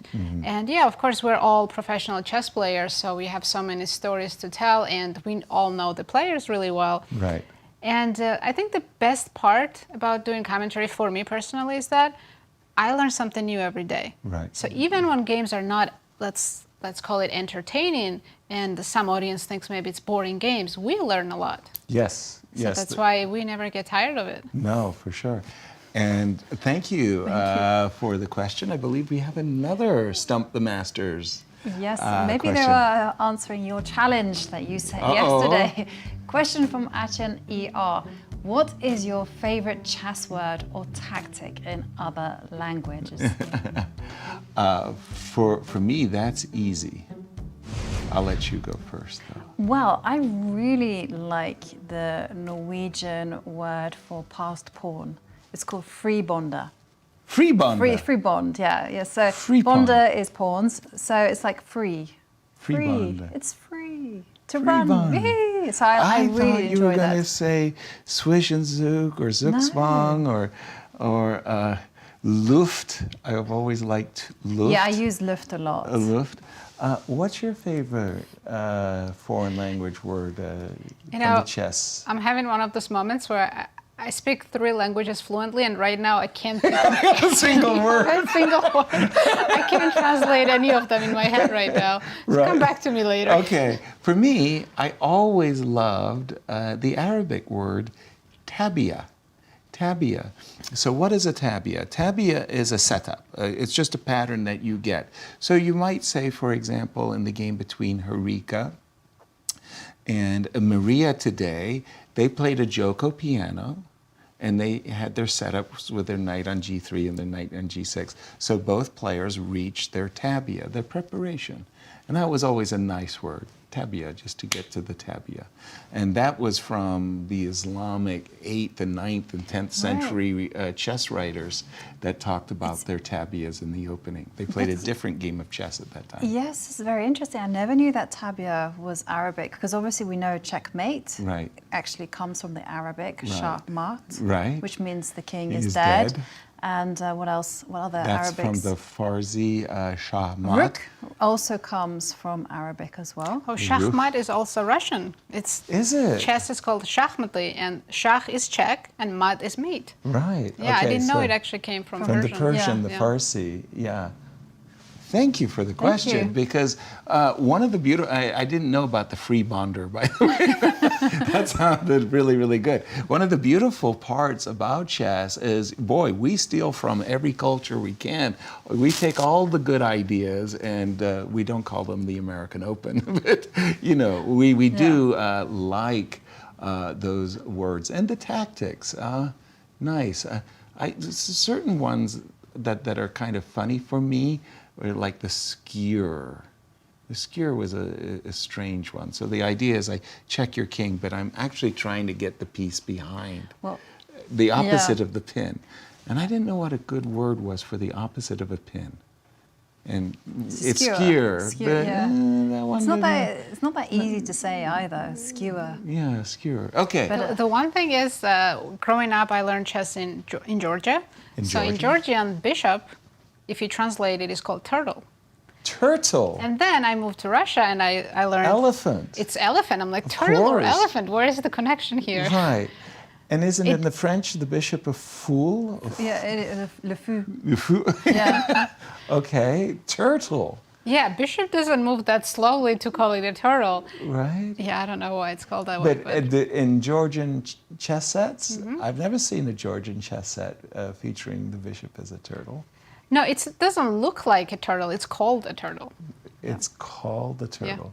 Yes. Do you know my favorite word in Spanish? Jaque mate. Haki mate. Haki mate it is. Let's see. I can see Nazi standing by the computer, and one of the games has really caught my eye. Which It's the is? one between Anna Zatonskih and Elisabeth Paehtz. Let's Because go. I'm looking at the pawn structure, and I'm like, that is a beautiful connect Indeed. four on the board. Yeah. And the knight on d3 looks But so I can nice. see, but it's- I can see that the evaluation bar is like, no. No. Yeah. The engine doesn't care about the beauty of chess. Right. Nothing. No. Yeah, I had a pawn structure that Nick DeFermian caused me to stop, and it was a game I had played against Greg. B3, I wasn't French. B3, C4, D5, E6, F7, G6, H5, and this pawn's all the way. This is nice. Yes. This is nice. But why is the computer like, no, this is No. bad? No, Is it, well- is it because the knight just can get to d5 and there's going to be problems on the dark squares? Let's take a look. Let's go back a few moves so we can get a kind of a insight as to how the players reach this position. So the idea, what I was thinking, was Anna can get rid of this very, very powerful knight sitting on her doorstep. Hopefully that was you and not me. I think I beat you twice. Yes, yes, yes. Those microphones, those tricky little devils. I was about to say that we can always get rid of the knight. The knight can jump to the f4 square, and the fact that Anna didn't jump at the moment to get rid of the knight suggests to me that she thinks she can play around the knight, that she can play the moves queen to d5 check, and if the king were to land on g7, then the knight might jump to d4, and she might say, why should I be defending? I can go on the attack. So queen a5. Intriguing. Let me just see if we're up to date on the board. Yep, queen to a5. I don't know. This looks like a 3-result game to me. I don't think anybody stands better. Jovi, do you see a reason why Anna's upset? No, not why she's upset. I can see why she would be very happy, because I'm visualizing a future where the white knight arrives to d5. Okay. The white rook is on a1. Okay. And the queen comes back to c3. And that is called domination. Okay. I'm going to leave that file. knight. Leave that knight on you d6. Play around the knight. It's just sitting pretty. That's it, exactly. Okay. Jump in on this one. Now, see, I think it's a 3-result game. I'm kind of favorably towards Anna's position. Maybe I'm wrong. No, you're right. White is slightly better. Slightly better. Slightly better, yes. Yeah. And the best way to make the most of that advantage is, let's make some move for black. Next, we're going to give this check. Right. And then we have to trade this knight. Knight's too good on d3. But, yeah, let's say knight f4. We do double our pawns, though, so... Oh, I see what's happening. So if rook d8, we have c5. Yes. So you have to defend it with rook c6. Okay. Queen d4 check. Let's say we just move the king somewhere. Rook a1. Yeah, rook a1's good too. I don't know why h3. It's prophylaxis move, but rook it's a1 Luft. good. Now we're ready. We're ready. Luft. I mean, okay, Engine can say white's better here, but this queen ending without an extra pawn should be a draw. Yeah, so the advantage is absolutely minimal. Okay, but... Just b4, b5. Oh, Yasser's like, I can win this. I've worked with a lot less. Let's put it like that. By the way, rook c8 on the board. We might be heading in your direction there with queen d5 check and knight f4. One of the things that did occur to me at the end of this line, and if you don't mind me boldly stating the obvious, at the end of this line, it's black whose pawn structure ended up being the more vulnerable. I saw the move rook c6, and you know what came to my mind? It's almost like a bad nightmare. b4, h6, you know what I'm about to do. b5, I don't want to lose the pawn. And, okay, obviously I fall for queen d4, but I just want to, like the most pathetic rook in the world, like, what's a good word for what would be the Norwegian for pathetic rook? Like really, really just like the worst rook, abysmal. Actually, blah. Yeah, I think that's a good word. Blah. But, yes. Yeah, okay. But actually, I don't know the word for pathetic. Pathetic? This needs to be in my vocab. Okay, we'll get on it. What is happening in Harika's game? Because that is such a crucial for our tournament standings. Again, our tournament leader, Tan, has drawn with the black pieces. She's waiting the outcome of the game between Mariya and Harika. Can Mariya, with her extra pawn, take down the undefeated Harika? What has happened? We left it. How did the rooks not get traded? That will be a mystery. Oh, guess what? She did play rook f4. This last move she just made, b3, is a tactical mistake. A tactical mistake because knight to... Whoa. D5. Knight to d5. Uh-oh. But why is this so wonderful? Well, I'm going to have to play rook a4. But in this case, she's given Harika a chance to grab the bishop. Rook takes and maybe rook to d4 or rook to f4. No, that would just precipitate with rook a2. But please, jump in, Nasi. Sorry. No, you're right, Yasser. So this is the best black can do, but compared to what position she had, because this bishop is better than the knight. Precisely. So allowing that trade just helps Harika's position a lot. So any other move, let's say prophylaxis move like rook a4, just so now if there is knight d5, you can just freely move your bishop anywhere. Right. Position's +2. But when she plays b3, now after knight d5, advantage is much smaller. Just because you're getting rid of the good minor piece. Right, and as we know, a lot of rook endings, one extra pawn is not enough to convert into a win. Exactly. And this looks like that position. So wow, Harika's getting her chance to save the game. Wow, we're seeing a number of cases. Again, Tan saved very, very easily a pawn down. Can Harika do the same? I mean, pawns are not as meaningful. Irina, as we get ready for a break, just let's check in on Irina, if you don't mind.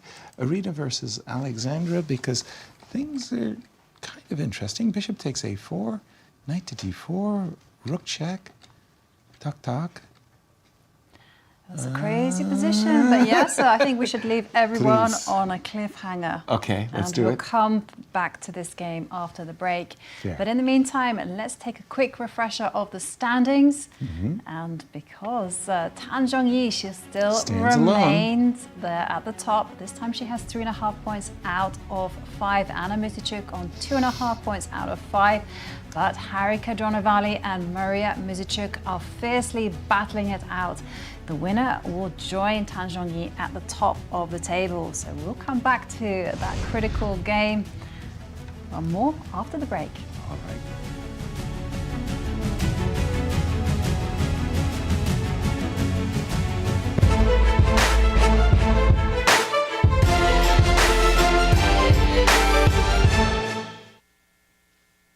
The stages are set. The players are primed. The best of the best are ready to face off in the 2024 Grand Chess Tour. The top players in the world prepare to battle across 4 countries for a $1.5 million prize fund. Everything starts in Warsaw with the Superbet Rapid and Blitz Poland. Then off to Bucharest for the Superbet Chess Classic Romania. The players then travel to Zagreb for the Super United Rapid and Blitz Croatia. The tour concludes with back-to-back events in St. Louis, Missouri, the chess capital of America, for the St. Louis Rapid and Blitz and the Sinkfield Cup. 9 players will go in, but only one can be crowned champion. Who is prepared to make history? Get ready for the return of the Grand Chess Tour.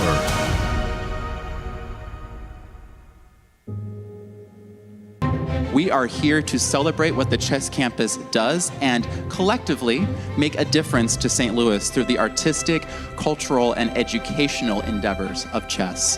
The St. Louis Chess Club and World Chess Hall of Fame makes such a significant imprint throughout our community, and with your help, we will continue to grow opportunities of outreach and engagement.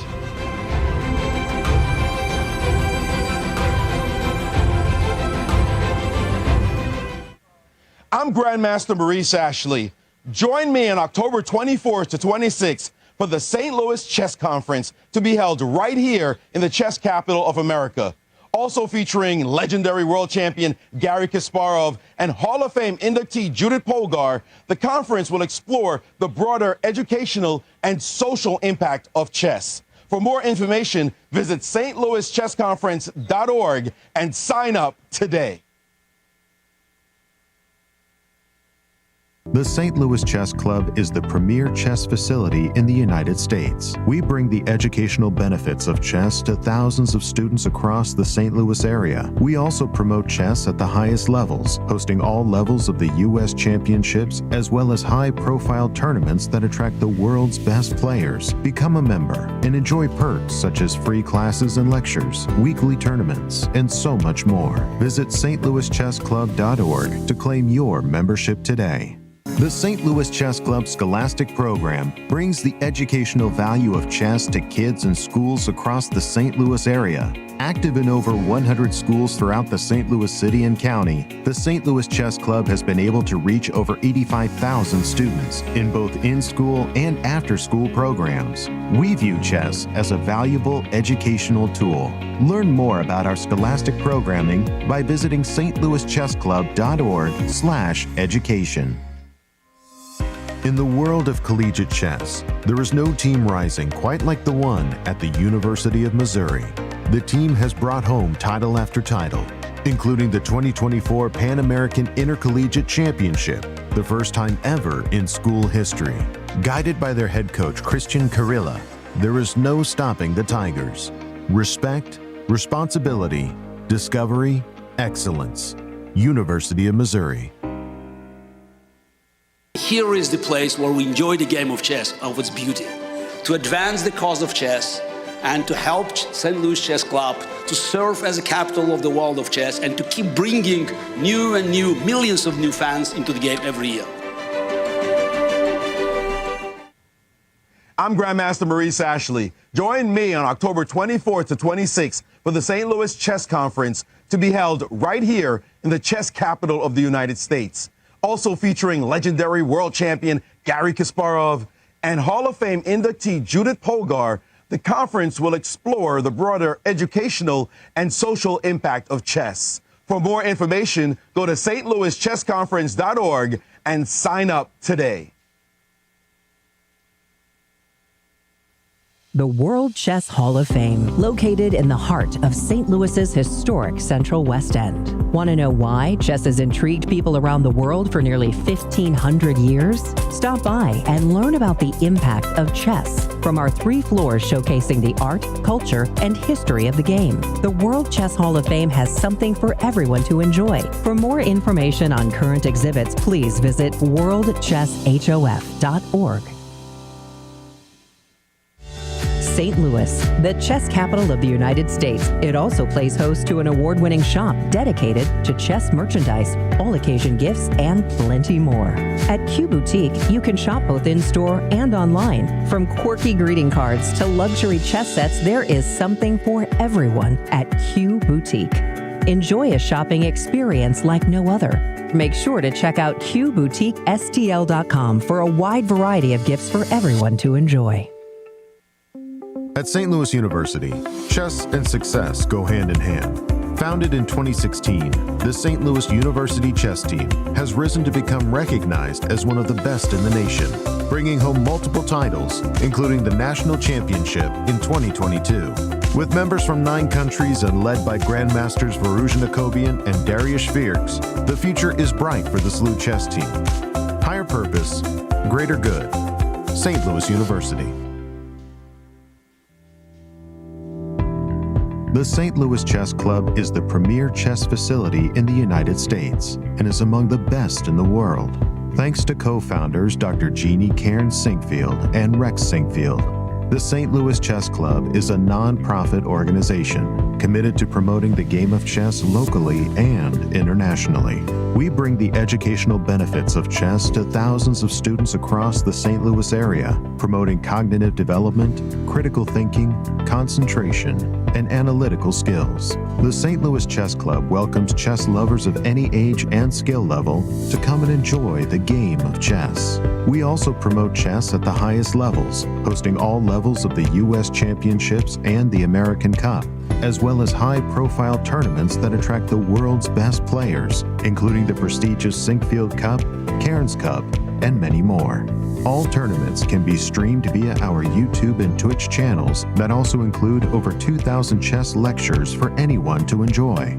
Become a member and enjoy perks such as free classes and lectures, weekly tournaments, merchandise discounts, and so much more. Visit stlouischessclub.org to claim your membership today.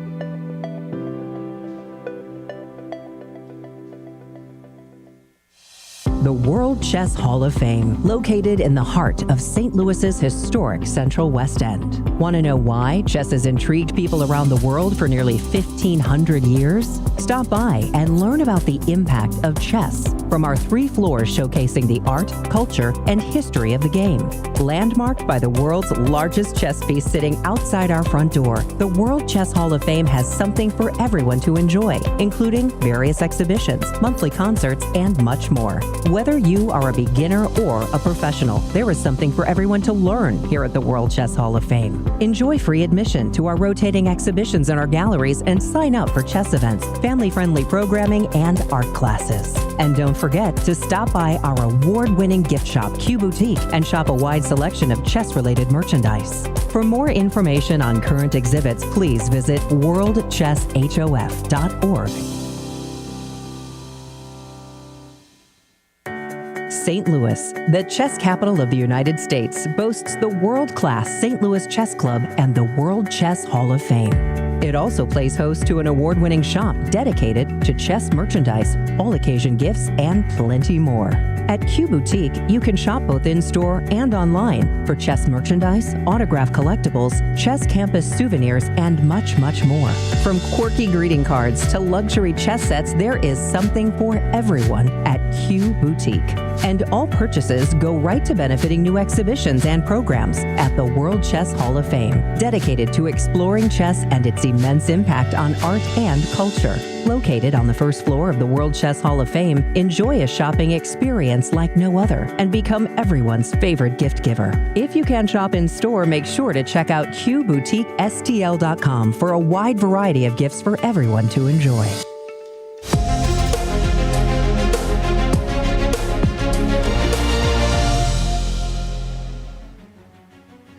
Welcome back, everyone. It's round 5 of the Cairns Cup. We're getting closer to the halfway mark, even passing it. And well, I did promise everyone that we were going to investigate a certain game. But before we dive into that, let's take a look at today's standings so far. At the top of the table, it is still Zhongyi. She's on 3.5 points out of 5 after her draw against Anna Muzychuk. That's why Anna's in 3rd place. But Harika Dronavalli, Mariya Muzychuk, they are battling against each other. And whoever wins that one will join Zhongyi at the top. But I left everyone with a promise that we're going to definitely analyze the game between Irina Krush against Alexandra Kosteniuk. And there have been big developments in the break. Nasi, take it away. Yes, wow. So Alexandra just made a big blunder. After a queen c4 move, Irina is about to win her game. She played rook d8 and position's already +4. Let's take a look. Is she actually winning a piece or just completely dominating the position? So black has to go back queen f7. She can include some checks, maybe give rook f1 or rook c2. Doesn't make a big difference. White king can safely hide on g3. And now after queen f7, it's actually not the bishop d6 move that I'm really excited to play because of queen g6. All of a sudden, we are the ones losing. No, she has to be careful and just play queen d6, keep the pin on, and do not let black come out of the pin. And she has to make just a couple more moves. Let's say h3, king h2, and once the king's safely tucked here, then she can rearrange pieces and get to the knight. Right. So it is completely winning, but still needs a good technique. From the current position, after rook d8, I have it in mind that Alexandra may have been thinking about rook c2 check and rook takes g2. Could she some perpetual? Could she try to make a perpetual? Let's take a look. So where does the king hide? Queen e2, king g3, queen e1. Right. So I'm gonna probably go up. Zig and zag. Zig and zag, taking the stairs, right? Right. King h4, queen f2. Ah, you got I have bishop g3. I don't even need to go too far. g5. I think I can do either take or king h5. Fine. Check. Okay, I can take and just go the other way now. Yeah, it's very simple. Oh boy, we do have rook c2 check on the board. I do think we're going to see the variation you just showed. King to g3, queen to f7. As you say, scurry back, defend the knight, but queen d6, dominate the position so that there's no queen g6, and then tuck the king in so you can rearrange the pieces, bishop d6. And did you say +4? Mm-hmm.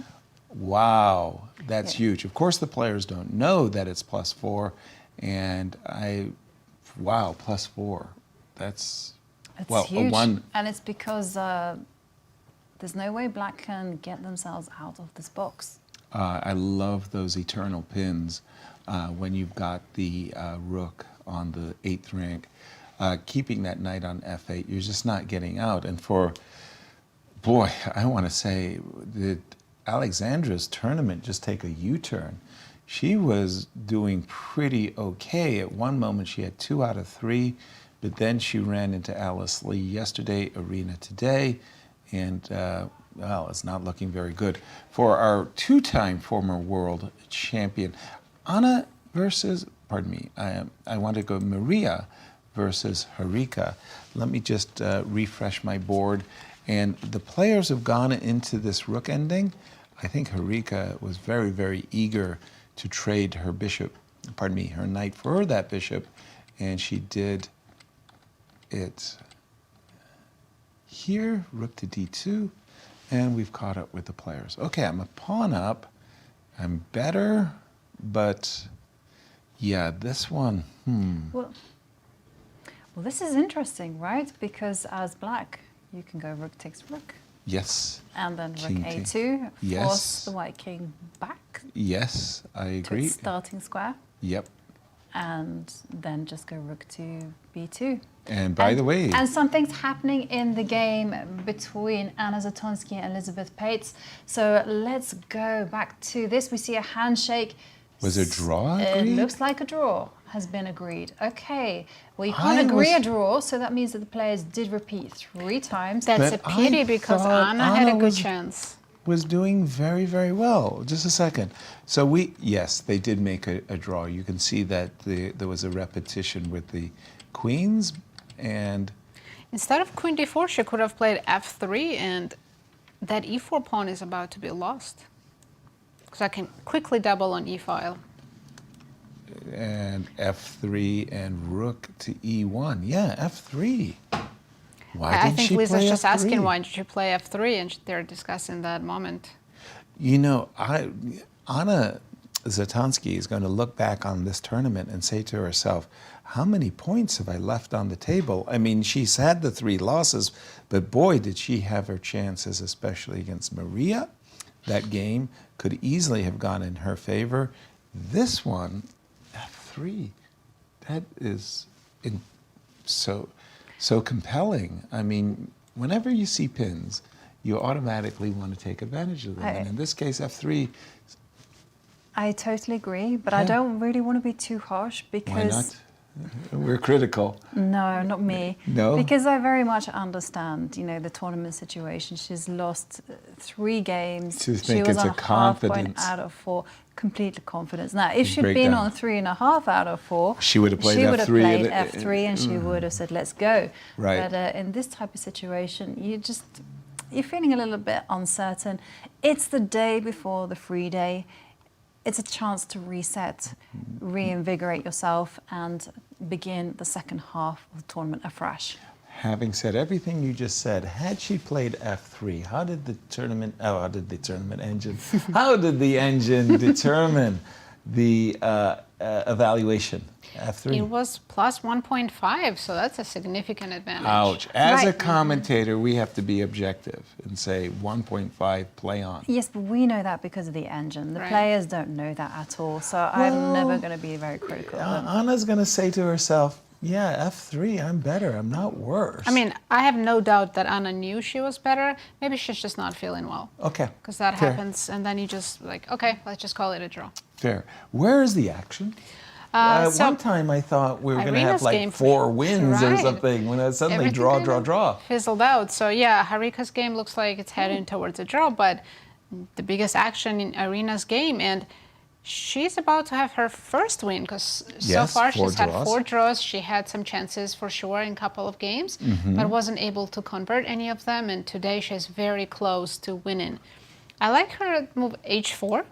Yeah, she's getting this safe square for her king on h2 or h3, and then she's planning to go bishop d6 and win that pinned knight on f8. Yes. So she's not worried about the move queen g6 check, because she has the intermezzo bishop to g5, blocking the check and renewing the threat of mate in 1. That's very serious. Yes, that's very serious. That kind of the forces queen has to go back with the tail between its legs. And that's where king h3, and then just as Nasi prescribed a moment ago, reset the bishop so that it can hit that pinned knight on f8, and that will be all she wrote. So you like the move h4 because you had also prescribed queen d6 as also a nice. Yeah, white has prelude. many good moves, Yeah. but we do know that Alexandra is very crafty, so she's probably thinking, how can she set up some kind of traps on the king side so she has some chances for perpetual check? And if I didn't have the engine, I wouldn't know this is +4, and I'd be thinking black has some chances here, right? It looks like a tricky position. Could she maybe go h6? H6 looks good. King h3. So king, let's say h3 or h2. And then here g5 was what I was going That's for. exactly my thoughts. We need to try to open up the king, but bishop d6. g4 check, and then king just hides on h2. And we shake hands and say, good game. Yeah, we can try some more checks, but yeah, I can go h3, f3, f2, everything is winning. h3 looks like just tuck your king away. Yeah, no more checks. No more checks. Rook f8 is landing, and game over. So Can you do that sound effect again? kaboom, game over. For Irina Krush, by the way, again, she's had a solid affair, 4 draws thus far, but a win against a 2-time world champion, Alexandra Kosteniuk. Whoa, that would really put wind in her sails. Here's some updated standings. Yes, we've had 2 results. Zhongyi still at the top after her draw against Muzychuk. She's now on 3.5 points out of 5. Harika Dronavalli and Mariya Muzychuk, they're still battling against each other. It does look like it's advantage Mariya Muzychuk with her extra pawn. But if Mariya wins, she will join Zhongyi at the top. And for Irina Krush, she's on 2 points out of 4. And a win will take her to 3 points, just half a point behind the leaders. By the way, I just saw that Harika has surprised me by going into a 4-rook ending. I thought after rook d2, we more or less thought rook takes d2, king takes d2, rook a2 check, king e1. Harika's chances for a draw, I think, are very, very high. Yes, she's a pawn down, but her king isn't on the best of places. Harika, shockingly, took this pawn and allowed her king to be checked. Rook to d2 check. And is this a case of being overly greedy? I mean, imagining a poor decision. You drop back, and let's just say I give you a check just for fun, and I go rook here. Okay. You can give me a check. Can I do it the other way? Which way? Sorry. With the rook on b2? Yes. I just want to keep an eye. Well, it doesn't really As matter. you like. Yeah. And now check once more time. With the yeah, look at the a rook. Rook a3 check, yes? Okay. King to g4. And isn't this like frightening? If you take, just if you don't mind, if you take, and I get my rooks are, in my view, really frightening. I could toss in a couple of checks too. You always do that to gain time on the clock. You know, you get in a little check or two on h7, and my king is very supportive. I want to play rook h7 check, rook to g7, and king takes h6. So that is not what Harika is about. Let me just refresh the board because we got here. Check. Don't go back. Be bold. Go forward. Be forward. Yeah, or I think maybe you can go king f8. King f8. So I'm trying to find some solace in the center. Okay, king f6. King f6 indeed played, or is that you? Yeah, that's. No, that was her choice. Okay, so let's investigate that one. Let's leave king f6. We'll leave king f8 alone. King f6 is on the board, and here I am attracted to rook check, although, you know, it's funny, rook check, king, let's just say e5. Rook takes, and I think I have at least a perpetual check because my king can't go up the board. I might even just have more. You might be in problems. Yeah, exactly. I think I better be careful. Like if I go, for example, rook check, I could go king here to avoid somehow getting mated. Wow. Okay, so rook f6 check. By the way, against king f6, we have already seen rook to d6 check was played. Again, just catching a little time. King f6, rook d6. They've done it once or twice. That might be thrice, by the way. That would be a draw. Then I'm all wrong. If this is a draw, that would be somehow shocking. I'm thinking white is Hang on a significantly better, but sorry, please. So you're saying that after rook to d7, that would be a repetition of 3 moves? Well, let me just make sure I've got it right. You can see it yourself. Because I don't We played see... rook to d2. Okay, that's check number That's 1. That's 2. 2. Oh, it's going to be third time. If she plays rook to d6. But then what else can you do? Oh, many things. First of all, I was a pawn up, but your pawns are kind of messed up. So imagine a very bad move. Permit me to make a very bad move. G3. Rook takes a5. Rook takes a5. Rook check. And, okay, we have a handshake. So that means King has to come up, right? Maria was planning to put the All rook along. on d7. And I thought, well, your king would be more exposed than white's king. None of that happened because, well, a game that was so significant to our tournament standings has resulted in a draw. Was it always even? Oh no, it was just recently when Mariya blundered the pawn back. She was completely, but here towards the end, yes. Yeah, it's it was triple a draw? zeros, but it was here, right? When she played b3 and allowed 95, yes. Right. Without b3, it was +2. Yeah, she had a very good chance to increase her. I think she was in the sharing second place, so she could have jumped. Yes, she was sharing second place with Harika. Yeah. Yeah, this was very A unexpected to end in a draw. Yeah, a very, very big miss there for Mariya. So that's our third draw on the trot. We have Nana still at play versus Alice. So we have a very critical moment in this game between Irina and Alexandra. Okay. So we know that Irina's winning, but in this position after rook c1, computer tells me that there is only one winning move. What? Only one? I'm shocked too. And it's queen d6, which is not the most natural looking move because she is saving this spot for the bishop. Clearly. She's been trying to make the king safe so she can finally win that piece, but she has to occupy it with the queen for a while before she can actually win the knight. Why? It's very hard to understand. So let's take a look at any of the moves. I'm Bishop guessing d6. Yeah. Immediately bishop d6, check. King to and g3. if you go king g3, there is this, wow, what a resource, f4 check.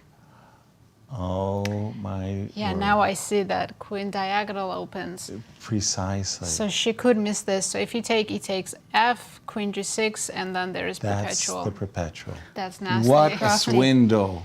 What a swindle that would be. That is just, But it's beautiful, right? It really is. F4 check. How beautifully And is this because she put her king on h3? So if she put her king on h2, no, then she walks into queen f6 and there's other issues. Okay. Yeah. Yeah. Wow. This is So incredible. in the current position, instead of bishop to d6, okay, let me just, I'm gonna, whoops, I'm gonna change to the game of Irina Krush. And in this position, we're just looking at this, I mean, every fiber of your being, let's be honest, you want to play bishop to d6, you want to put the ultimate pressure that you can against the knight, and you're ready, please sign my score sheets. This is an incredible swindle. Rook check, and you're thinking to yourself, queen check, king f2, you have no more checks, it's as easy peasy, resign. Until you see the move f4 check, and then that's the cold shower moment. You take with the pawn, because if you move your king, there's queen a2 check. King f2, that would be a disaster, actually. Talk about turning the tables. Is that mate in one? Yeah. Oh my God, that's like, I mean, boy, talk about the cold shower. Yeah. F4 check, takes on f4, now the perpetual. Jovi, that is just cold-blooded. Totally. But I have good news. What's the good news? Irina hasn't played bishop d6, Yet. which is the kind of move that you'd make immediately. If you weren't concerned that there was a trick. She has the time. And by the way, if I've got this, tell me what Alexandra's time is. She's just under 3.5 minutes. And Irina's got 13. So Irina's looking at bishop to d6 like a hawk. And she's saying, I want to make that move. I want to make that move. It's just really hard to believe that Queen D6 is the move you have to make. Right. It makes no sense. Why would you occupy that square with a different piece? So that you can go King H2. Yeah, that's the idea, but it's just so unnatural to play Queen Yeah. D6. Yeah. And to think that you have to bide your time. Exactly. Instead of going for the jugular Now, immediately. if you go King H2 with the intention of stopping Rook H1 and preparing Bishop D6, the problem is this move Queen G3. The next thing you know, I'm going backwards, which is why we're coming to the realization that the move Queen D6 is actually really good, just to dominate the queen, even at the cost of some time. Now, having said that, can't I use my B pawn as a distracting mechanism? Can't I play B4 here? King H2, King H2, B3. Bishop E5. Oh, you have to. Ding-dong. You're not getting further with the pawn. March of the Lemon. I was all trussed up. I was very happy. Yeah, okay, you can just pass, right? You can put your rook on B1. Rook on B1. Yeah. And then Rook B8. Yeah, White can just take her time to maneuver the pieces around. Slowly, And then Queen to D8 and Bishop D6. I feel it. Yeah, Black's just paralyzed here. Yeah. I feel it as well. I'm not getting those opportunities against White's king. White's king is very, very safe and secure. The pawn on H4, it stands out a little bit, but without Queen E7 and without Queen F6, the pawn on H4 is just fine. And again, Irina is taking her time, down to 11 minutes, and again, you're sitting here in this position where you really, really, really just want to play Bishop to D6. If you see F4, which is very, very hard to spot, I must say, because you believe that Bishop D6 is just winning. Mm-hmm. That's it. Your mind just tunes out any saving devices. But if you do see the move F4, then you're slowly coming to Queen D6. Right. But also, looking at it from Alexandra's point of view, she has to really poker face. Try exactly, not reveal any emotion. Exactly. Probably I would. Yeah, you kind of. I guess you have to maybe not even poker face it and just kind of go. Right. Bent Larsen, the Great Dane. He was so stoic at the chessboard. He would just sit there waiting patiently, and his eyes seemed to be at the end of the tournament hall. He would just be, and inside he's seething. Please play Bishop to D6 so I can produce my cheapo. He was the master of coffee housing. Yeah. Coffee house chess. Oh, he had some of the great cheapos of all time. I had once a scenario where I just made the time, myself and my opponent had a wild time scramble and just made the 40 move time control. And he settles into a long think. And during this think, I realized, he's got a way to maybe win the game. And the more time went on, I was like, no, I have a resource. It would be a draw. But otherwise, if he didn't play this move, he would be lost. And I didn't know what to do. I didn't know during his long think whether I should sit at the board. And I didn't trust myself to look in that direction. Because I was like, I'm going to give the game away. Right. So I just kept circling around the room. And I was, please do not find this. Right. And he didn't. And so I won. So it was all good. Okay, in the days of adjournments, by the way, this one stood out as something spectacular. So the rules at the time were very simple. When you have made the time control, move 40, the arbiter would give you the envelope and say, seal your move. So there was Lebojevic playing with the black pieces. Both players had made the time control. They had filled in their score sheets, and White was on move 41. And the arbiter gave the opponent the score sheet. His flag was up, and he said, your next move you seal. Okay, thank you, he said. Thought for 20 minutes, sealed his move. Then the Yugoslav newspapers wanted Lebojevic to tell about the game and stuff like this. And it was discovered that the players didn't make the time control, and the arbiter had forced the opponent to move on move 39. He was sealing his 39th move. And they had written in a pair of moves that didn't belong. It was like a check, check, check, an extra pair. They both did it. And so the guy forfeited on the clock because the arbiter said you made time control. Oh, but isn't the arbiter to blame? Yeah, well, he's responsible. Too bad. Lubo took the win. I'm very disappointed about that. Hate it. Well, and on here's that subject, Irina. Here's Irina. And she has to step back with the queen to the Queen D6 to maintain that iron grip on the position. By the way, she's used half of her clock time, and okay, I think she spotted the F4 trick. Okay, let's assume she has, and then she's saying to herself, well, there should be a way to win it easily, right? And again, the move Queen D6 isn't intuitive.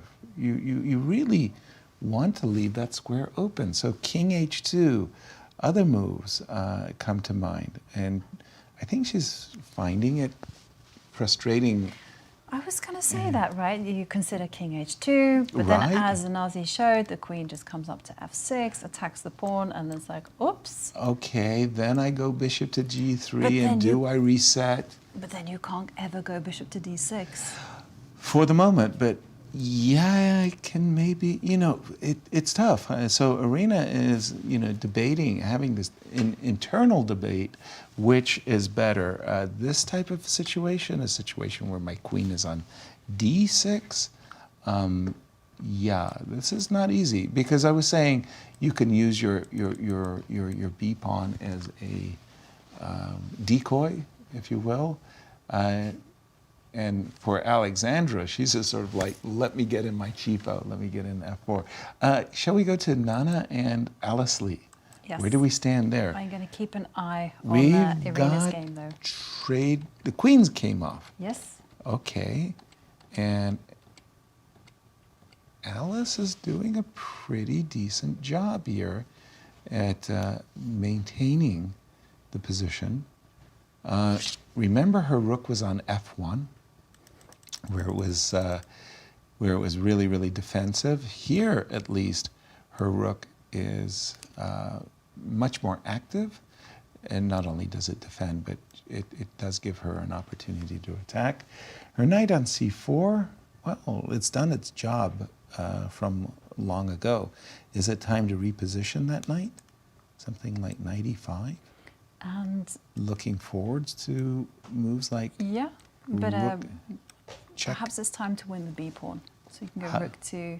So if you jump in with your knight, yes. If there's nothing untoward happening towards the black king, you go rook to B1. Okay, let's have a look-see, because you do have knight C6, right? Yes, knight C6 immediately or rook check. Let's just have a little fun for.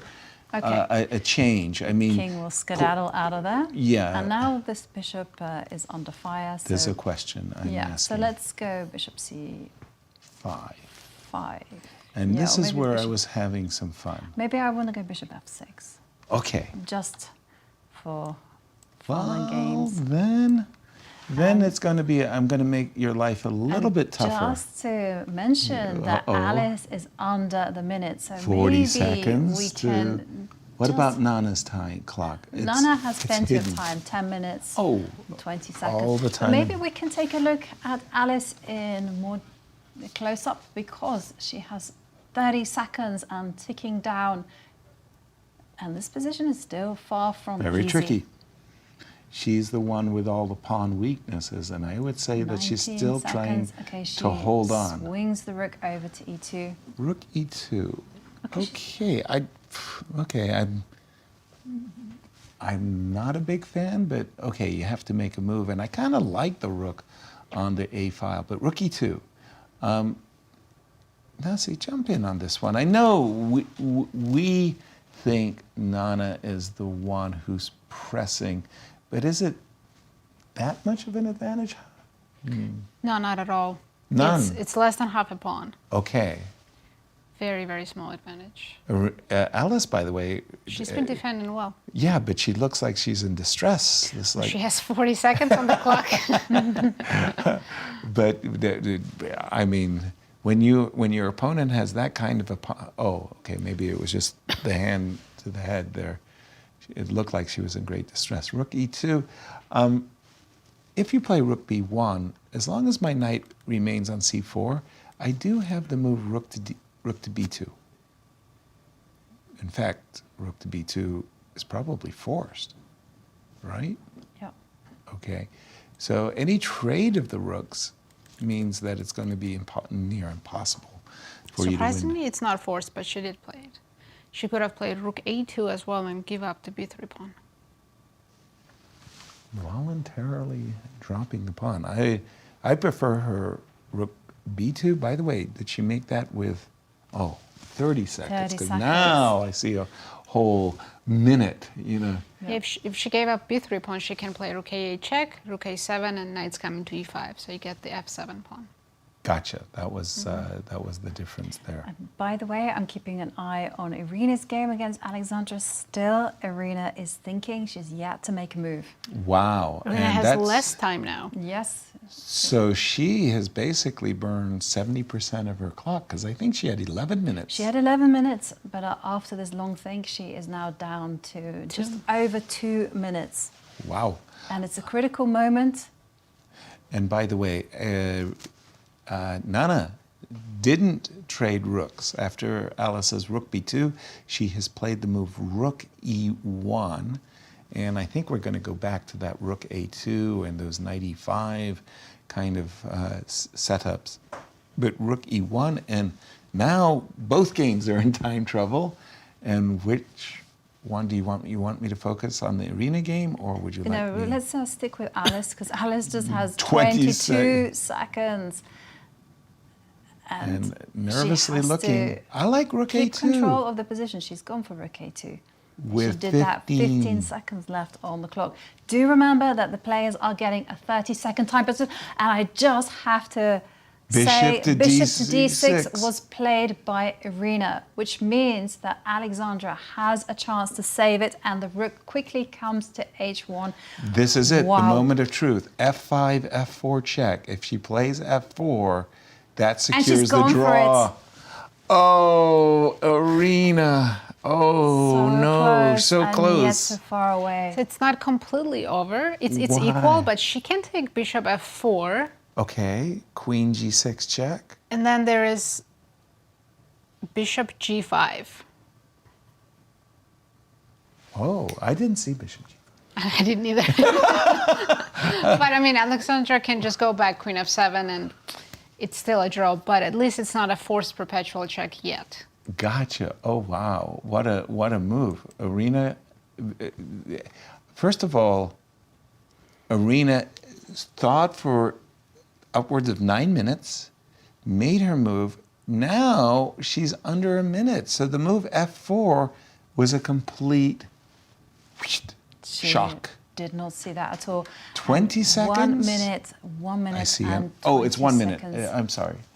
I'm looking at the clock and it didn't. And wow. well, as Nazi mentioned, pawn takes pawn is simply going to be met That's by a the draw. queen to g6, and we do have a perpetual check. Bishop takes pawn, and then you're going to have to intercept queen to g6 with Bishop a bishop takes, to g5. Bishop to g5, because, once again, let me just boldly point out the obvious. King f2, I've got a mating threat, check here, and this is the perpetual until we notice bishop g5, and then we're very... Okay, Irina's taken with the pawn. Oh, which but means that's that queen to draw g6. immediately with queen to g6. Now there's nothing to discuss. King f2, queen c2 check, king g3 only move, and both, I think, Alexandra is just going to be incredibly relieved because she was pinned. She could do nothing. Irina could improve her position. We know that this game is a draw. Let's jump to Alice, who is still trying to defend. with very little time on her clock. 30 seconds. They have repeated a couple of times, so I think also about to be a draw. Rook to c2 by Alice. Every time Alice moves, I get the impression like there's a blunder. She's not sure. She's a little upset. There we do see a draw agreed between Irina Krush and Alexandra Kosteniuk, and what a save there from Alexandra. Wow. Irina not happy after that escape from the former She women's world didn't champion. see that f4, and I have to say it was very, very well hidden. But what a nasty Maybe escape. she saw f4, but she couldn't find queen d6, which was, who can blame her? That was very hard to find. Yeah, that's tough. Alice, still nervous as can be. Down to 33 seconds. Like a cat on a hot tin roof. Rook b2, rook e2. Come on, Alice. 95, 92, all moves are fine. Rook to d2. Okay, rook to d2. I like that move. That move preps rook to d7. I think a trade of rook is actually, a single rook trade is beneficial. Actually, more that I think about it, a double rook trade would be very beneficial for white. Then the b3 pawn is actually untouchable, full stop. Why does she take so much time on this? What is it about time trouble players? It's calculation mode. I mean, Alice and her generation, they are skilled calculators. And so they're quite happy to let the clock tick down to those final seconds, as long as they can quickly analyze a few moves. And in a way, it's a kind of a blessing, but it's also a curse, because there comes a point where you need to trust your intuition. For me, I got nervous in time trouble. Anytime I was at 5 minutes or less, then I felt the pressure of the ticking clock.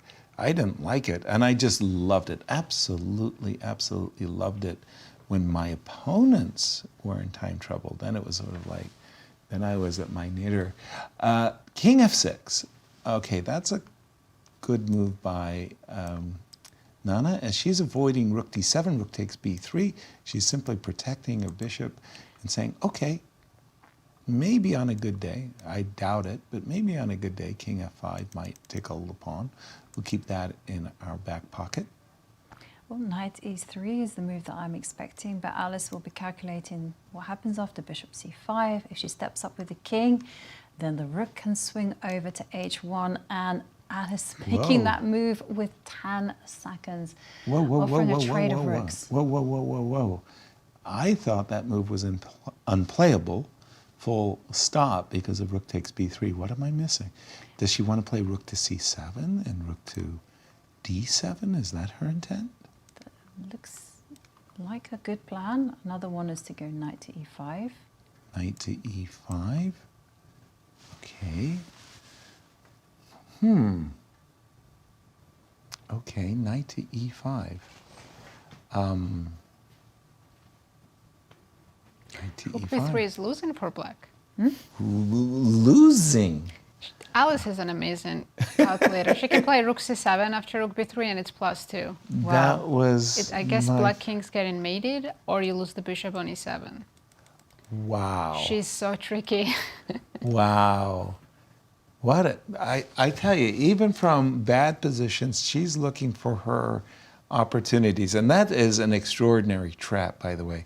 Rook takes b3. I mean, every instinct of mine would be to go for the pawn. But I understand that rook c7 and rook to d7, if I'm on the back foot, then I'm not happy. I don't like getting all my knight to d6. Yeah. That's the mate. That's even a mate on f7. Look at that. That is crazy. Knight to d6. And yeah, no, I'm definitely not doing this. If I see the move rook c7, I might convince myself I'm just winning a pawn, and aren't I lucky and all the rest. Are we expecting Nana to kind of try to solidify the position and go rook a7. Okay. And that's a huge success, in my view, for Alice. Takes, rook here. My next move is king f3, and I'm feeling like I've got a draw clinched at that point because I've got all of my weaknesses well protected. So current position, rook to d7. What a cheapo, what a great trap. It certainly is, isn't it, right? And 14-year-old and is so devious. It's also the kind of move that really instills the terror in your system, because once you see this whole idea of doubling up on the 7th line, you understand this is scary stuff. Truly. So it does induce a panic reaction. So maybe you might see a move like rook takes rook from Nana, and Nana using some time to deal with this move. She's now under 5 minutes. Wow. As the round got underway, there was a certain moment as the round was underway when, you know, the number of decisive games I thought was going to be the majority. I thought, you know, 3 wins out of the 5 from the positions. It's kind of extraordinary that we've seen 4 draws thus far. I genuinely thought halfway through that we were going to see 4 decisive games. Right? Yeah. I mean, definitely that was the trend. Now, at this exact moment, with 4 draws already in the bag, and this one still having, well, I think the draw is a major one, but most likely, pardon me. But rook takes b3, rook c7. Guys, that's such an easy one to fail. I mean, because you're looking, all the time you've been looking aggressively, and by the way, she did play rook a7, and Alice leapt at the chance to trade rooks, and I think the game is now a draw. Just wanted to go back a moment, because one of the things that you're looking at as black, you've been in the driver's seat. You've been, you know, pressing the action. You get to this point, and you see this move h4, and you think to yourself, boy, I'm just one move away from checkmating my opponent. I must be much better after rook takes b3. And it's so easy to convince yourself that rook takes b3 is correct. That did not happen, and we are in this ending that now we think after king f3, I've always got knight e3 check as a way of driving your king backwards. Alice should draw. King f3. I'm expecting king f3 as well. I also wonder whether Nana has been shocked by rook to d7. And it was a stunner. Yeah, I think king it was f3. stunning. Yeah, I do. And you're really not expecting a 14-year-old to play with this, you know, experience.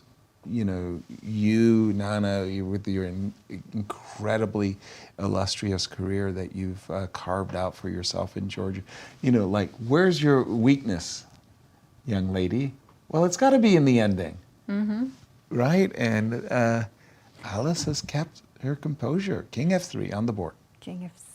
I'm also wondering now whether Nana will just accept that this pawn on f4 can easily be defended, so therefore perhaps should be traded off. If she wants to play for a win, maybe go g5 and have some mobility with the pawns. hg, king takes g5, h3, and you're saying you've got the f7 and e6 pawn. You can try to nurse them up the board and do something with that pair, yeah? Because, like you say, black's not really getting anywhere. Right. Otherwise, with the king going to f5, it's simply going to be checked away. That's right. The rook on e3 is beautifully defending the pawn on b3. Certainly is, yes. So, okay, g5 feels like the way. Sure enough, yeah, there's no other way forward, right? And again, you kind of want to keep testing your opponent. You know, like, look, if Alice finds all the right moves, you know, hats are off. Mazel tov. Takes. Anything? Well, I don't want to play knight d6 because that would give up the pawn, even though I'm getting 3 versus 2, right? But on the other hand, the point that you're making, Jovi, is knight d2, f5, and okay, slowly. Forward. Still, the pawn on h2 is vulnerable. Yeah, and your passer on b3 isn't bothering anybody, whereas the pawns on e5 and f5 might become bothersome. What did she do? She traded on a g5. I would probably play h3 myself, just putting my pawn on a light square so that I can blunder it to bishop takes h2. Bobby Fischer style. Bobby took that pawn on h2. And people forget that Bobby was a pawn grubber. It was okay. It was okay. That didn't lose the game. Yeah. The losing move came later. Yes. It wasn't bishop takes h2, although that became a meme. And I think even T-shirts were made out of bishop takes h2. And Alice down to 42 seconds. But looks can be deceptive. Alice in full control. And king to g3. Well, once again, dare I say it, Alice looking for her chance of maybe playing for f4 check and king h4. I wouldn't recommend it, mind you. f6. Yes, and Nana is in hustle mode. I recognize this type of chess. As you're hustling a 9-year-old, and there's Nana hustling a 14-year-old. Go ahead, go for it. Knight back. Okay, now this one is clear. She wants to play knight check, forking king and bishop. Go ahead, you were about to... No, I was going to say that this type of chess is just designed to force your opponent to think a little bit, Right. Just keep them on their toes. F6, maybe a pawn's going to come to e5, f5, decision time later on. Okay, just a second. So Alice is in, you think Alice is being hustled? I got to tell you, I think Alice is enjoying this. She's trying to hustle Nana too. So if we play knight f3 check, just imagining. Yes. Okay, where the king. Where are you going to put your king? Can step back. And another check. She's reaching for it, and she puts her knight in the other direction. Okay, I thought she was going to try to, I don't know, misstep the black king and potentially use her king. Well, now talking about misstep, you do have h4 check. Okay. I'm not sure if this is what Alice wanted or not, inducing the pawn to a dark square. It's just to prevent f4 checks ideas. Gotcha. And so now here you can... Again, you want to play e5, yeah, I want to e4, go e5, e4, f5. And all the good happy moves. Exactly. All the good happy moves you can. And she goes for e5 directly. No, without the check. Sorry. Yeah. Let me just refresh my board. e5 without the check. Yeah, it's true. If you wanted to stop f4, does this move do it though? Like, again, I don't know how desperate or otherwise I might be, but if I played f4 and you took, not that you had to, but is this something that you're really grateful for?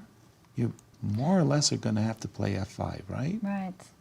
Okay. It's an interesting option. Alice only has 30 seconds, and she goes for it. This is the reason why I was pushing the king one step back. f4 check. Nicely calculated by Alice. Wow. Seconds left on the clock. Wow. And she makes those brave decisions. That is a very brave decision with very little time. But f4 check, oh my goodness. That is very, dare I say, grandmasterly. That is quite the pawn sacrifice. King on f3, nicely. That's a great blockade. Think about it. Light square, light square, light square. Put the pawn on h3. How are you ever going to disturb white's pieces? White's pieces are all ideally suited for the situation. Mm-hmm. Maybe it's time to swing the rook round from b4.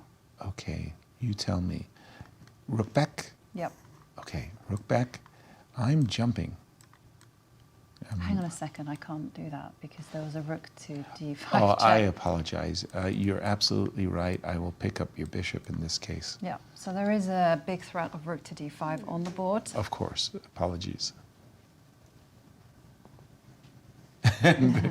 Why did I want the pawn on h3? Just for these moments, for these the briefest of moments. That's a tempo. Interesting, right? Does Alice carry on her bravery by going h4 check? Or does she just quick question. leave everything intact? Where does the bishop go after king g2? It's got to go all the way back to a7, right? I'm just wondering if you're running out of squares. I don't think you are, but king g2, just humor me for the briefest of moments. And rook to d7. No, I guess you can play bishop back. I also got f3 check. And you've got f3 check. No, that's not what I wanted. So I will play h3. Cowardly. Well, she's reaching for the king g2. I mean, it has a point, because if the bishop goes back to a7, the king can step back to where it came from. Well, in that case, Nana has sidestepped the threat of rook d5 with a gain of tempo, not necessarily like that's end of story, but okay. Bishop a7, all the way back. And Alice living around the minute mark, Right. having to make moves with seconds left on the clock. She steps up with the king. King f3. And yes, this is one of those moments where I really do want to play rook d5 check, very, very much so. And I really do want to induce the move f5, because somehow, if the bishop ever gets to e5, it's super safe and it, protects weak pawns. So I kind of like to see this pawn on f5. Bishop, here we go. Bishop back to b8, and I would be the one playing rook to d5 check in this moment. Let's see if Alice may also like h3, though. It's a possibility. Alice, 1 minute. Knight. Maybe we can update the board. Sure. Knight. And like you say, she's been living in that 30 seconds to 1 minute zone. I see now she's got a minute 30, so she's actually gained a little time on the clock.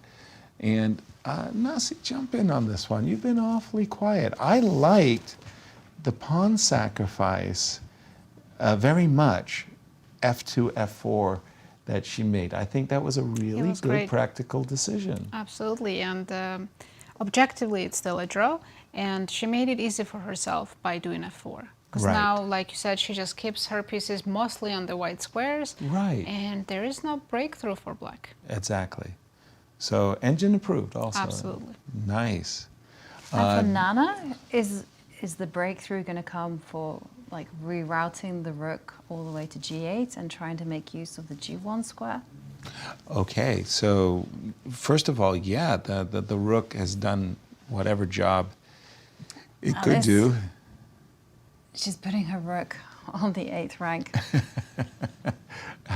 And her nervous way of play makes me nervous how she moves the pieces from time to time. Rook to d8. I don't know if that's threatening rook to g8 or it's just a temporary move. Again, a blunder alert. Bishop c3 check, knight to e4. That would be a massive fork, not what Nana wants. What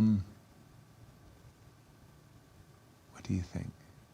Is rook g8 a threat? I wouldn't think so. Yeah, I'm thinking maybe the big idea is king f5, rook h8. Okay, so, oh boy, yeah, Okay, rook to so b7, bringing the rook back, rook check. g8. That's what she had in mind. But is this king f5? And now is the What is big she idea doing? rook h8. Well, I'm fearful of rook to d7. So rook h8, I would be afraid of rook to d7. And then step back with the king. King e2, yes?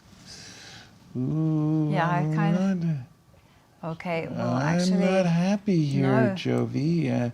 I got Yeah, you made unpleasant progress. Okay, sensations so here. that means that rook to d7 is a massive threat, so white has to play rook to d8.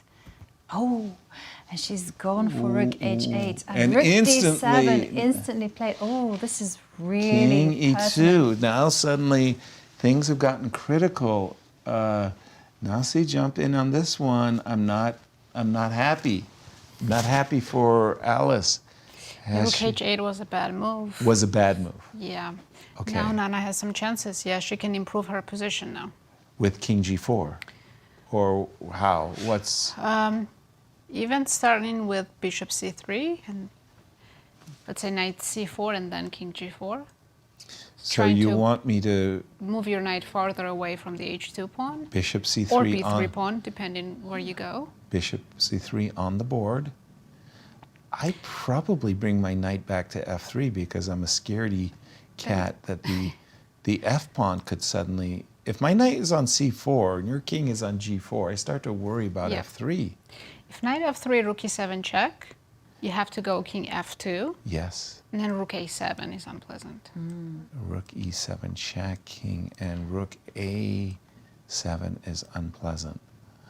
Oh boy, It's still defendable, but it's much harder now. it's getting You can't scary. grab that pawn on h5 because the king will just centralize on e4, yeah. Yeah. Ooh. And Alice's clock is ticking. The rook on d3 was perfect. I don't know what was attractive about rook to h8 because even if you're taking this pawn, the king, is going to wrong foot you. King will come to g4. In the meantime, bishop to c3 drives the knight to where? We know knights love protected outposts, so knight c4, but king g4 stops us from going in that direction. Well, Alice, 44 seconds, and her position has suddenly become difficult. Big decision to go with the knight, to jump to the c4 square or keep the knight close to the king. And either way, the black king has now been mobilized. Okay, so she jumps to c4. Poof. I was about to say, one of the worst moves she could do is knight to b1. I would just, kind of a Tsuji against the knight there.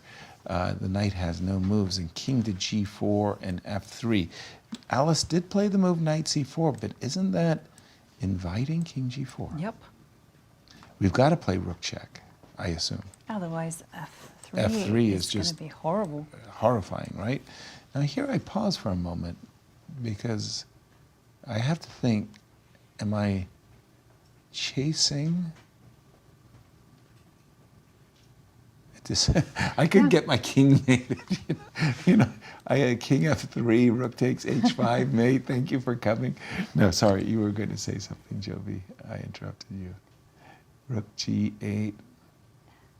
Well, you have to step forward with the king, Yasser. Yeah, Otherwise, I think so. you're not going to make progress, and it's important, to go. And just eat the pawn and enjoy the consequences. I got a pawn, and on a good day, I can push them. Clock times for Nana. Well, Nana is now under 4 minutes, so she's not got that much time. Alice under the minute. I know what she should do, king e4. And remember a moment ago why I wanted that pawn on f5? Because the problem with the check now, I moved my bishop. I've got knight d2. Lucky me, lucky Alice. Sorry. But king the g4. king does come to g4. And okay, moment of truth. Rook to g8 check will... Absolutely forced, Yasser.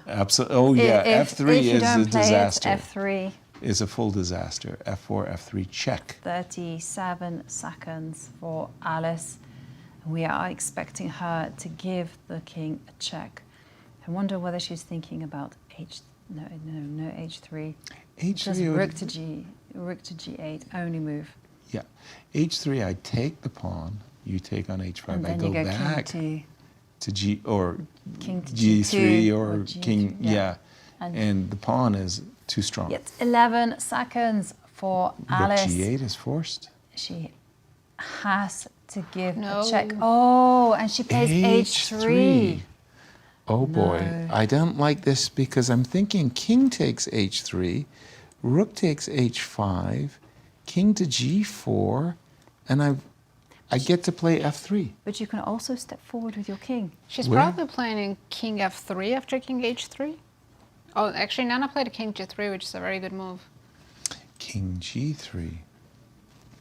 Oh boy, this has gone wrong. It's -3. It's gone wrong, and wow. And Alice, 20 seconds. Oh boy.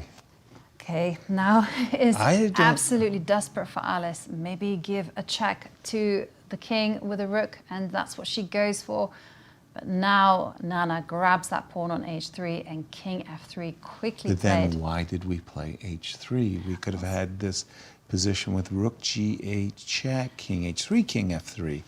And now the bishop is going to step back to e5 just to consolidate that f4 pawn. and she did it. This is, again, one of the reasons why I really wanted that rook d5. The bishop on e5 is actually in full glory mode at the moment. I can never take the bishop. Or You never have a rook to d3 coming as rook well. to d3. The blockade has been broken, Yasser. Well, here's my thinking. I need to put my knight back on f3. So a moment ago, remember when I was getting this light square blockade, imagining that my knight was on f3, I'd have a perpetual check instantly. Knight g1 check, knight f3. And I'm thinking that's my only chance, king e2. And that's what she goes for. Yeah, I'm with Nasi on this one. I think +3 is indicative of the actual result now, objectively, the position. 2 extra pawns. But still, that trap is in the bag of Right. just coming back with the knight so that it can settle on f3. So Nana can't be too careless and start making random moves. Exactly, like h4 would not help her necessarily. In this case, what would help her, of course, is any rook to the g file. If you could get your rook to g5, rook to g4, any kind of those setups. So what would be a good way of doing that? Maybe rook, Maybe rook sorry, e7 as well as the move. rook e7, just to disturb the Exactly. whole setup. Yeah, So that if you do drop your knight back, there is a check. there is a check. Yeah, here unfortunately, I probably have to play king f3 after rook e7. Yeah, then you get the time to go rook to b7. Oh no, Knight. but then the knight will step back to And d2 then- and bishop c3. But is this not a drawn ending? If you play rook takes b3, there are certain h and f pawns that are drawn. Yeah, but the king has been cut off, so you can go h4. Good point. Good point. It's not the usual one with my king settled on g2 or something of that nature. Oh, very, very, very difficult position to defend. And wow, Alice had this great blockade. I loved her f4 move, but she just overplayed her hand with this rook to d8 to h8 a maneuver totally uncalled for. Oof. I think one thing that audience might not realize is that Yes. when you play with 30 seconds, she's been playing it for like almost an hour now. Right. Eventually it gets to you. It does. And it got her at the worst moment when she kind of rushed with rook h8. She probably, in her head, thinks, well, I've got the draw. This is easy. And that's when exactly your opponent can strike and surprise you, or you miss some move and now it's too late. Wait, guys. At knight f3, oh, she saw it, she knows that knight g1 would be a perpetual. Nana was ready. She went bishop to d4 a la tempo, but let's take a look. Knight f3. For Nana, it was better to sacrifice the pawn with f3. Just move a go instead of bishop d4. Let's show this f3. Yes. And then if you take knight f3, bishop g3, you cover the g file that way. Eventually, you're going to move the king g2 and h-pawn goes. Exactly, something with check and gotcha. That's not what we're seeing, though. We have just seen the move bishop to d4. Let's imagine the most obvious. Knight f3. Rook e7 check. Rook e7 check. King has to... Well, guys, yes. Alice is on 10 seconds. Bishop e3. It's still winning for black, just 8, it's going to take a while. 7, 5. Okay. 5? Footing. Yes. 4? It was 34 she seconds. made it with 4 seconds. Okay, let's just see what we've got here. Knight f3. We have been looking at rook e7 check and bishop to e3. Nana looks like she was reaching for her bishop there. The problem I'm having is that if I play bishop e3, the rook will slide over to h8. Capturing this pawn will be a great success, like big time success. And I'm thinking the chances of a draw go really higher. That's true.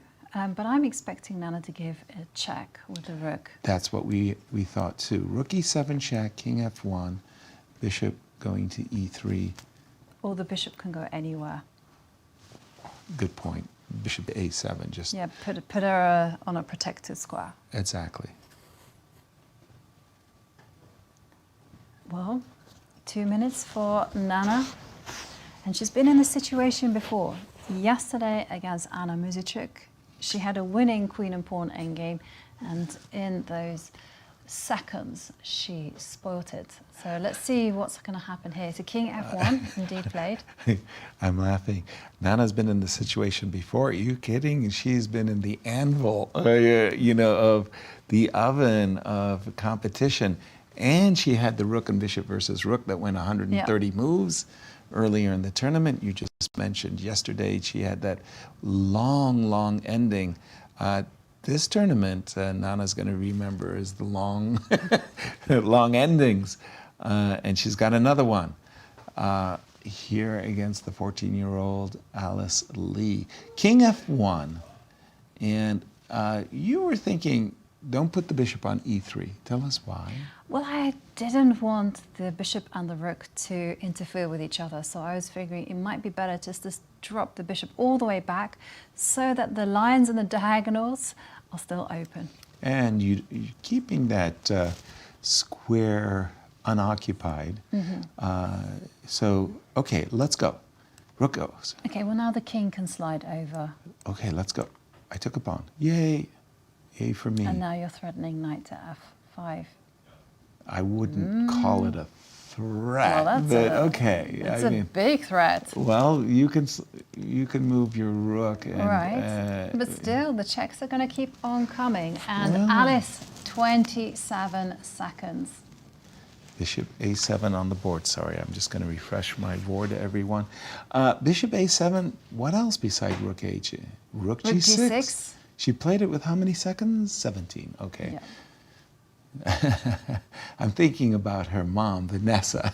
It's like probably, nervously looking, come on, Alice. Well, it's an interesting move, rook to g6. What happens after rook b7?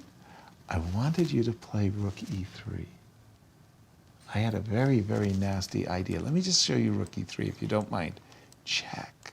That's a surprise because your rook interferes, and then suddenly, I wasn't exactly sure this is what you wanted, but you had a better idea than this. You wanted to play rook to b7, right? Yes. Exactly. That looks like a far superior move to anything I was looking at. Well, Nana now down to a minute. She needs to still tread with care. Nana has been comfortably ahead on the clock. And when I mean comfortably, I mean she had 10 minutes to, let's say, 1 minute. Remember, for the last hour, Alice has been playing on her increment. So this is the first time that she's had the discomfort of having to rely upon her increment. And she did play your move, rook to b7, going after the b3 pawn. And look at Alice go. Rook takes f6. Alice is thinking, please take my pawn so that I can take this pawn, and please let me get into a rook and bishop versus. No, Yes. I don't know if that's Well, I'm actually, I expecting- think, actually it's expecting winning. bishop. Hold on, rook takes b3, rook takes f4. This is winning because it's a check.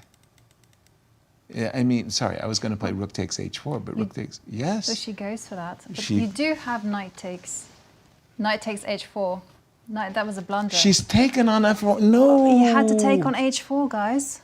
Yes. Knight h4 was immediately a draw. Wow. Knight takes h4. Oh no, she's She done missed it in the king wrong. g3. She's done it in the wrong order. King g3. And this was my thought, that I was going to play rook takes h4 and make a draw, forgetting that rook takes f3 is check. Oh no. So she could have sacrificed the piece. She wanted to sacrifice the piece, and the piece, the way to do it was, oh no. Oh no, she's going to be so distraught. She's done it the wrong way. Rook takes f4, king g3. That loses. It's a game win. over. Okay, she puts the knight back to d2. Oh my goodness, she's scrambling. Knight to d2. King f4 and h3. Yeah, King takes f4. Knight takes d2. h3. h3. Next move, either king f3 or g3 and h2. Can't stop h2. This Okay. is- This is But This in is so- the panic of time travel, Yes, is this easy to spot? yes, Yes.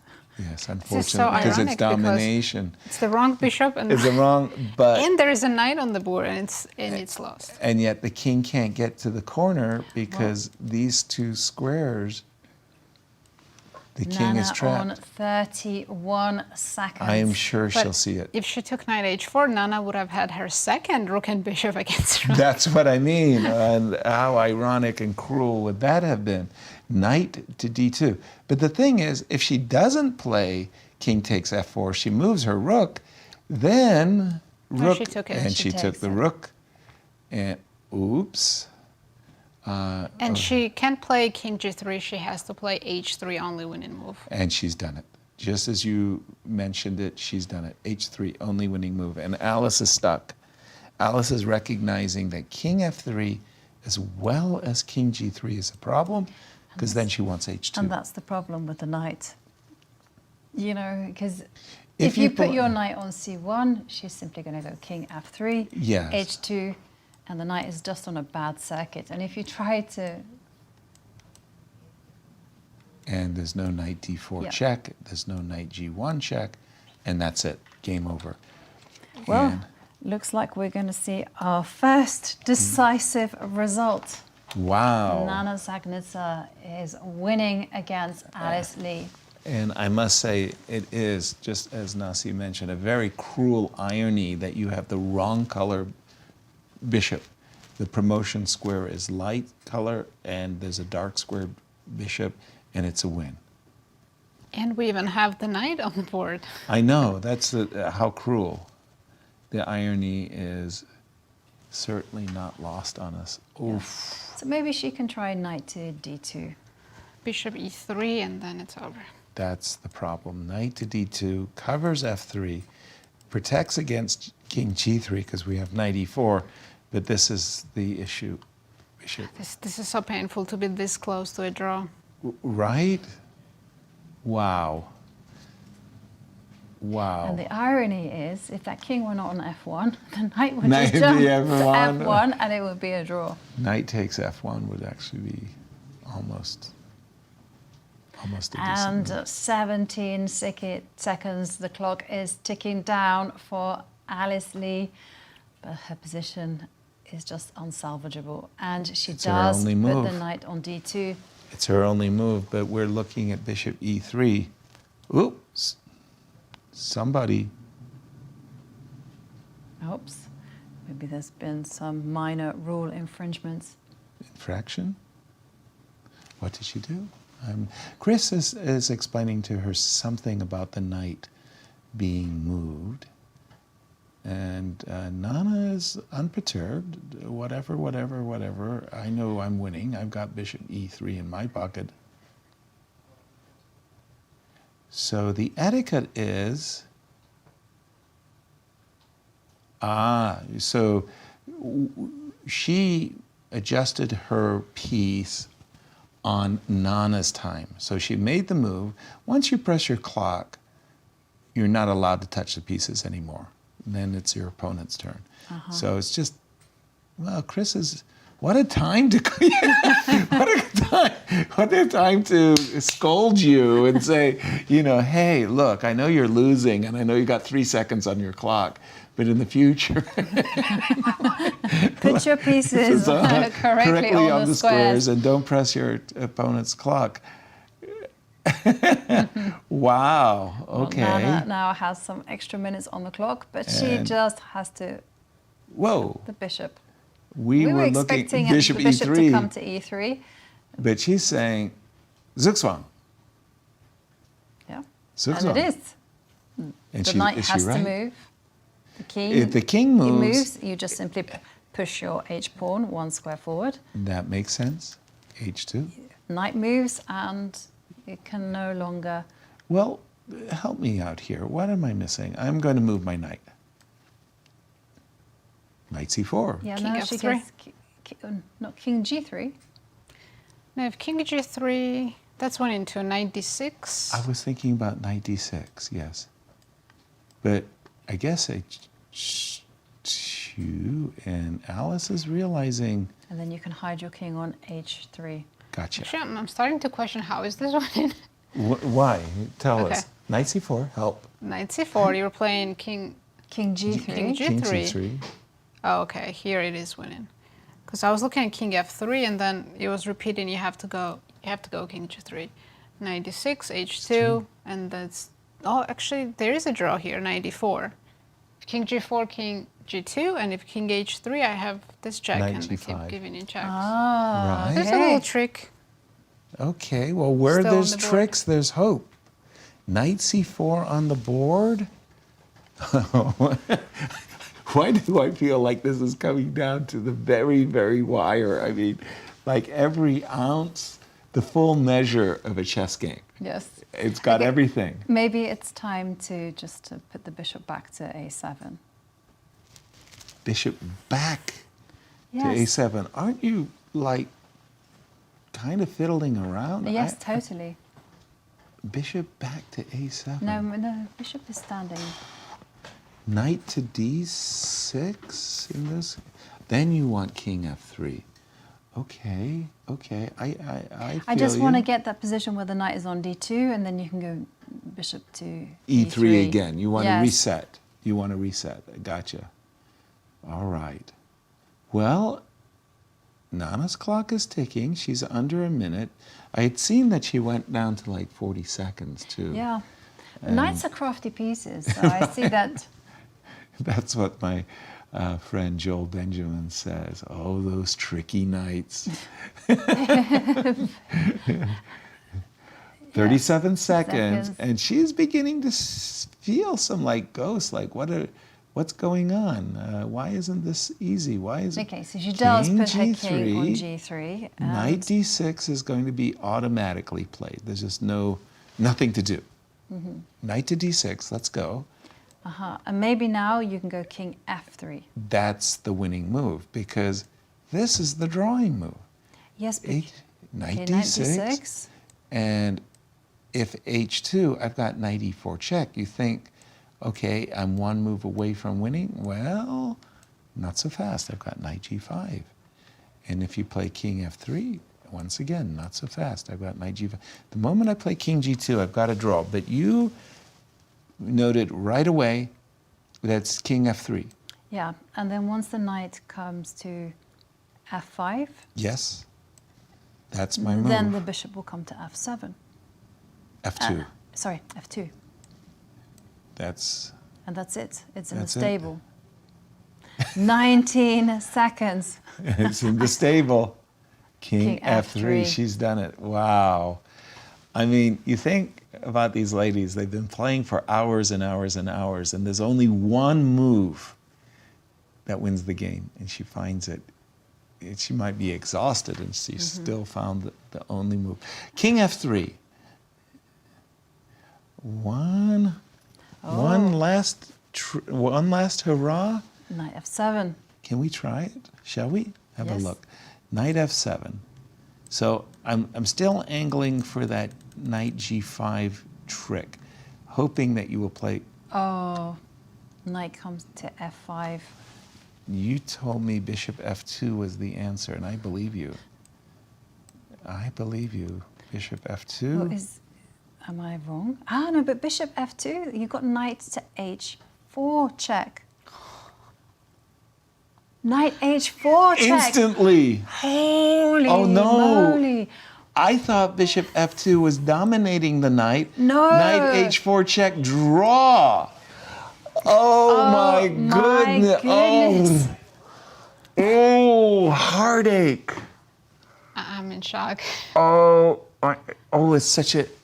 Oh, that's a deceitful move. You played bishop f2, stopping knight h4. Correct. That was the whole point. And the only way to win was the bishop c5. c5. No, actually, any bishop a7, bishop e3, they're all winning except for bishop f2. That was the one move that was a draw. mind square. Oh my gosh. 15 seconds. And bishop she takes takes h4, king g1. King g1, The and wrong the color king bishop. is in the corner. And what a miracle save from Alice. Drama, high drama at the very end. If I was in Nana's shoes, my heart would just have sunk right into my shoes. But Alice is on cloud 9 right now. She can't believe She it. gave us a wry smile there. And there you can see. Now the king gets to h1 and Wow. yeah, I'm expecting 5 draws. h2. 5 draws. But it was and quite the adventure. It So could have in been the 5 end- wins. Exactly. Wow. Wow. What a day of play.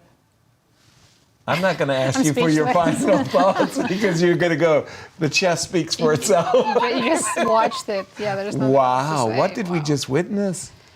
That was quite shocking.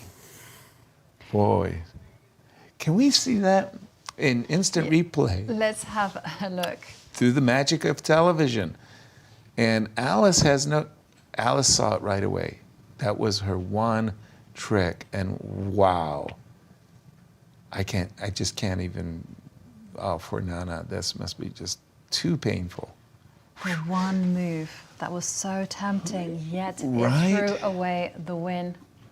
By the way, that draw was huge for Alice because that keeps her in the mix, right? Absolutely. And it means that she goes into the rest day tomorrow Yep. in a happy mood. Very, very happy mood. This And, draw counts as a win. tell us for about the Alice. schedule. Well, okay, do remember that it is a rest day tomorrow, Tuesday, June the 18th, and play resumes on Wednesday. Be back to business for the players, and well, we have 9 rounds.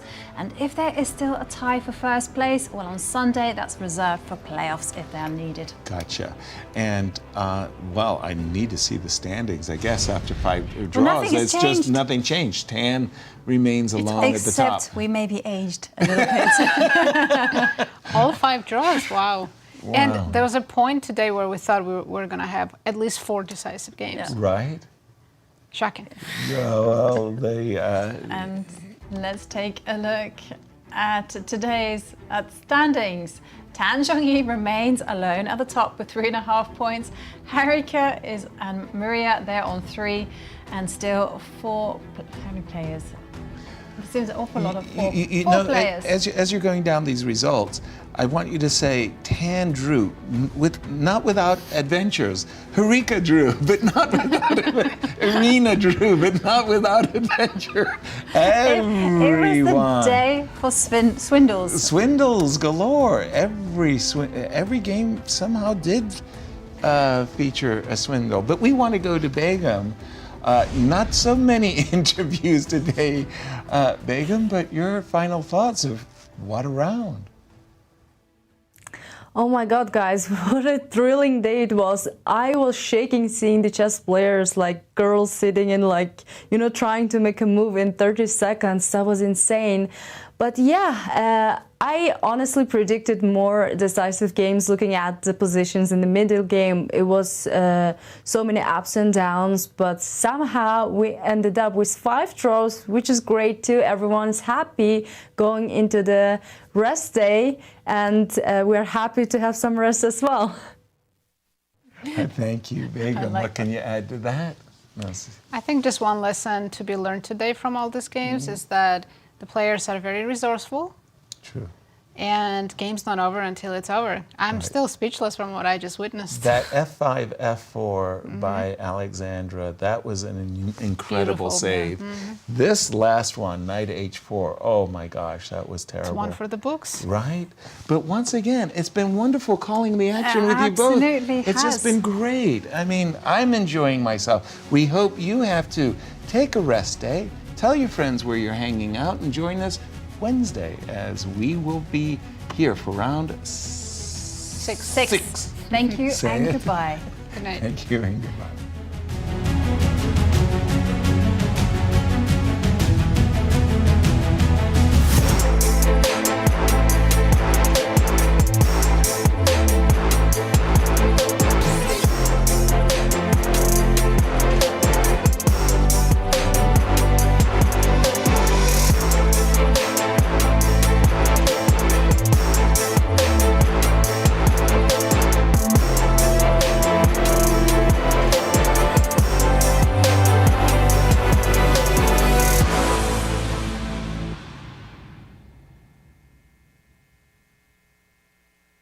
This has been a presentation of the St. Louis Chess Club. Any reproduction or distribution of this content without the express written consent of the St. Louis Chess Club is prohibited.